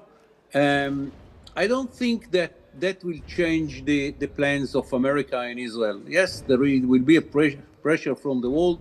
The main country which is using this oil is China. I don't think the pressure from China will change the plans of the Americans or the Israelis. And I don't see any kind of an influence on the previous plan of both America and Israel because what the Iranians are doing in the Hormuz Strait. Maybe the Americans will be more vigorous against the Iranian Navy. That might lead to the destruction of the Iranian Navy, and it will be a very good result, by the way. Okay, just stay on with us, Major General Yaakov. I also want to go across to another fallout of this story. We've seen protests in different parts of Pakistan. We saw those protests outside the U.S. Consulate in Karachi and also the U.S. Consulate building in Lahore. Now the protest has spread to Pakistan's capital. There were reportedly clashes between Iran regime protesters and the Pakistani police in Serena Chowk in Islamabad, which is bang where the U.S. Embassy is located. So multiple places, multiple reports of clashes between Pakistani security forces and protesters who were really holed up inside and outside some of these American missions. We saw those pictures from Karachi some time back. We saw the pictures from Lahore as well, and now Islamabad, the main U.S. embassy building there. Water cannons and tear gas had to be used against these protesters. If Tara Karta is still there, Tara Karta, ma'am, you know, this is a familiar script that we've seen play out earlier in Karachi, then in Lahore, now in Islamabad. How concerned would the Americans be? Oh, I think they would be very, very concerned, not just now, but even down the road. Don't forget the whole Daniel Pearl incident, you know, where that poor man was targeted by these people. But the way, one thing is the fact that Shias have been, picked up for blasphemy. That thing has been going on, but yet they can't control the Shias, right? That's the mystery one. However, the way I see this playing out is in the next few days, you'll find that some people, some of Pakistan's security forces have died in these clashes. And I think in Karachi, the Marines, there's a solid security force of the Americans themselves. They would not let this kind of thing go on for long. So that would have taken place. In the next few days, you'll see reports of how well Pakistani forces cooperated with the Americans in stemming this tide of Shia anger. That's the way it's going to go. Zaka, if I can just add one more thing with your permission, is on this, what the Israeli gentleman said on oil prices, etc., not affecting Israel, U.S., etc., that's fine. It's going to affect everybody else. The latest estimate is, I think, about $100 a barrel. I mean, this is going to hit everybody. It's not going to hit the U.S. because they've got adequate, like I said, massive strategic reserves. China has, I think, mid last year, they started 11 new installations for strategic reserves, which means they also have billions in reserves. So it's not going to affect them. But what about the rest of us? So I don't know. I mean, I've been saying all along, war is not in our interest. This is hitting the global south very badly, and this has to stop. I just wanted to add that. All right. Sanjay Suri is also joining us. Sanjay, again, the concern with Pakistan has always been whether these are orchestrated protests or whether these are actually genuine outpourings of anger. What happens next in the Pakistan story? Pakistan had become a bit of a player in this region. They're a part of the Gaza Peace Board. There was some talk about, some Pakistani troops being sent for peacekeeping operations in Gaza. Now this. Well, underlying, there's a subtext underlying all of these conflicts that are emerging, and that is an extent of Shia-Sunni divide. I mean, look at the first level of this. Iran is a mostly Shia nation. The Arab nations that it is attacking are Sunni nations, which is not the reason that the attacks are being carried out. They are being carried out because these nations host American bases. But at the gut and at the emotive level, there is this divide. Again, when we are looking at protests and we are looking at the level of protests in Pakistan, we do have, and it's almost certain that these are primarily Shia-led protests. That is again an expression against the Pakistani regime. The Pakistani regime is seen as soft on the United States and for that reason also with the other Arab nations. So there is this kind of anger that is brewing among Shia Muslims, and that's happening, emerging around the world. The origin is the divide between Iran and the rest, but certainly there are divisions everywhere that are now surfacing. This is a level of anger that will spell a particular problem for Pakistan, because if the level of anger that we've seen already were to boil over and it were to be stepped up, then Pakistan will have a considerable problem. As it is, there have been many instances of discrimination against Shia Muslims from within the Pakistani establishment, which means the Pakistani army and its various institutions. Okay. That is going to be perhaps exacerbated, and we are going to see the emergence perhaps of a wider split here. Okay, Sanjay, many thanks for joining us with all of those latest details that are coming in from different parts of the Middle East. There are reports of explosions in Dubai, in Doha, in Manama, in Bahrain. But this is the first time that civilians have been targeted by the Iranians. Yes, there have been skirmishes between Iran and Saudi Arabia in the past, between Iran and the UAE in the past. Adrian Fortnelles, how long can Iran continue with this? What do you reckon are the conversations that many of these American allied states in the Middle East, whether it's UAE or Saudi Arabia or Bahrain, what do you think the conversations they are having with the Trump administration right now to try and get both sides to climb down? Oman, who's a mediator, Oman has also been attacked. I think on the side of these principalities, they are probably trying their best to end this as soon as possible, because aside of Iran, they are the great losers of this war. It's obvious they are heavily impacted, and they never asked for it, actually.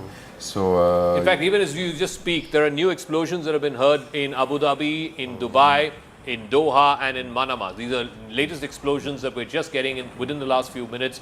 So across these major Gulf Arab countries, Iran is striking back. A lot of them are being intercepted successfully. The number of civilian fatalities is very, very less. But having said that, we have not seen these kind of attacks on Dubai or Abu Dhabi or Doha ever.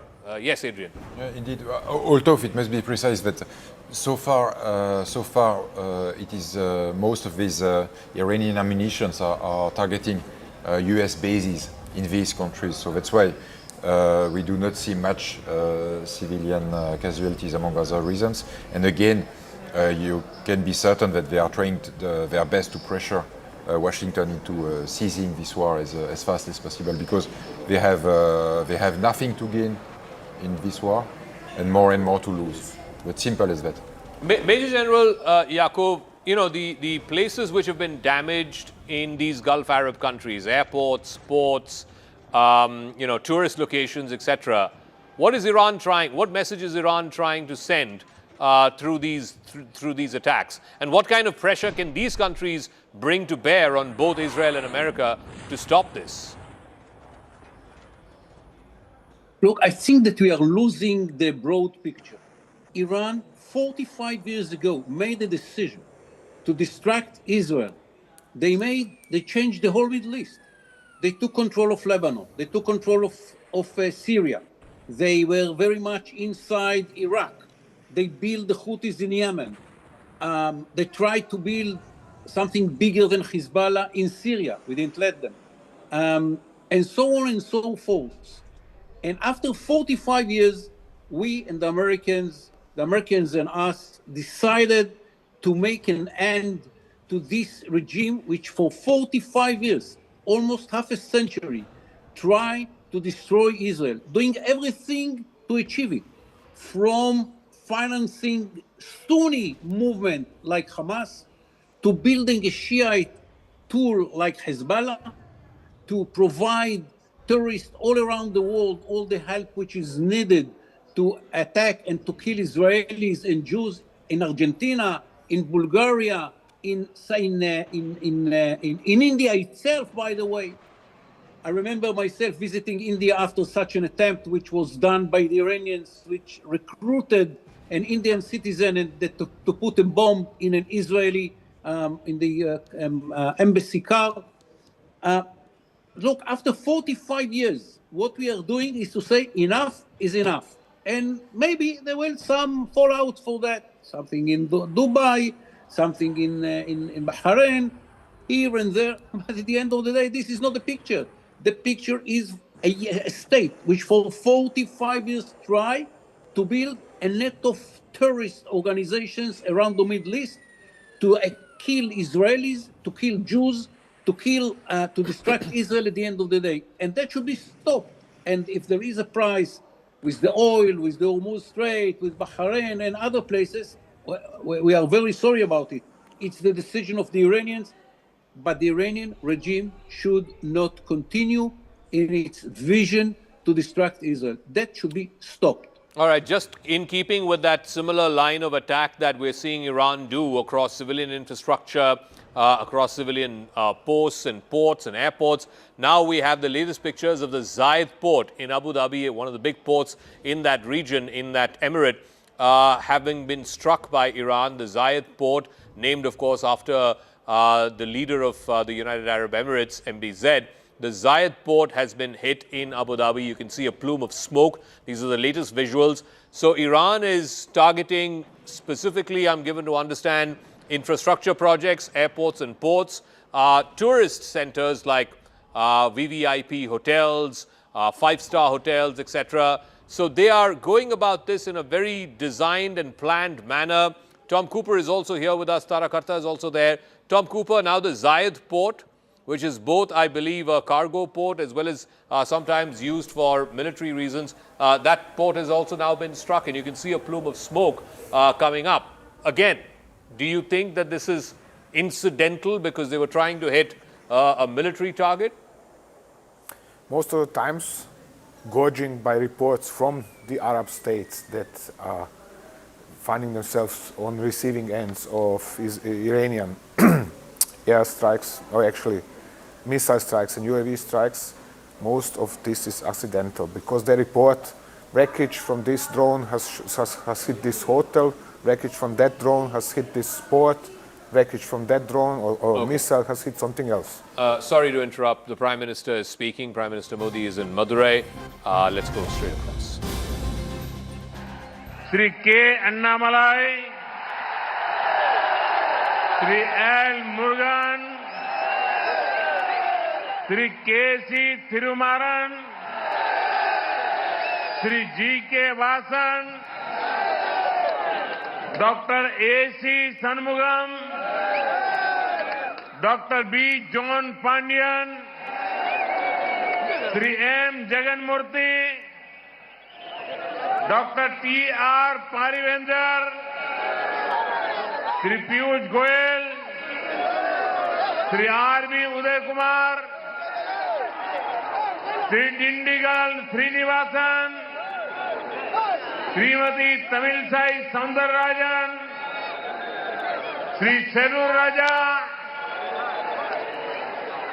all other leaders on the stage, and the beloved people of Tamil Nadu,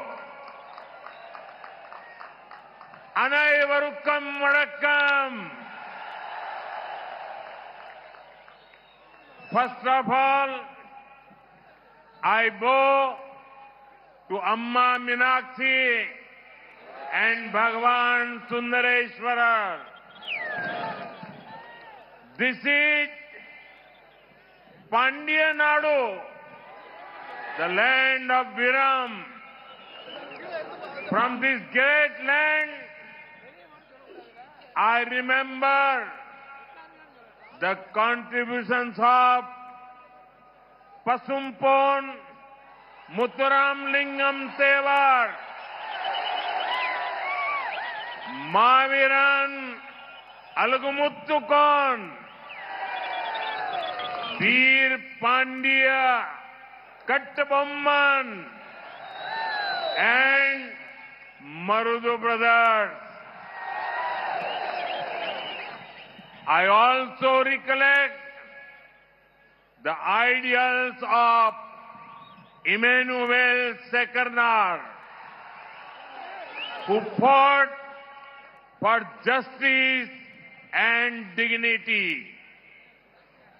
தமிழ்நாட்டின் என் அன்பு சொந்தங்களே, அனைவருக்கும் வணக்கம். முதன்மையாக நான் என் அன்னை மீனாட்சிக்கும் ஐயன் சுந்தரேஸ்வரருக்கும் என் தலை தாழ்த்தி வணங்குகின்றேன். ஐயா, இது பாண்டிய நாடு,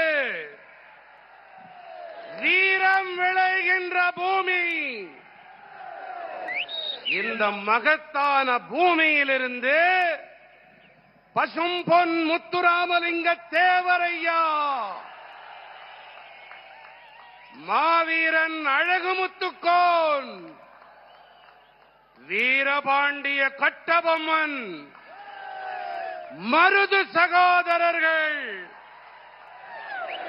ஆகியோரின் மலைப்பை ஏற்படுத்தும் பங்களிப்பை நான் உளமாற நினைவு கூறுகிறேன். நீதிக்கும் கண்ணியத்துக்கும் போரிட்ட இமானுவேல் சேகரனாரின் ஆதர்சங்களை நான் நினைவு கூறுகிறேன். Friends, before coming here, I went to Tirupurankundrum. Getting the darshan of Bhagavan Murugan was a divine experience. I prayed for the prosperity of Tamil Nadu and the entire nation. At the same time,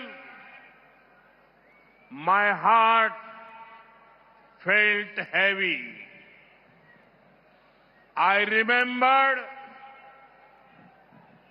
Thirupuranandran, the young devotee who sacrificed his life. Today, I met his wife, Thirumati Indumati Purnachandran, and their two little children.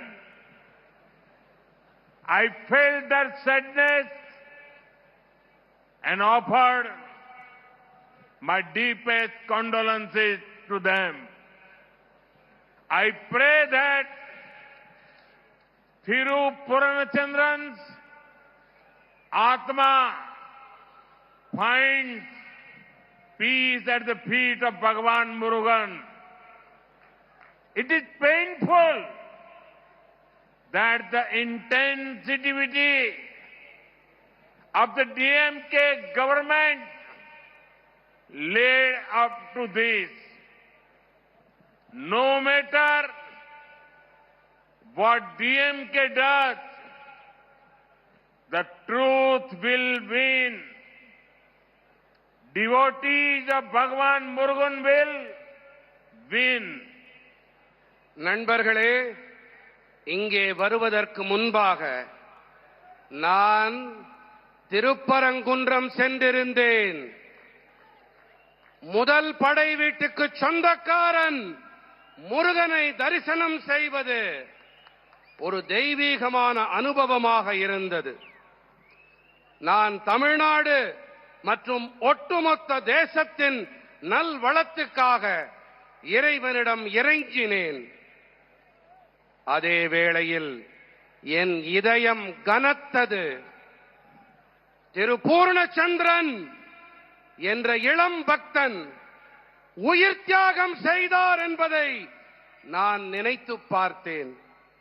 இன்று நான் அவருடைய மனைவி திருமதி இந்துமதி பூர்ணச்சந்திரனையும் அவர்களுடைய 2 சின்னஞ்சிறு குழந்தைகளையும் சந்தித்து வந்தேன். அவர்களுடைய தீவிரமான துக்கத்தை என்னால் உணர முடிந்தது. என்னுடைய ஆழமான இரங்கலை நான் அவர்களிடம் தெரிவித்துவிட்டு வந்தேன். பூர்ணச்சந்திரன் அவர்களின் ஆன்மா அமைதியடைய நான் என் உருக்கமான பிரார்த்தனைகளை எம்பிரான் முருகனின் திருவடிகளில் அர்ப்பணம் செய்கின்றேன். ஆனால் ஒரு விஷயம், திமுக அரசாங்கத்தின் நேயமற்ற தன்மை காரணமாகவே இது நடந்திருக்கிறது என்பது வலியை ஏற்படுத்துகின்றது. திமுக என்ன வேண்டுமானாலும் செய்துவிட்டு போகட்டும், ஆனால் இறுதியிலே வாய்மையே வெல்லும். என் அப்பனின் முருகனின் பக்தர்கள் வெல்வார்கள். Friends, Madurai is known for the sweetness of Tamil and the fragrance of Malligaipu. The love you are showering upon me here reminds me of my visit to Malaysia last month. The affection I received from my Tamil sisters and brothers there was exceptional. To support Tamil culture there, we have already established the Tiruvalluvar chair at the University of Malay. Now we are also setting up Tiruvalluvar Center there. நண்பர்களே, நாவில் இனிக்கும் தமிழுக்கும் நாசியில் மணக்கும் மல்லிகைக்கும் பெயர் போனது நம்முடைய மதுரை மண். எனதருமை மதுரை சொந்தங்களே, நீங்கள் இங்கே என் மீது பொழிகின்ற இந்த பேரன்பு மலேசியாவிற்கு நான் கடந்த மாதம் சென்றிருந்ததை எனக்கு நினைவூட்டுகின்றது. அங்கே மலேசியாவிலே என் மீது பொழிந்த நேசம், பாசம், அன்பும் ஆதரவும் அபூர்வமானவை. தமிழ் கலாச்சாரத்தை அங்கே ஆதரிக்க வேண்டி ஏற்கனவே மலாயா பல்கலைக்கழகத்திலே திருவள்ளுவர் இருக்கை ஒன்றை நாங்கள் ஏற்படுத்தி இருக்கின்றோம். இப்போது அங்கே திருவள்ளுவர் மையம் ஒன்றையும் நாங்கள் அமைத்து வருகின்றோம். Friends, some people are dreaming of returning to power in Tamil Nadu. But when they see this massive NDA rally, their dreams will turn into nightmares. The people know that this election is a turning point for the state. I can see that Tamil Nadu has made up its mind. The people have decided that DMK has to be sent out. They also know very clearly that only NDA can bring in change. I can see it in your eyes. The next government of Tamil Nadu will be an NDA government. நண்பர்களே, தமிழ்நாட்டிலே சிலர் மீண்டும் ஆட்சியை பிடித்து விடலாம் என்று கனவு கண்டு கொண்டிருக்கின்றார்கள். ஆனால் இங்கே திரண்டிருக்கின்ற இந்த தேசிய ஜனநாயக கூட்டணி என்டிஏவின் மாபெரும் கூட்டத்தை பார்த்த பிறகு அவர்களின் கனவுகள் எல்லாம் கற்பனை கோட்டைகளாக, கானல் நீராக மாறி போய்விடும். இந்த தேர்தல் மாநிலத்திற்கு ஒரு திருப்புமுனை என்பதை மக்களாகிய நீங்கள் நன்கறிவீர்கள்.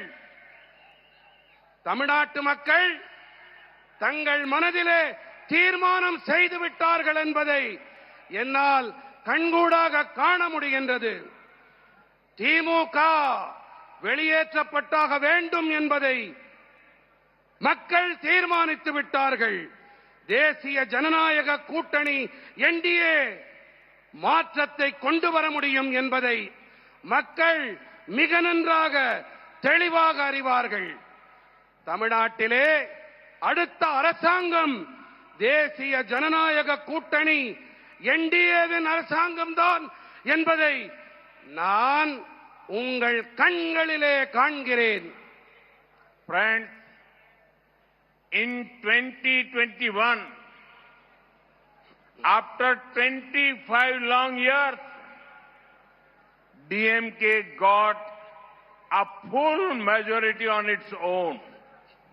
But they did not deliver good governance.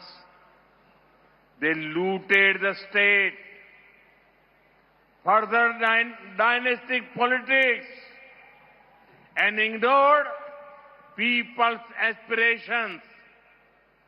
Look at Madurai itself. Madurai stood with MGR, who loved the city immensely. That is why DMK had never liked Madurai. DMK brought mafia-style politics to Madurai. They gave bad roads, poor drainage, and lack of waste management. They took Madurai to the bottom of national ranking in cleanliness.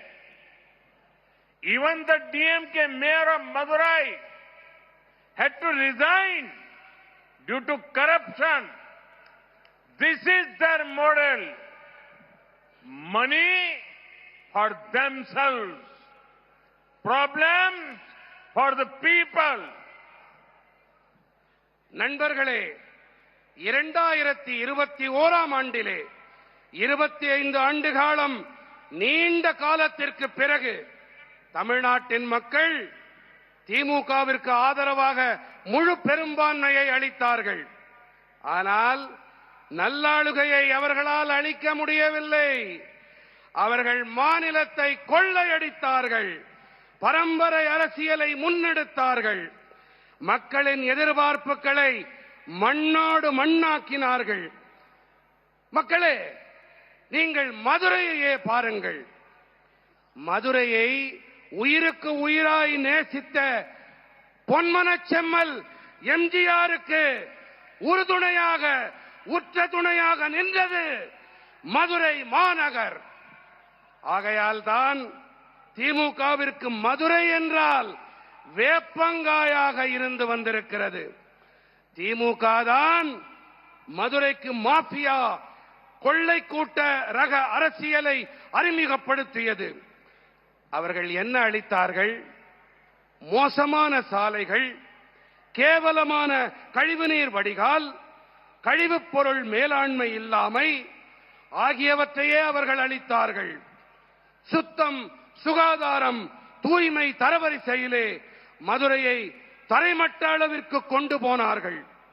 ஊழல் காரணமாக மதுரை நகர மேயரே பதவியை துறக்க நேர்ந்தது.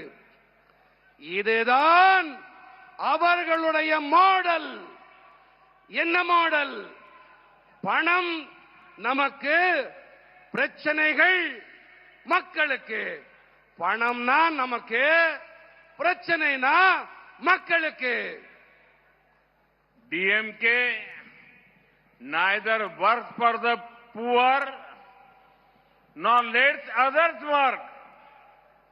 Let me give you an example. Under PM Awas Yojana, PMAY Rural, this scheme over 6 lakh houses have been completed in Tamil Nadu. These families got a home of their own and live with dignity because of this scheme. At the same time, nearly 3 lakh houses remain pending because DMK government is not conducting surveys and is delaying process. Why should lakhs of poor families suffer for DMK's petty politics? திமுக தாங்களும் ஏழைகளுக்கு பணியாற்ற மாட்டார்கள், மற்றவர்களையும் பணியாற்ற விட மாட்டார்கள். நான் உங்களுக்கு ஒரு எடுத்துக்காட்டினை அளிக்க விரும்புகின்றேன். பிரதம மந்திரி ஊரக பகுதி வீட்டு வசதி திட்டத்தின்படி தமிழ்நாட்டிலே 6 லட்சத்திற்கும் மேற்பட்ட வீடுகள் கட்டி முடிக்கப்பட்டு விட்டன. மக்களே, எத்தனை லட்சம் வீடுகள்? 6 லட்சம் வீடுகள். எத்தனை லட்சம் சொல்லுங்க? எத்தனை லட்சம்? இன்னும் சத்தமா? 6 லட்சத்திற்கும் மேற்பட்ட வீடுகள் கட்டி முடிக்கப்பட்டு விட்டன.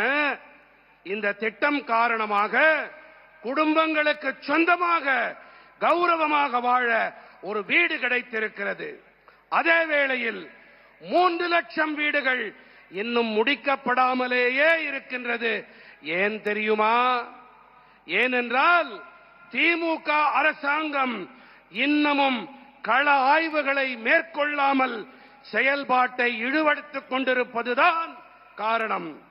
திமுகவின் சில்லறைத்தனமான அரசியல் காரணமாக ஏன் லட்சக்கணக்கான ஏழை குடும்பங்கள் அவதிப்பட வேண்டும்? Friends, Tamil Nadu is a coastal state and has immense potential. But when the Congress and DMK were in power together before 2014, they were asleep. Madura-Vayal corridor was stalled. Thoothukudi transshipment remained only on paper. After 2014, we received the Chennai port. We revived that Chennai port, Madura-Vayal elevated corridor. We created India's first mega port cluster by integrating Kamarajar and Chennai port. Capacity at Kamarajar port nearly tripled. In the last 12 years, 74 projects worth almost 12,000 crore rupees were completed. These created thousands of jobs and new economic opportunities for Tamil Nadu. These people who speak about Tamil Nadu's rights did nothing when they were in power at the center. நண்பர்களே, தமிழ்நாடு ஒரு கரைப்பகுதி மாநிலம். இங்கே அளவில்லாத சாத்தியக்கூறுகள் இருக்கின்றன. ஆனால் காங்கிரசும் திமுகவும் 2014ஆம் ஆண்டுக்கு முன்னால் கூட்டாட்சி நடத்திய போது இவர்கள் ஆழ்ந்த உறக்கத்திலே இருந்தார்கள். மதுரவாயல் இடைவழி நிறுத்தி வைக்கப்பட்டிருந்தது. தூத்துக்குடி கப்பல் சரக்கு இடைவழி மாற்ற திட்டம் திட்டமாக மட்டுமே இருந்தது. 2014ஆம் ஆண்டிற்கு பிறகு நாங்கள்தான் சென்னை துறைமுகம் மதுரவாயல் உயர்த்தப்பட்ட இடைவழியை புதுப்பித்தோம். மேலும் காமராஜர் மற்றும் சென்னை துறைமுகங்களை ஒருங்கிணைத்ததன் வாயிலாக இந்தியாவின் முதல் மெகா துறைமுக தொகுப்பை நாம் தாம் உருவாக்கினோம். காமராஜர் துறைமுகத்தின் திறன் கிட்டத்தட்ட 3 மடங்கானது. கடந்த 12 ஆண்டுகளிலே சுமார் 12,000 கோடி ரூபாய் பெருமானமுள்ள 74 திட்டங்கள் நிறைவேற்றப்பட்டிருக்கின்றன. இதன் காரணமாக தமிழ்நாட்டிலே ஆயிரக்கணக்கான வேலை வாய்ப்புகளும் புதிய பொருளாதார சந்தர்ப்பங்களும் ஏற்படுத்தப்பட்டிருக்கின்றன. தமிழ்நாட்டின் உரிமைகள் பற்றி வாய் கிழிய பேசுகின்றார்களே, இவர்கள் மத்தியிலே ஆட்சியிலே இருந்தபோது ஒன்றுமே செய்யவில்லையே. Friends, the old Pamban bridge to Rameshwaram stood for over 100 years. After such a long time, it should have been replaced. But what did DMK and Congress do for 10 years between 2004 and 2014? Trains had to go at slow speeds, but their government files moved even slower. It was our government that sanctioned a modern Pamban bridge. Last year, I had the privilege to inaugurate it. We showed speed in our work, and now trains can also move faster. The annual railway allocation to Tamil Nadu was about 880 crore rupees during 2009 and 14. This was when Congress, DMK were in power at the center.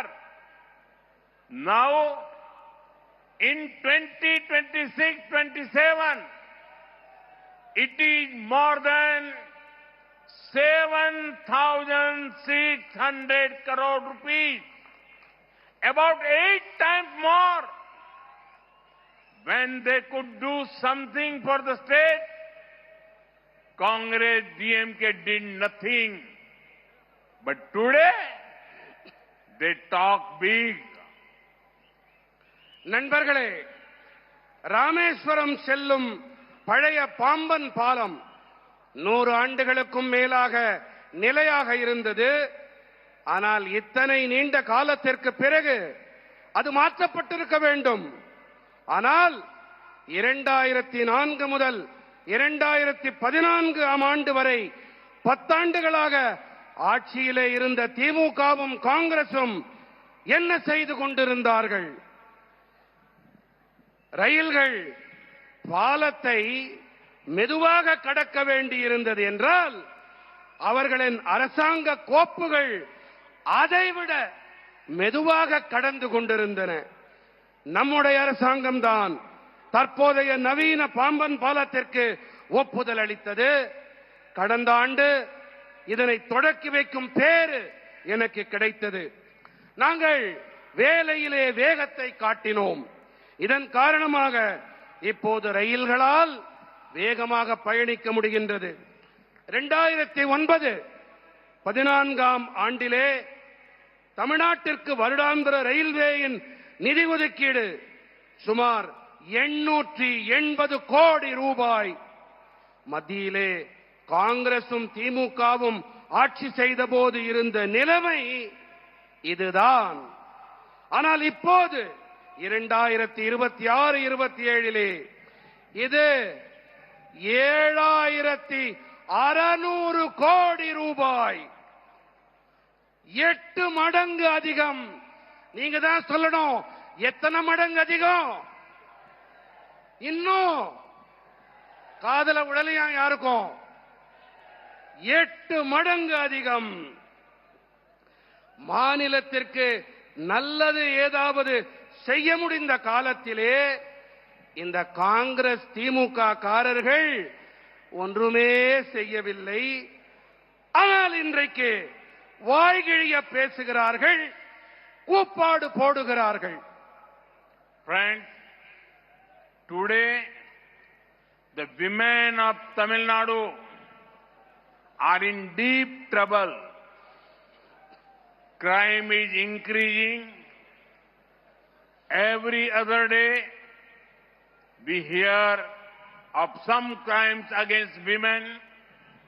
Further, women are seeing their families destroyed by drug mafia and alcohol.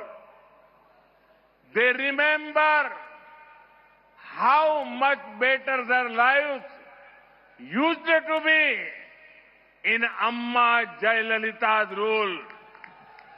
But I assure every mother, sister, and daughter of Tamil Nadu, as soon as the NDA government comes in, we will focus on law and order. Criminals and drug mafias will be behind bars. NDA will ensure your safety, dignity, and empowerment. நண்பர்களே, இன்று தமிழ்நாட்டின் பெண்கள் பெரும் பிரச்சனையில் சிக்கி இருக்கின்றார்கள். குற்றங்கள் அதிகரிக்கின்றன. ஒவ்வொரு நாளும் பெண்களுக்கு எதிரான குற்றங்கள் தொடர்ந்து நடந்து கொண்டே இருக்கின்றன. மேலும் போதைப் பொருள் பெருங்குற்ற கும்பல் மாஃபியாக்கள் மற்றும் மதுபானத்தால் தங்களின் குடும்பங்கள் அழிக்கப்பட்டு வருவதை பெண்கள் கவனித்துக் கொண்டிருக்கின்றார்கள். அம்மா ஜெயலலிதா அவர்களின் ஆட்சியின் போது தங்களுடைய வாழ்க்கை எத்தனை சிறப்பானதாக இருந்தது என்பதை பெண்கள் இப்போது நினைத்து பார்க்கின்றார்கள். ஆனால் நான் தமிழ்நாட்டின் தாய்மார்கள், சகோதரிகள், பெண்கள் அனைவருக்கும் உறுதியாக ஒன்றை தெரிவிக்க விரும்புகின்றேன். என்டிஏ அரசாங்கம் பதவிக்கு வந்தவுடனேயே நாங்கள் சட்டம் ஒழுங்கின் மீது கவனம் செலுத்துவோம்.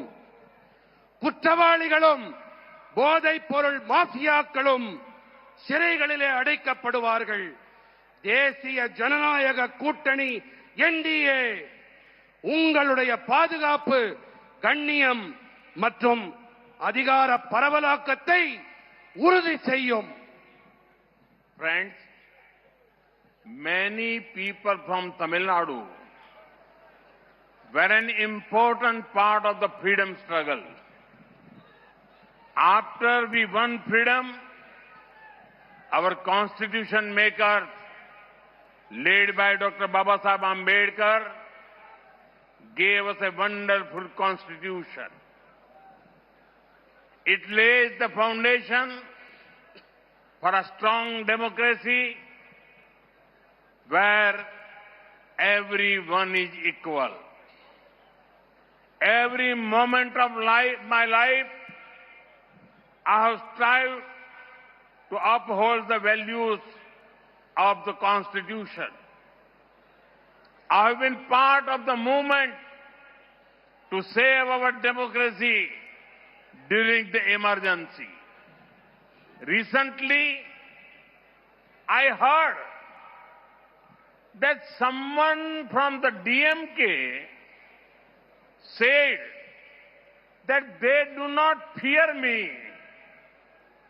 or my father. Let me say this clearly. In our democracy, nobody needs to fear anyone. So, when someone say they do not fear me, they are not criticizing me. They are actually appreciating my commitment to democratic values. Unknowingly, they have given me a badge of honor. நண்பர்களே, தமிழ்நாட்டைச் சேர்ந்த பல மனிதர்கள் சுதந்திர போராட்ட வேள்வியிலே முக்கியமான பங்கெடுத்தவர்கள். நாம் விடுதலை அடைந்த பிறகு டாக்டர் பாபா சாஹேப் அம்பேத்கர் அவர்கள் தலைமையிலான நமது அரசியலமைப்பு சட்ட வடிவமைப்பாளர்கள் நமக்கெல்லாம் அற்புதமானதொரு அரசியல் சட்டத்தை அளித்தார்கள். அனைவரையும் சமமாக கருதும் பலமானதொரு ஜனநாயகத்திற்கான அடித்தளத்தை இது நமக்கு அமைத்தளிக்கின்றது. என் வாழ்வின் ஒவ்வொரு கணத்திலும் அரசியல் சட்டத்தின் நன்மதிப்புகளை உயர்த்தி பிடிக்க நான் கடமையாற்றி வந்திருக்கின்றேன்.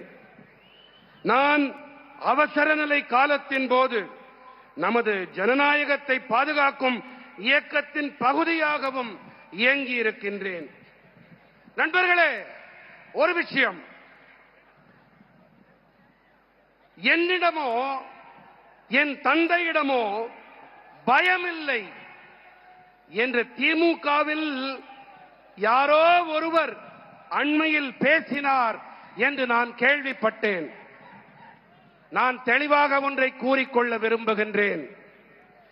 ஜனநாயகத்திலே யாரும் யாருக்கும் பயப்பட தேவையில்லை, அஞ்ச தேவையில்லை. ஆகையினாலே என்னிடத்திலே பயமில்லை என்று யாராவது கூறினார்கள் என்று சொன்னால் அவர்கள் என்னை விமர்சிக்கவில்லை. ஜனநாயக நன்மதிப்புகள் விழுமியங்களிடம் எனக்கு இருக்கும் அர்ப்பணிப்பை உள்ளபடியே அவர்கள் பாராட்டுகிறார்கள் என்றுதான் அர்த்தம். பாவம், தெரியாத்தனமாக அவர்கள் எனக்கு பாராட்டு பத்திரம் வழங்கிவிட்டார்கள். Friends, when it comes to honesty in politics, K. Kamaraj ji set an example for the whole country. DMK is the example of the exact opposite. 365 crore cash for transfer came, 900 crore cash for jobs came, 1,000 crore cash for contracts came, 4,700 crore sand mining scam, 40,000 crore TAS MSc scam. Usually, ministers compete with each other in good work. In DMK, ministers compete with each other in scams. But who are they stealing from? From the poor, from the youth, from the farmers. Such a corrupt government has no moral right to continue. That is why the people of Tamil Nadu have decided to bring in an NDA government. We will give clean and efficient governance. நண்பர்களே, அரசியலில் நேர்மை என்று வரும்போது ஒட்டுமொத்த நாட்டுக்குமே ஒரு எடுத்துக்காட்டாக திகழ்ந்தார் பெருந்தலைவர் கே. காமராஜர் அவர்கள். ஆனால் திமுக இதற்கு நேர்மாறாக நேர் எதிரான எடுத்துக்காட்டு. பணியிட மாற்றங்கள் விஷயத்தில் 365 கோடி ரூபாய் மோசடி, அரசு பணிகள் வாங்கி தரும் விஷயத்தில் 900 கோடி ரூபாய் மோசடி, ஒப்பந்தங்கள் பெறுவதில் 1000 கோடி ரூபாய் பணம் பெற்ற மோசடி, மணல் திருட்டு மோசடியில் 4700 கோடி ரூபாய், டாஸ்மாக் மோசடி மட்டுமே 40,000 கோடி ரூபாய். பொதுவாக நல்ல பணியாற்றுவதிலே அமைச்சர்களுக்கு இடையிலே ஆரோக்கியமான போட்டி இருக்கும். ஆனால் திமுகவிலோ மோசடி செய்வதிலே அமைச்சர்களுக்கிடையே போட்டி இருக்கிறது. ஆனால் இவர்கள் எல்லாம் யாரிடமிருந்து திருடுகிறார்கள்? யாரிடமிருந்து தெரியுமா? ஏழைகளிடமிருந்து, இளைஞர்களிடமிருந்து, விவசாயிகளிடமிருந்து தான் இவர்கள் களவாடுகின்றார்கள். இப்படிப்பட்ட ஊழல் அரசு மேலும் தொடர்வதற்கு எந்த ஒரு தார்மீக உரிமையும் கிடையாது. அதனால்தான் தமிழ்நாட்டு மக்கள் தேசிய ஜனநாயக கூட்டணி என்டிஏ அரசை கொண்டு வர வேண்டும் என்று தீர்மானம் செய்துவிட்டார்கள். என் மனம் நிறை மக்களே, நாங்கள் உங்களுக்கு தூய்மையான திறமையான அரசாங்கத்தை கண்டிப்பாக அளிப்போம். Friends, Tamil Nadu kept Congress out of power in the state for 60 years. 6 decades. You were the first state to become Congress Mukta. For this, Congress took revenge against Tamil Nadu. It was Congress that gave away Kachi Tivu. Then DMK did not do anything. When Congress government was at the center and DMK was supporting them, their government issued a notification banning Jallikattu. Through an ordinance, it was we who ensured Jallikattu could continue. It was we who showed respect to Tamil culture by giving the Sengol a pride of place in the parliament. நண்பர்களே, தமிழ்நாடு காங்கிரஸை 60 ஆண்டுகளாக மாநிலத்தை விட்டு விலக்கி வைத்திருந்தது. காங்கிரசிடமிருந்து விடுதலை பெற்ற முதல் மாநிலம் என்று சொன்னால் அது நம்முடைய தமிழ்நாடுதான். இதனால்தான் தமிழ்நாட்டிடம் காங்கிரஸ் தனது வஞ்சத்தை தீர்த்துக் கொண்டது. எப்படி தெரியுமா? காங்கிரஸ் கச்சத்தீவை தாரை வார்த்து கொடுத்தது. அப்போது திமுக ஒன்றுமே செய்யாமல் வாய் மூடி மௌனமாக இருந்தது. காங்கிரஸ் அரசாங்கம் மத்தியிலே இருந்த வேளையிலே அவர்களுக்கு திமுக ஆதரவளித்த போது ஜல்லிக்கட்டினை தடை செய்து தங்களுடைய அரசாங்கம் அறிவிக்கை ஒன்றை வெளியிட்டது. ஆனால் ஜல்லிக்கட்டினை தொடரச் செய்ய நம்முடைய அரசாங்கம்தான் அவசர சட்டத்தை பிறப்பித்தது.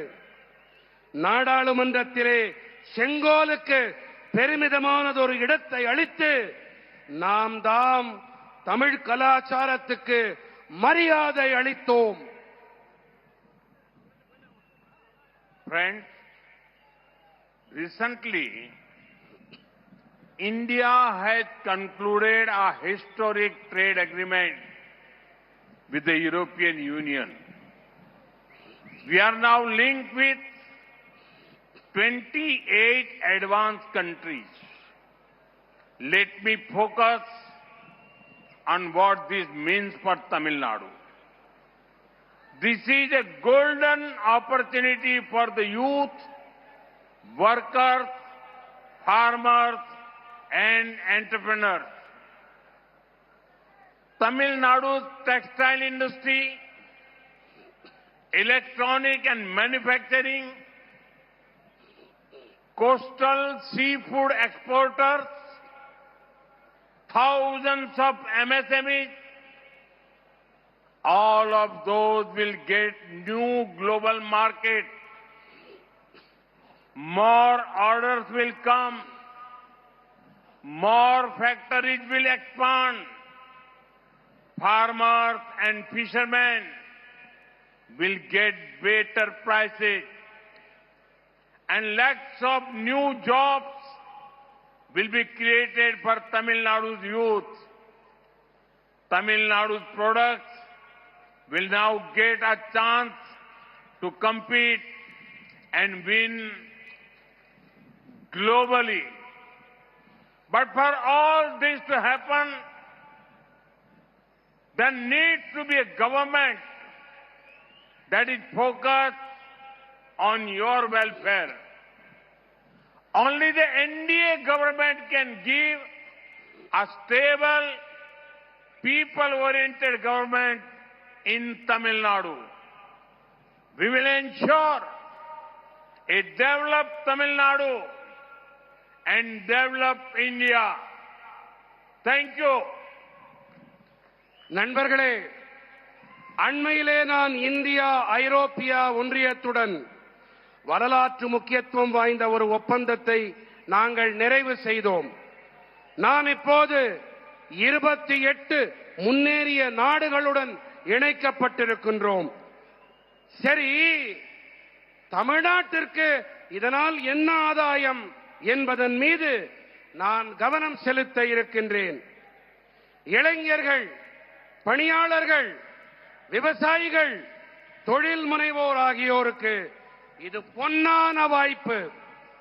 தமிழ்நாட்டின் ஜவுளித்துறை, மின்னணு மற்றும் தயாரிப்புத் துறை, கடல்சார் உணவு ஏற்றுமதியாளர்கள், ஆயிரக்கணக்கான சிறு குறு மத்திய தொழில் நிறுவனங்கள், இவர்கள் அனைவருக்கும் உலகளாவிய சந்தைகள் கிடைக்கும். இன்னும் அதிக அளவு ஆர்டர்கள் கிடைக்கும். விவசாயிகளுக்கும் மீனவர்களுக்கும் சிறப்பான விலைகள் கிடைக்கும். தமிழ்நாட்டின் இளைஞர்களுக்கு பல லட்சம் புதிய வேலை வாய்ப்புகள் உருவாகும். உலக அளவிலே போட்டியிட்டு வெற்றி பெற ஒரு சந்தர்ப்பம் தமிழ்நாட்டின் பொருட்களுக்கு கிடைக்கும். ஆனால் இவையெல்லாம் நடக்க வேண்டும் என்று சொன்னால் உங்கள் நலனில் அக்கறை கொண்ட, கவனத்தை செலுத்தக்கூடிய ஒரு அரசாங்கம் இருந்தாக வேண்டும். என்டிஏ அரசால் மட்டுமே நிலையான, மக்களை மையமாக கொண்ட அரசாங்கத்தை தமிழ்நாட்டிலே அளிக்க முடியும். வளர்ச்சியடைந்த தமிழ்நாடு, வளர்ச்சியடைந்த இந்தியா, இவற்றை நாங்கள் உறுதி செய்வோம். நன்றி. भारत माता की, भारत माता की, भारत माता की, वंदे वंदे वंदे वंदे वंदे वंदे वंदे वंदे वंदे। भारत माता की, भारत माता की, भारत माता की. மாண்புமிகு பாரத பிரதமர் நம்மிடமிருந்து விடை பெறுகிறார்.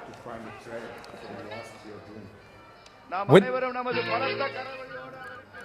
With that, Prime Minister Narendra Modi concludes a fiery announcement of the NDA's intent in Tamil Nadu, the BJP putting its might with the ADMK that has also sent out its cadre out in support. Edappadi Palaniswamy standing to the left of the Prime Minister on the stage in front of a huge gathering. Now, very strategically planned by the BJP towards the evening so that the crowds can be seen for all. They don't have to be covered tents and spread both to the left and right and far behind. Look at the number of people who have come to see the Prime Minister, hear the Prime Minister, who launches his campaign from Madurai.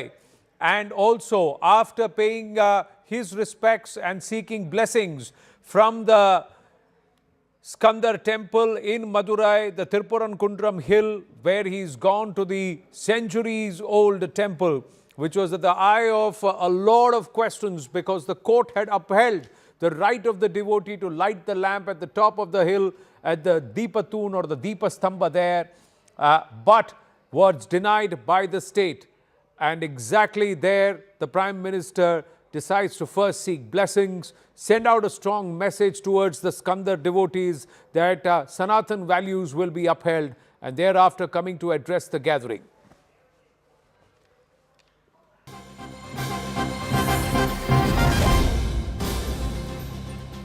Namaste, Jai Hind, Vande Mataram viewers, and we shift focus, get back into what's happening in the Gulf region where there is an attempt to bring back Persia while the Khamenei regime has been killed, but it's Iran, Iranians and the Shia community the world across which is watching in shock, while the Arab world also looks at a realignment, all driven by America's fiery assault at Iran over the last 24 hours. Government sources say that Prime Minister Narendra Modi is not going to take a break after his tenuous tour or tiring tour to Tamil Nadu. Very, very busy one there. But he will be actually chairing a meeting of the CCS upon returning to the national capital later this evening at 9:30 p.m. He's expected to land in Delhi after a 2-day-long tour. Around 9:30 p.m. he'd gone to Puducherry and then to Tamil Nadu, but he's going to come back and there is going to be a CCS meeting late in the evening around 10 p.m. soon after he lands. Payal Mehta joins us with more.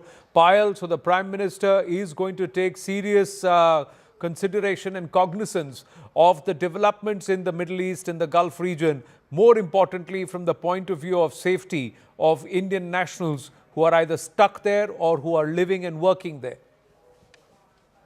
Yes, it is a part of protocol that Prime Minister Narendra Modi Anand will be briefed by the Cabinet Committee of Security. Essentially, Dr. Jaishankar, who's had multiple conversations with not just the Iranians, but also with people across the entire region, whether it is, the Gulf region or, Israel, etc. Jaishankar has constantly been in touch with these leaders. He will, in fact, be briefing the Prime Minister. The Foreign Secretary will also be present. Rajnath Singh, Amit Shah, Nirmala Sitaram, all members of the Cabinet Committee of Security, NSA Ajit Doval will also be present as well. It is a very important and developing situation.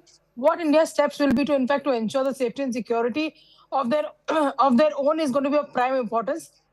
Normally, after the Cabinet Committee of Security, if we do launch a rescue operation or rescue motion, move in place to make sure that we bring our people back, just the way we had done during the Ukraine crisis with Russia. So all of these things are going to be taken into consideration. And the Prime Minister will essentially be briefed by the top leadership over here to tell him what the situation is, where really India stands, and what is development in the coming days. But most importantly, what is the scenario right now? How is the world looking at it? Right now, that's an expertise that Jaishankar and both Ajit Doval really have as well. They will be telling the Prime Minister, and more importantly, also will be seeing how they can chalk up a plan to bring Indians back. Thank you for that, Payal. Now we got more news coming through. Just taking our viewers through what's happening further. There's been a huge explosion in Bet Shemesh, viewers, and we'll try and show you where there is. Adrian Fontanellas and Tom Cooper with us here in the studio. We'll have Daniel Carmen, Tara Karta and Lieutenant General KJS Dhillon also joining us. But these are terrifying scenes that are coming from Bet Shemesh, central Israel, where an Iranian missile has hit the residential area and the number of dead has risen to 5 with dozens injured. Now, this is Bet Shemesh in Israel, and there you go. Pictures coming through of ambulances being rushed there. But there is another interesting confirmation that's coming through, that the missile that's been used is a hypersonic missile that's been used. First, let's try and locate Bet Shemesh. Tom, if I can ask you to come and join me here and take us through where is Bet Shemesh and why is it so important yeah. There you go. You got your mic. You just pull it back up and put it and clip it there. Yeah, there you go. So, for interruption. Yes. But basically, Beit Shemesh is in center of Israel. Oh, wow. Okay. Okay. Yeah, that's Israel. So, we can search it precisely here. No, we'll have to just... Okay, this is and central you see Israel. Beit Shemesh? Yeah, Beit Shemesh. That's Beit Shemesh, yeah. It's why is the this centers important? of electronic industry in Israel. Okay, so this is the center of electronic industry in Israel. One of the centers, yes. Okay. And that's why they have targeted this region. Of course. They are targeting a factory for manufacturing radars, guidance systems, and similar items for the Israeli armed forces. Israeli armed forces. And Adrian, now I'm going to ask you, why is it that they're using hypersonic missiles? Is there a pattern there? Please come, you can join us. Yeah, please. So is there a pattern? Why are the Iranians using, what is the methodology? Why would they use a hypersonic missile for Bet Shemesh? Because to reach their targets, the Iranian missiles have to break through the Israeli anti-missile array, which is the most sophisticated and the densest of the world. So they territory like this, and just after or in between, they are launching either hypersonic missiles, which are going much faster. So whilst the protection system, the anti-ballistic missiles batteries are neutralizing the no, I'll hold it. Yeah, go ahead. Are neutralizing the old-fashioned missiles, then the hypersonic one can pass through and reach its target. For the same reason, they also have other kind of ballistic missiles, such as the Peshkan, which is able to maneuver, that is, to change its trajectory before to reach the target. So basically, they use old missiles as decoys and they, to cover the arrival of the most sophisticated one. So you have, if I were to draw this, Tom, and you can do that for us, how do the three missiles work? So the old missiles, okay, yeah. Let me do that. Yeah. Okay. So. Okay. Let's try and understand this. I position myself on this side. So now when we have... No? Yeah. You'll have to just move the pencil out. Excuse me. So no problem. Still a little bit new in this pencil. Yeah, just and then let's do it. Yes. Yeah. So okay, there's Jerusalem. That is Israel here. Israel, and that's... So now they deploy their weaponry mostly from northwestern Iran. That means they are firing, for example, the older missiles. This is making even more complex for Israeli air defenses. They're firing their older, heavier missiles from central or from eastern Iran. They have 2,000 kilometers range, so they can reach really all the way to Israel. Okay. And then, as these missiles, which are slower, come down, they fire from northwestern Iran. They fire one of Peshkans, which are so fast. And then, while the Israelis are busy shooting at the older missiles and there are multiple re-entry vehicles, there comes Peshkan, which is very fast, and boom. Okay. In between of all of this. So you have one set of missiles which are coming from here into Israel. Exactly. And these are the ones which are slower. Slower. So I'm going to say these are slower. Yes. And then, another one, from here. From here. And they come like this, they here, faster. And these are faster. Yes. So these are the faster missiles. Exactly. So, and that's what, so there's a decoy. And then along with that, they would send something else in between? Of course, they have probably already hours ago launched UAVs, which are very slow. So they come from here again, and they are closer here, and these are all, and they are called UAVs. Yes. So, or the drones. So unidentified unmanned aerial vehicles. Yes, and the Israelis are busy with everything. And at the same time, they have to counter lots of different threats. UAVs are coming low and slow. There are old missiles coming from Iran, high above from the sky. And then all of a sudden, this super fast hypersonic missile is coming through all of this. So let me just quickly, Daniel, coming to you. So, but don't you think the Israelis would have gamed this Adrian? That because did they use? This is how did they penetrate the Iron Dome the last time, Adrian? Exactly. It's basically the same tactics as in June last year. And it is efficient because it is forcing the Israeli to engage incoming missiles and to gradually deplete their stocks of interceptors, because it is really like an attrition game. If the Israeli or the, we didn't mention that, but you have to imagine a kind of... Yeah, you got the camera behind you, so you can't show your back. Okay. Yeah, come here. Yeah. Okay, so... We can just go delete and everything gets deleted. Okay. Yeah, go ahead. Yeah. So you have to imagine a protective... Come here. Okay. No, and use your right hand. Okay. Come here. Yeah. Okay. So you have to imagine a very large defensive bubble around Israel. Okay, let's draw the defensive bubble. Defensive bubble around. A very reinforced by American ships, which are already also protecting Israel with anti-ballistic. Making circles here. Exactly. Then you have, for example, what is that? What is that shorter? David Sling, which has a range like this, and then you have Arrow, which has a range like this, and then you have SM-6, which is US made missile, which has a range like this. So that sometimes U.S. missiles which have intercepted Israeli ballistic missiles are crashing inside Iran. Okay. Because they have a range of 1,500 kilometers. Right. And if they miss or crash afterwards, they crash inside Iran. Inside Iran. So Iranian missiles have to penetrate this triple, let's say, it's like an onion. Triple defense. Three layers. Yeah. One is the outer one, which is as close to Iran as possible. Yes. The other one is in, and this is David Sling, which is the closest one. Yes. Right. And then you have these ships giving cover fire. Yeah. And the weak point of all of this system is interceptor missiles are extremely expensive. And very not a lot of them are produced. So these are the U.S. ships. Okay, exactly. So the U.S. ships are the ones that are using the interceptors. So and the interceptors are the ones which are very expensive. SM-6, Arrow missiles for the Israeli batteries, David Slings, even Patriot missiles. There isn't much of them, not a lot of them.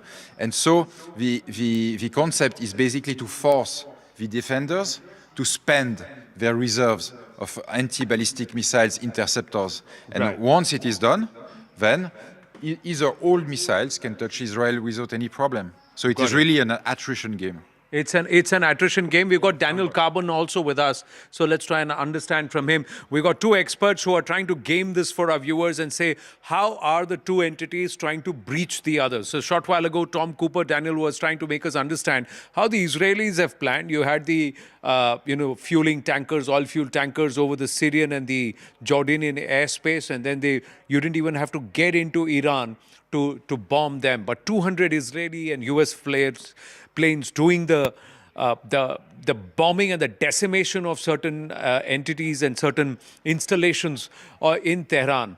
How do you see this panning out? Because the Iranians have said revenge is our duty now. They have also named Ali Reza as the interim spiritual or clerical head. So they seem to be recalibrating very fast, and they don't seem to be in any mood to give up at the moment.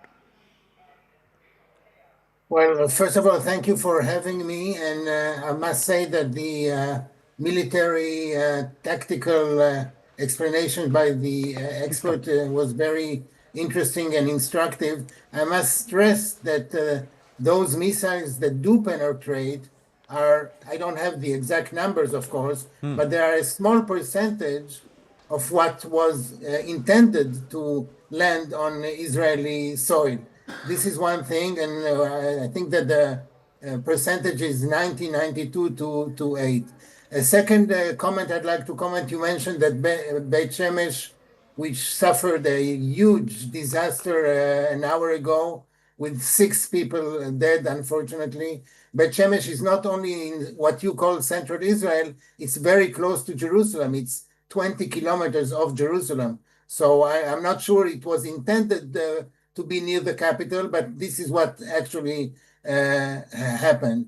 And the third comment I'd like to make is that if, when you take the explanation, the instructive explanation that we've just heard into the past, knowing the efforts that the Iranians are doing, not only on the nuclear side, but also on the ballistic development side, not to speak of sponsoring terrorism, it just shows how important it was for the international community during all those years to try to solve the problem caused by Iran.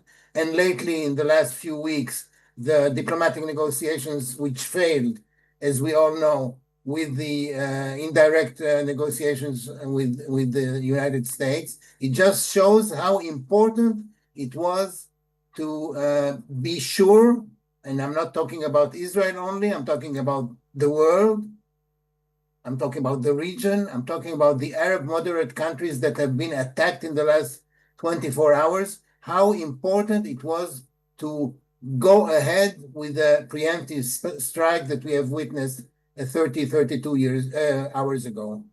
Tom Cooper has a different point of view. He would like to come in. Please join us. Go ahead. If you don't mind, sir, the diplomatic efforts didn't fail. Oman was still negotiating with Iran and was on the best way of finding a solution. And just like several months ago, when there was a negotiation with Hamas leadership in Qatar, Israel decided to strike. I have to beg to differ.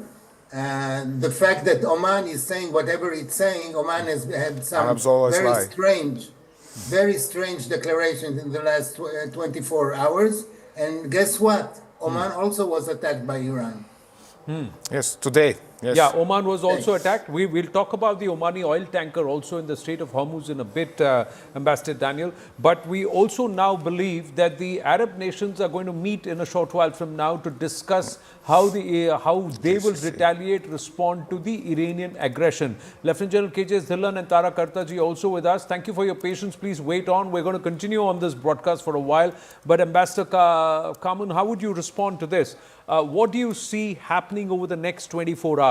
How do you see this going up the escalation ladder, or is there going to be a certain de-escalation soon? Well, of course, we cannot really foresee. I think that, and it's not only Israel, it's the Israel and the U.S., U.S. leading, of course. There is a name to this preemptive strike, which became a regional war. And this is to be sure that the Iranian regime, whose leadership was eliminated in the first strike, as we all know, is sort of detached from the existential threat that it is posing to Israel. And I must add now, after what we have seen in the last 24 hours, not only Israel, but the GCC countries that have suffered those attacks, those horrific pictures and reels that we've seen from almost every country in the Gulf.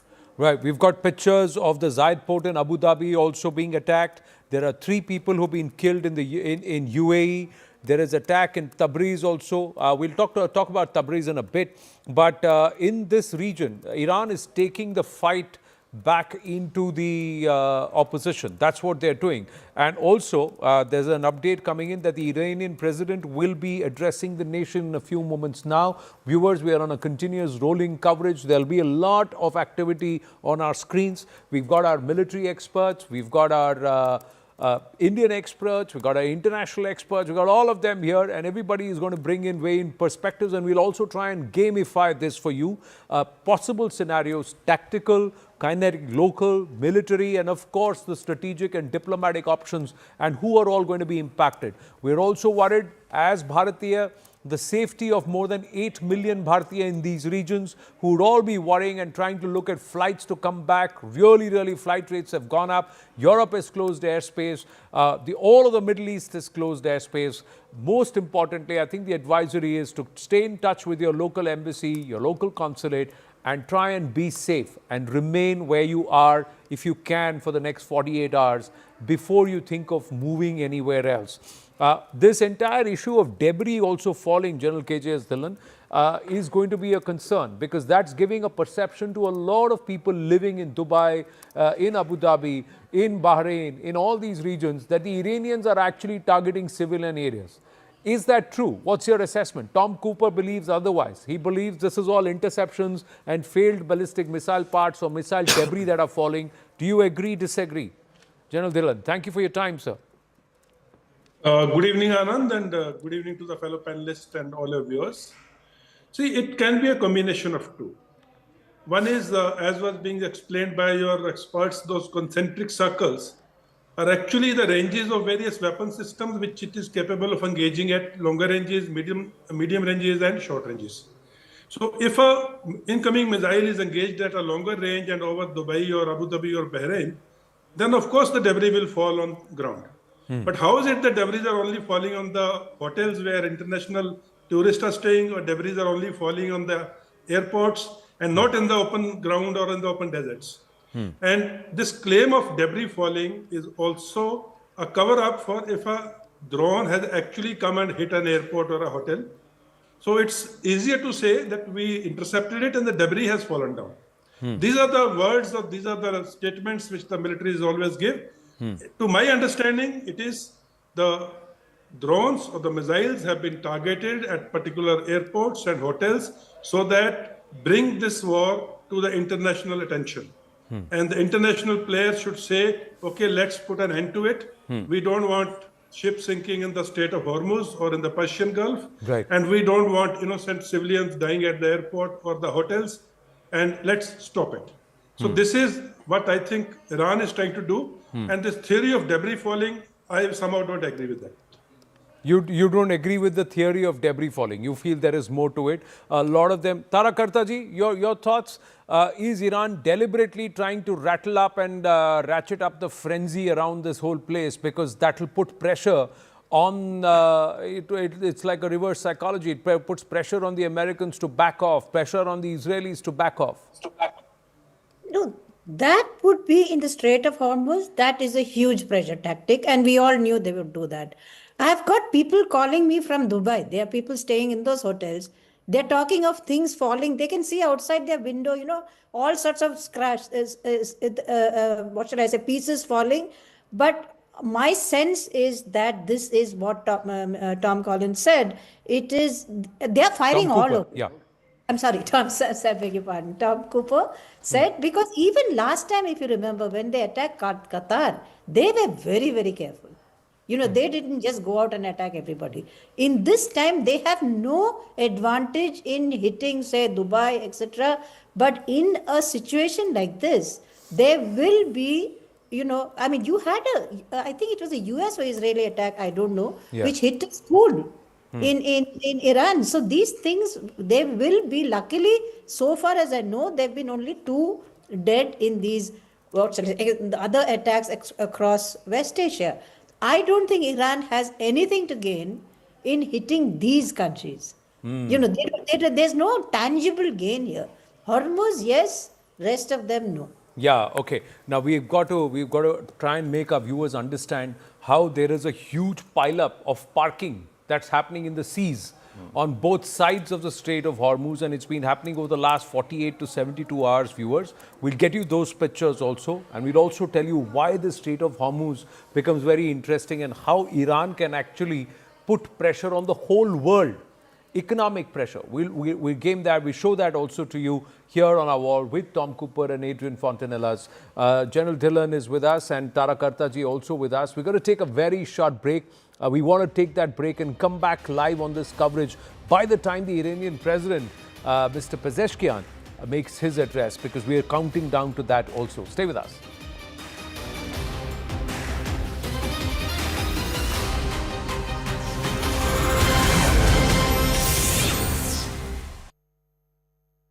All right. So in the latest, what we can tell you is that Iranian media is in fact negating the reports that have been coming in with regards to the killing of Ayatollah Ali Khamenei. The biggest information that was actually passed on was by the US President himself, as he took to Truth Social to declare that the Ayatollah is dead. Is he using this as a leverage, as is being claimed by the Iranian media? We do not know. No official confirmation coming in from Iran. In fact, the Israeli side, also from Israel's foreign ministry, in fact, as far as the Iranian foreign ministry is concerned, that is actually negating the reports. Let me quickly bring in Sanjay Suri from Tel Aviv at the moment. We'll try and reconnect with Sanjay. He's currently stationed in Tel Aviv. Also, Siddhant will be joining us in just a bit. As far as the Indians are concerned, remember, thousands of them are currently in the Middle East. That includes the UAE, you're looking at Qatar, you're looking at Saudi Arabia, you're looking at various other nations. More importantly, in Iran, several Indian students are currently stranded. Many of them, in fact, sent out those videos urging the Indian government to ensure a timely evacuation. The Ministry of External Affairs, of course, is looking into this overall situation, but at the moment, the top priority is to provide all Indians safe cover before they are eventually evacuated. Remember, even for evacuation to take place, the airspaces have to open up. Most of them have been shut down. How this will now impact the overall economy is also another concern, given that the Strait of Hormuz has been blocked by the IRGC just yesterday. This is a very key critical strait, as we know that this is a shipping route where most of the global energy supply is done. It is through this route that the energy supplies to China, to the United States, even to Europe takes place, but that has in fact been blocked. What impact this will have on the markets is another scenario that we'll be looking at. But first and foremost, the biggest question that remains unanswered at the moment is that, is Ayatollah Ali Khamenei actually dead, as is being claimed by the US president? The Iranian Foreign Ministry has indeed dismissed that claim. There is no confirmation coming in from the Iranian side. In fact, they are not just maintaining that the Ayatollah is alive, they are also maintaining that President Masoud Pezeshkian is also very much alive. That's a claim at least being made by Iran, their foreign ministry, and also by the media there. Having said that, there are now going to be other concerns as well, as Middle East remains on a geopolitical tinderbox at the moment. We've seen how Iran is retaliating. Tehran had always maintained that they will be targeting all of those US allies in the Middle East. That includes 9 of them, which are housing US troops. Saudi Arabia, Kuwait, Qatar, Bahrain, UAE. They are just some of those US allies in the Middle East. UAE, Kuwait, Qatar, Bahrain, they all have experienced strikes at the moment. Remember, as we speak, in the latest, missiles have been spotted near Burj Khalifa. As we've also been highlighting, they are targeting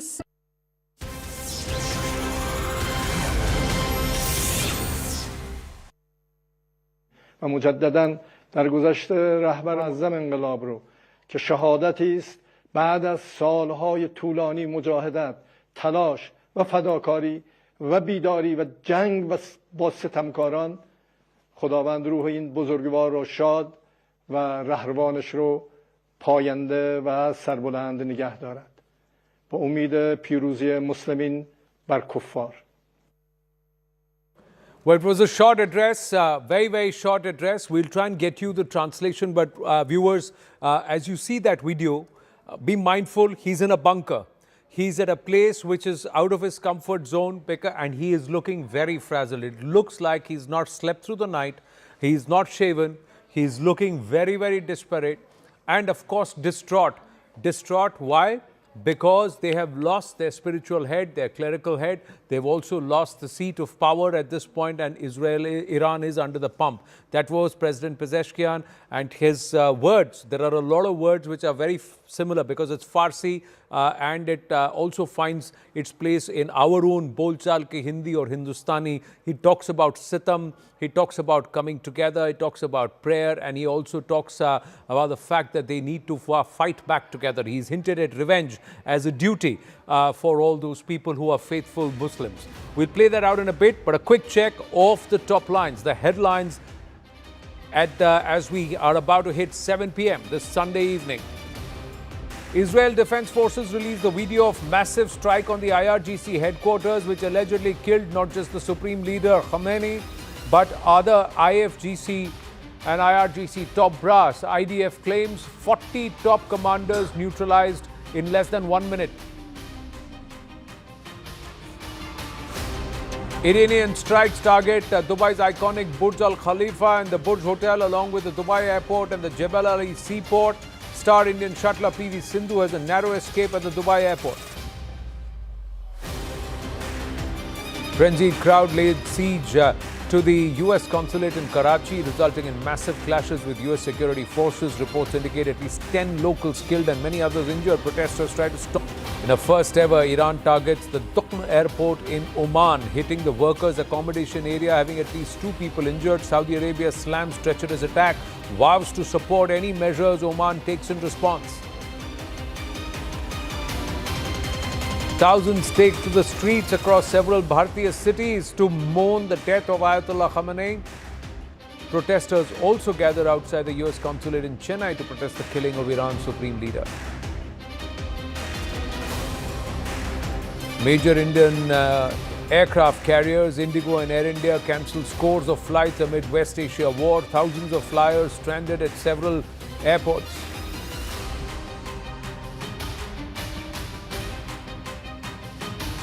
Viewers, the Middle East is now engulfed in a full-scale regional war. In a stunning development, Iran's Supreme Leader Ayatollah Ali Khamenei has been eliminated in a joint US-Israeli strike on Tehran. The operation, codenamed Epic Fury, is targeting Iran's nuclear sites, its ballistic manufacturing and also storage sites, and of course the top leadership, the supreme leadership in Iran. In retaliation, Tehran has unleashed waves of ballistic missile attacks, including use of hypersonic missiles at Tel Aviv and also parts of central Israel. American bases across the Gulf have been targeted. Ayatollah Arafi has been named the interim supreme leader. The conflict has also spilled into the heart of the Gulf, with Dubai under direct attack. Flights at Dubai International Airport halted as missile debris falls near the Palm Jumeirah and Burj Al Arab.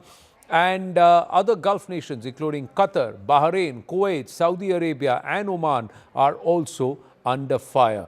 Now, let's try and look at some of these pictures. These are the visuals of explosion near the Burj Khalifa that's happened. Iranian missiles have been hit at the Dubai airport. Let's look at these pictures. This is last night. Now, these are aircrafts and missiles flying past the Burj and some debris falling there during the interception. There are also pictures of explosion at the Palm Jumeirah. This is after the Iranian strike. So have a look at this. This is after the Iranian strike. This is in Dubai. Again, there are people who recorded this and they thought that they are being attacked. That's not the case. Largely, it's been lots of debris as per the reports. And it's confirmed by the local entities in these nations also. Dubai's Burj Al Arab Hotel was also hit by some of this debris, and the UAVs that have been neutralized, they are landing because they are off their target. Now, that is something that Tom Cooper also explained to us, viewers, that they fly in at a particular height, at a particular a range, because they've got the geographic codes into them. But if there is a tall skyscraper in their path, they are not equipped to read that. And perhaps that's not been done because somebody has pushed these drones out in stress without thinking and then just said, let's just fire them right across the Strait of Hormuz. Now, the satellite imagery of a strike at the IRGC headquarters in Tehran, oh, this has been pounded. Look at that. And the IRGC headquarters was going to be one of the targets, along with the Buzz militia bases and headquarters, because the Buzz militia is the police internally, and they would want to target the leadership. And the IRGC, with about 150,000, is the one that is the military muscle or the might internally to control things within Iran, along with the Buzz militia that's nearly about 1 million strong. So they have targeted this, and this is heavy, heavy pounding. Also, Iran has struck Israel's Beit Shemesh, and that's where there are reports which say this is not just in a civilian area. At least 5 people have died, but this could be a hypersonic missile that's been put into play here. Now let's try and understand the Strait of Hormuz, which is currently shut, and the impact that Bharat may have because of this. There is it can fuel price-driven surge in oil prices. Brent crude prices are up from $65 a barrel. That was also up because just around $60, went up to $65. It's already gone up to $73 in the recent week. 20% of global oil and liquefied natural gas, LNG, transits through the Strait of Hormuz. Bharat imports 2 million barrels daily through the Strait of Hormuz. 50% of India's crude imports come through this route. 13% of non-oil Indian export to the Gulf is also through this route, and there is a macro pressure on the Indian economy that is likely to go up if this continues, viewers. So let's try and understand the Strait of Hormuz. We'll try and also call out that image of the parking jam that is happening around the Strait of Hormuz. Now, what is the Strait of Hormuz? Tom and Adrian, I'm just going to request you to come back on. We have our guests. I'm just going to check. Lieutenant General KJS Dhillon, Tara Karta still with us. Please jump in. We may not be able to see you from here, but you can hear us. So if you want to add, please say that I'd like to say something and please jump in. Now, Viewers, let's try and understand what is the Strait of Hormuz. Where is this? This is the Strait of Hormuz. Tom is explaining. Adrian, you can jump in from there whenever. You can come and take this chair here, and you can sit with us, and then you can add on. Okay, and then I'll bring you on here. So this is the Strait of Hormuz. You want to take this because you're going to have you're going to work the. I'm going to move to yeah. Okay. Now. So Strait of Hormuz, 150 kilometers long. In the north is Iran. This is Oman. This is United Arab Emirates. This is Oman as well. Okay. So what is the point about the Strait of Hormuz? It is very shallow, 25 to 50 meters deep. This means if something the size of a tanker, super tanker, or ultra large crude carrier is sunk inside the Strait of Hormuz, it's very easy to block. Another point is, I'm trying to resize it, just a second. Yeah. So, the inboard line, the line leading into the Persian Gulf, is leading along its northern side, along the Iranian coast. That out? I draw it, yes, good idea. So, just a second. Yeah. So, it's leading like this. So, this is the inbound line? Yes. Okay. Just a second to delete this. A second try, and then like this. Okay. So this is the inbound line. And the inbound, sorry, you can write it as inbound. Okay, yes. Inbound, and this is Iran. This is Iran. So that's the Iranian side. So whatever goes in goes from via the Iranian side. Yes, exactly. Okay. What's more, partially this line is leading through the Iranian territorial waters. So Iranian territorial waters is something. Just a second. Are going like this. Okay. There are two important islands here. Yes. Greater and Lesser Thumb, which are disputed between Iran and the United Arab Emirates.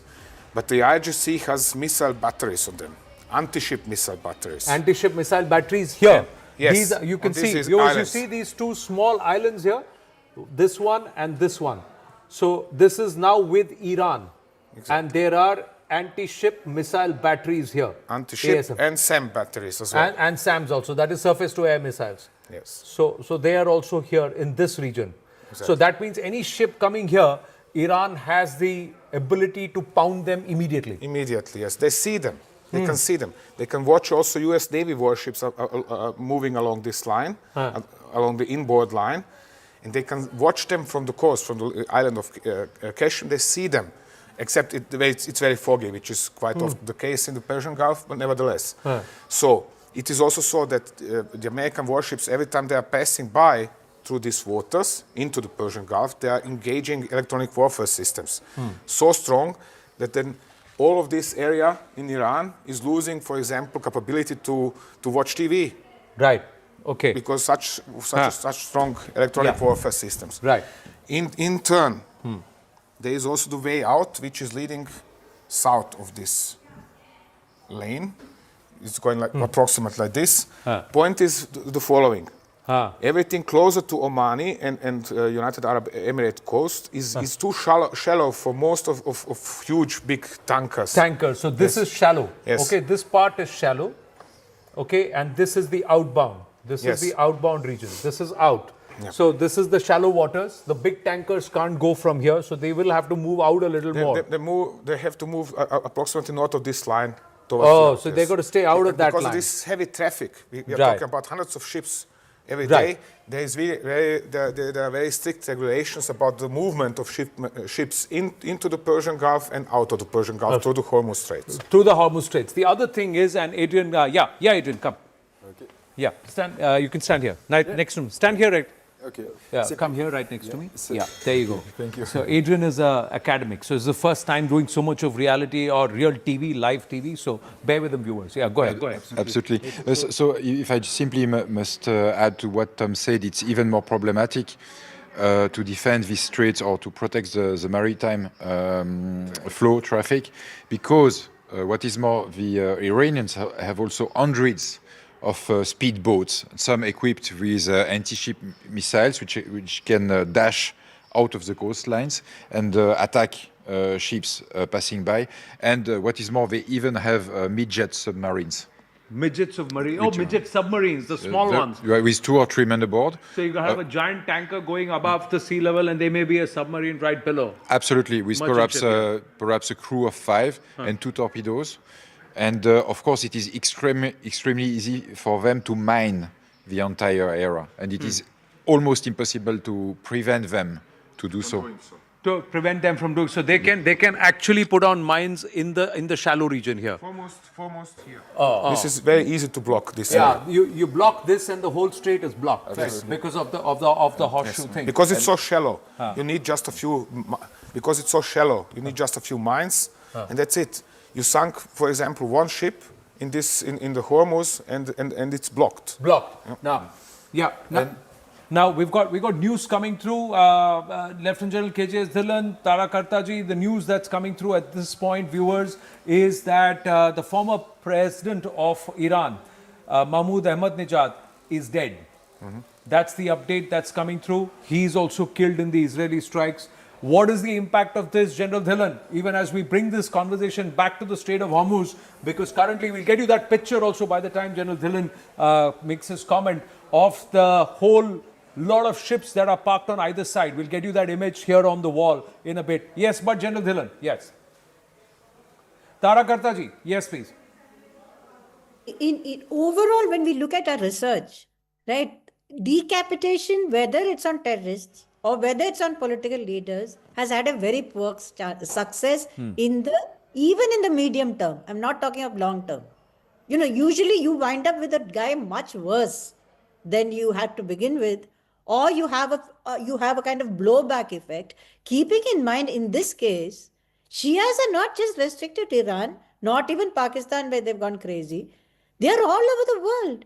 And Khamenei is a leader for all of them. He's not just an Iranian leader.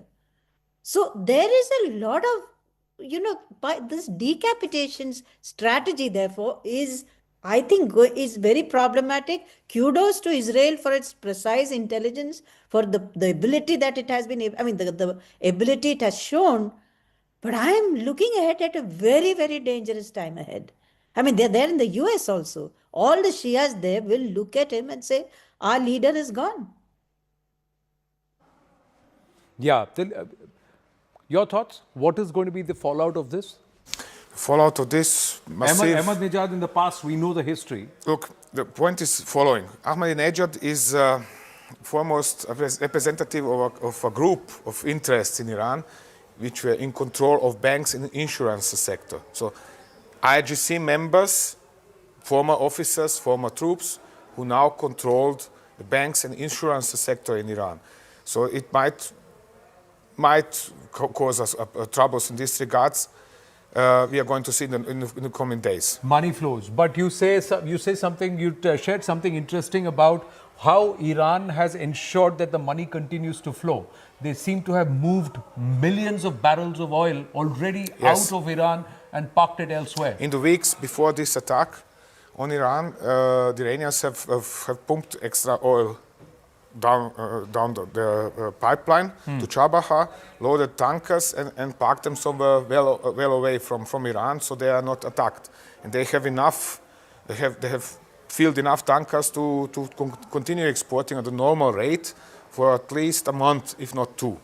A month, if not 2. So that's about how many million barrels per day? I don't know the exact figures, but I remember that estimate was that they have pumped enough or stored enough oil in tankers for around 2 months. Perhaps 2 months. Okay, viewers, note this. So the Iranians, you'd think that you'd crunch their finances, but they have already extracted so many million barrels of oil that on a daily basis they can continue to sell it to nations that need it in the dark market at the current rates and still continue to fund this war for themselves for at least a month, 30 days, if not for 60 days.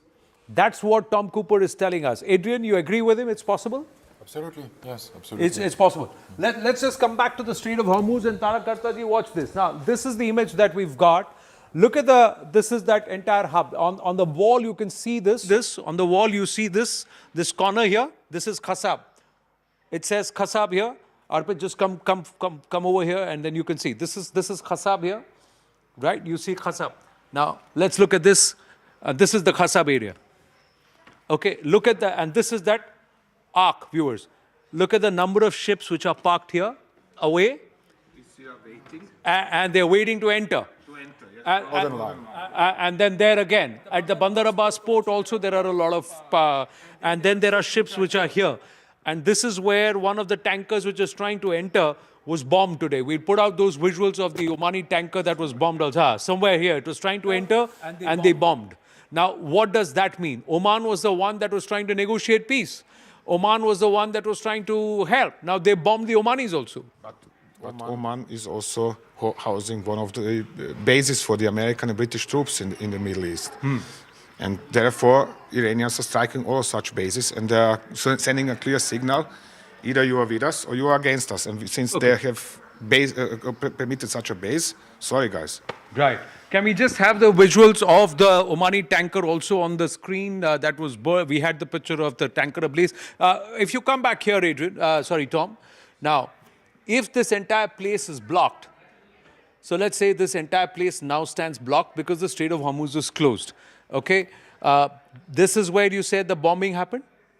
Yes, this area. This is where tanker was bombed? Okay, let's say this tanker is bombed here. Now what's going to happen? What's the pinch that the Chinese, the Russians, India, the rest of the world is going to feel because this strait is currently blocked? Now the question, who has bought oil from whom? Okay.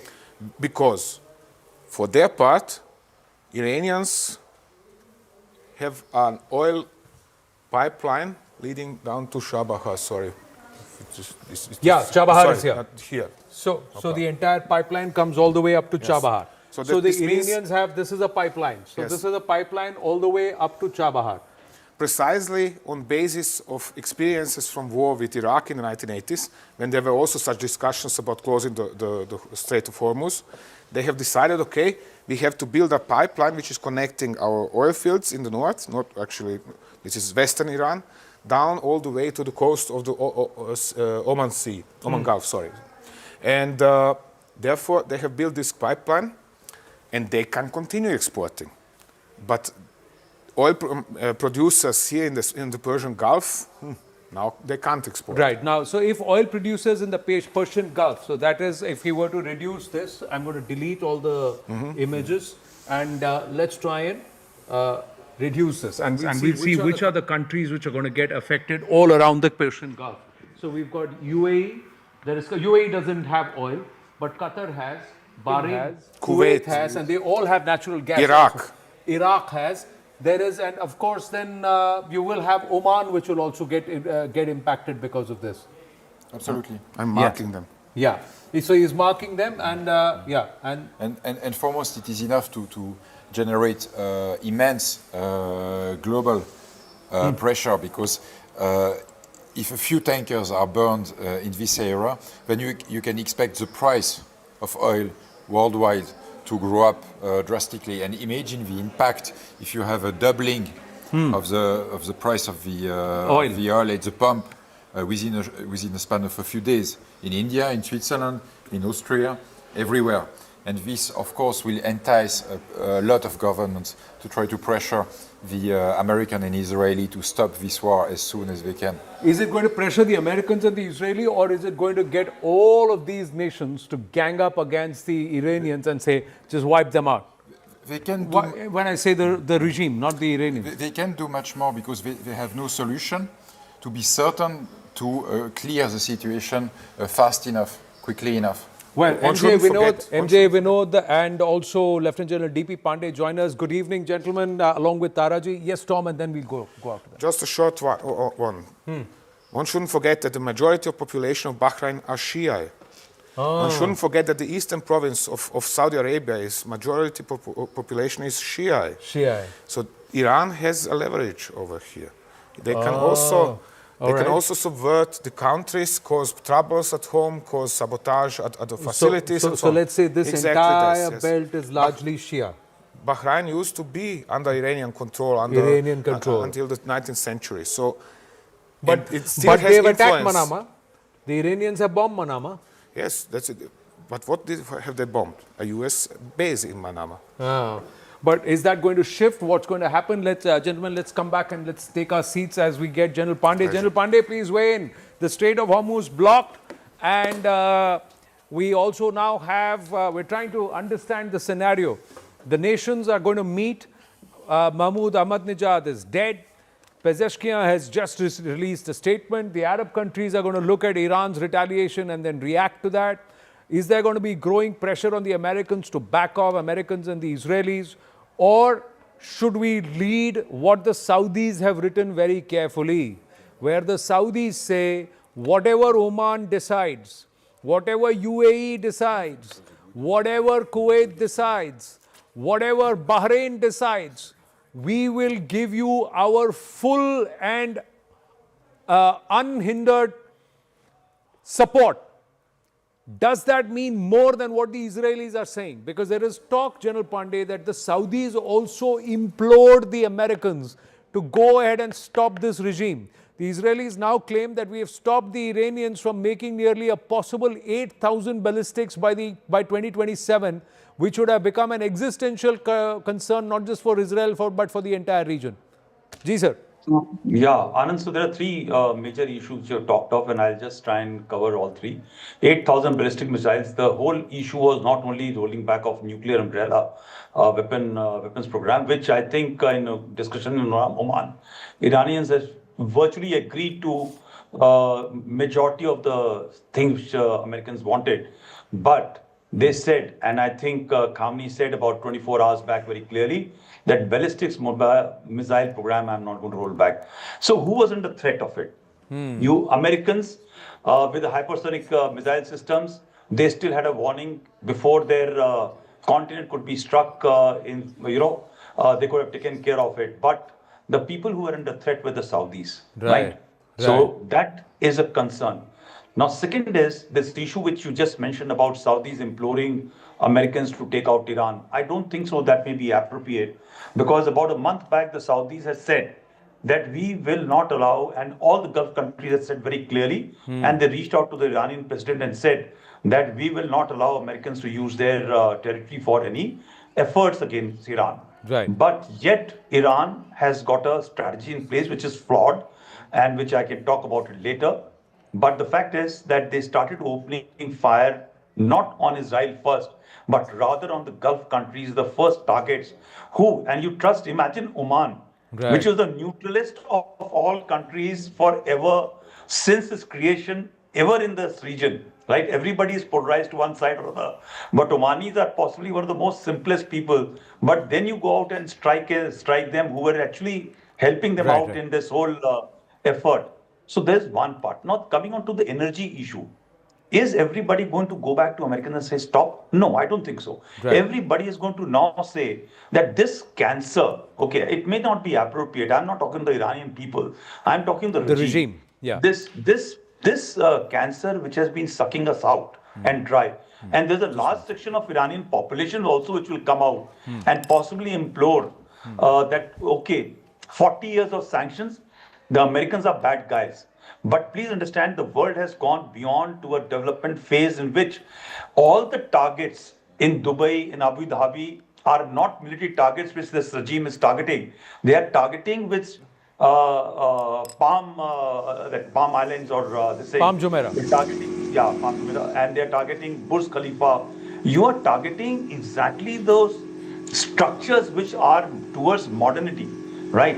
And therefore, rather than going towards a current contemporary world environment where everybody is living in a different era, you continue to live in a world or environment where destroy America, destroy Israel, destroy Zionist regime, where everybody is trying to engage with Israel and start trying to get some peace in this area. You want to continue the path, and therefore I think everybody is going to say, and again, just remember, the majority of the population is Sunnis. So they will like this whole problem to go away once for all. Because you can't keep on pushing this problem for tomorrow when it's going to be bigger and bigger thing to be cut. I think, is there an energy crisis? I don't think so. For next 1 or 2 months, there's a major issue. Right? Why so? But I think one answer is given, and I'll just ask, which Tom is not spoken about. there is a land pipeline route to Red Sea, right? It may not have the enough capacity to pump, but then there are alternatives. There is an alternative which now India and other countries can now push Americans that we now need to diversify. By the way, you are doing business with Russia. If this is going to be prolonged affair, let's start pumping oil from Russia. And do you think that Russia is now going to stop selling oil? No, it is in this geopolitical game, no country is indispensable. And today, a lot of people are talking, is Russia going to side with Iran? Is China going to be siding with Iran? Look at Syria, what happened. Look at Afghanistan, what happened. Iran will fall in place in the same manner through the Chinese and through the Russians. So I've just given you a broad geopolitical environment. Today, let me talk to you something else and Taraji to think about and I to think about. Right. A major issue is, do you think this war is only related to this issue? Or is it putting Chinese into place? Right. We're just going to save the China angle because it's a larger, longer conversation. Dan Pfefferman is also with us. Taraji, coming to you in a bit. We've got lots to cover, lots of ground to cover. We've got fresh visuals also coming through, viewers. That's a drone. That's not an aircraft. That's a drone. That's a UAV. I think that's the... Israeli Hermes 900. Yeah, it's a Israeli Hermes 900. That's the visuals coming in. That's being downed. The Iranians also claim that they have fired 4 ballistic missiles against at the USS Gerald R. USS Abraham Lincoln. We are given to understand. Yes, the USS Abraham Lincoln has been attacked by 4 ballistic missiles, and Iran claims to have downed an American MQ-9 Reaper drone also. The Reapers actually hang very high in the sky, and then they have got great potency. But Dan Pfefferman, thank you for your patience and thank you for joining us. Now, how do you see this? The Iranians don't seem to be backing down. The Israelis claim that they have actually preempted what could have turned out to be catastrophic sometime in 2027. And before it became a behemoth of ballistics, the Iranians, they have actually pushed them back, pegged them back. But there will be pressure because if the Strait of Hormuz is closed, if there are civilians who are stranded, airspace is closed, there will be pressure building on Israel and America to back off, to try and announce a ceasefire so that people can either get out or go back home. Yeah, this is a broad, multi-decade attack that Iran has been building and then launched on October 7th against Israel, and as you can see, against all of the moderate states in the region. And so from Israel's point of view, of course, we're not privy to what the CIA or the Mossad or decision makers have, but they saw this as a preemptive strike to ward off bigger offensives, bigger onslaughts by Iran and its various proxies around the region. And it was determined by the leadership, again, with information we're not all privy to, that this is the right time to strike while Iran is weak, while Iran is backed up. The Iranian proxy arrays have been all but dismantled around the region. And of course, after the June series of attacks by the United States and Israel. But this is a bigger American play that Israel is just a part of. There are bigger global geopolitical and regional issues at play here, and it was decided. I don't think a ceasefire is going to be on the table here. It was decided by the Americans, by Donald Trump, the leader of the free world, whether people like that or not, that this is time now to take down this Iranian regime. And so the scenarios that we can most likely expect, of course, I think with this American president, we've been all surprised time and again. But what we can expect and what he's said from his statements is that those in the IRGC, those in the military, can lay down their arms. New leadership, which if was not already identified and appointed, can step up, and maybe the Americans and others have worked to prepare some kind of alternative leadership similar to what happened in Venezuela. And the idea is to get some kind of leadership in Iran that would work with the international community, with the West, and would stop being a constant strategic and existential threat to the region, to the international community. All right. We've got Dr. Ranganathan joining us. We've got MJ Vinod with us. Dan, I'm going to request you to stay on. And to all our guests and to our viewers, just stay with us. It's a compulsion. We've got to take a very short break. When we come back, we get our perspectives from all our other panelists and also expand the scope of this conversation. It's not just this area. You've got to move up about 30,000 feet like a Reaper drone and look at the larger picture and say the nations that are going to be impacted and who's the actual end game here. Is it China? Is there more to it than meets the eye, as General Pandey asked? We'll try and answer all those questions. Stay with us, please.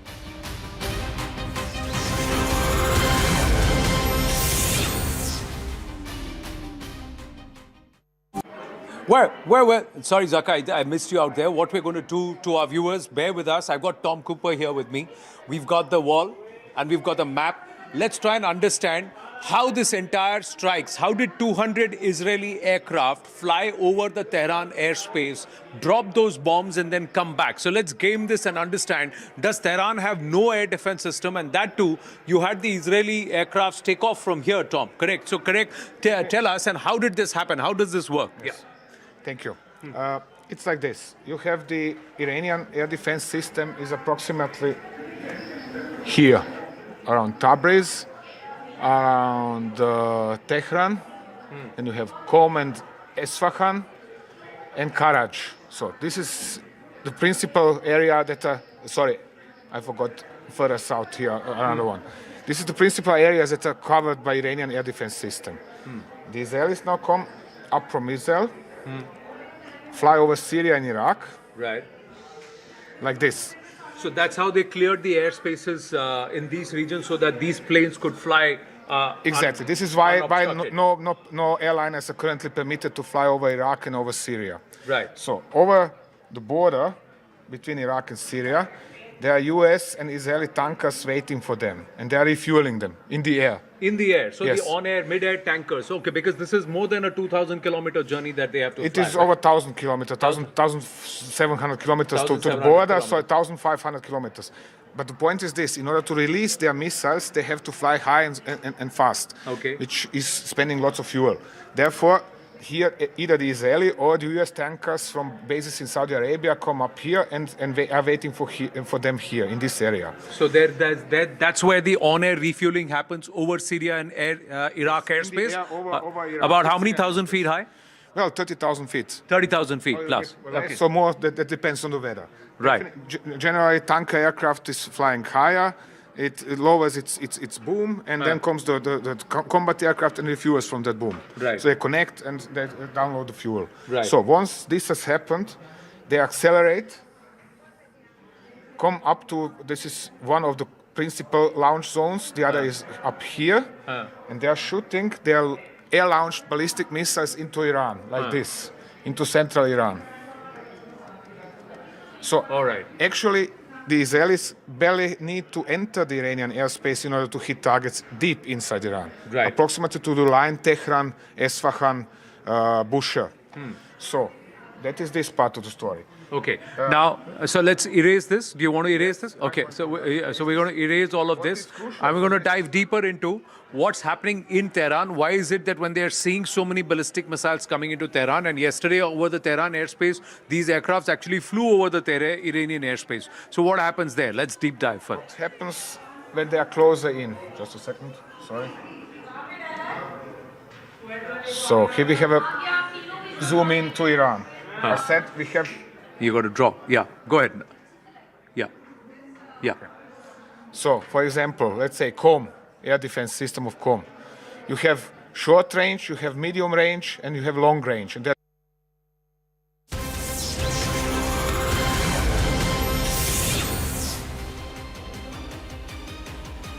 Back live, viewers, and we've just got update that Mahmoud Ahmadinejad, the former president of Iran, has also been killed in the Israeli strikes, US-Israeli strikes under Operation Lion's Roar or Epic Fury, irrespective of which name you'd like to say. But Fateh Khyber is not something that they're willing to let up on, the Iranians. They're going to come back and they said, revenge is now our duty. So Ayatollah Ali Khamenei, the supreme leader, is dead. The interim leader is Ali Reza, Ayatollah Ali Reza. He's been named the interim leader. But Ali Shamkhani, the advisor for security affairs and secretary of defense council, has also been eliminated. Then the next one is Mohammad Pakpor. Mohammad Pakpor is the commander of the Iranian Revolutionary Guard Corps, IRGC. In fact, the top 35-40 commanders have been killed, but Iran has democratized its leadership so much after Iraq and what happened in Iraq that they are replacing them by the minute. It's like a line assembly there for leadership to next in line to come and take charge. Mohammad Shirazi, head of the military bureau, he's dead. Aziz Nazirzadeh is also the Minister of Defense. He's also Nazirzadeh. He's also dead. Abdul Rahim Mossavi, he is also now dead. Armed Forces Chief, the Tehran command, totally leadership that's been wiped out. So that's the one. Now we are also given to understand that there is a Tehran command, this entire summit camp. This is what General Pandey had helped us game and understand how these nuclear sites, have they been decimated and how they did. So the northern front, there was a Camp Alpha, that's the active ground. General Pandey, you want to take us through this entire command and how this whole thing operated? How did they enter the areas of Qom and come back? And how is it that this entire operation was gamed? It was multi-pronged. There was a lot of decades of intelligence that was also used. There are also these UAVs and satellites that were hovering around constantly over Iran to identify the sites, even as the ballistics were being fired from their silos, or even if there was movement of certain vehicles and people as to where they were moving. The Israelis, the Americans, they worked very hard with their neighbors to do this. So can you explain this, please? So Anand, I'll just go back about 8 months back when Lion Rise happened.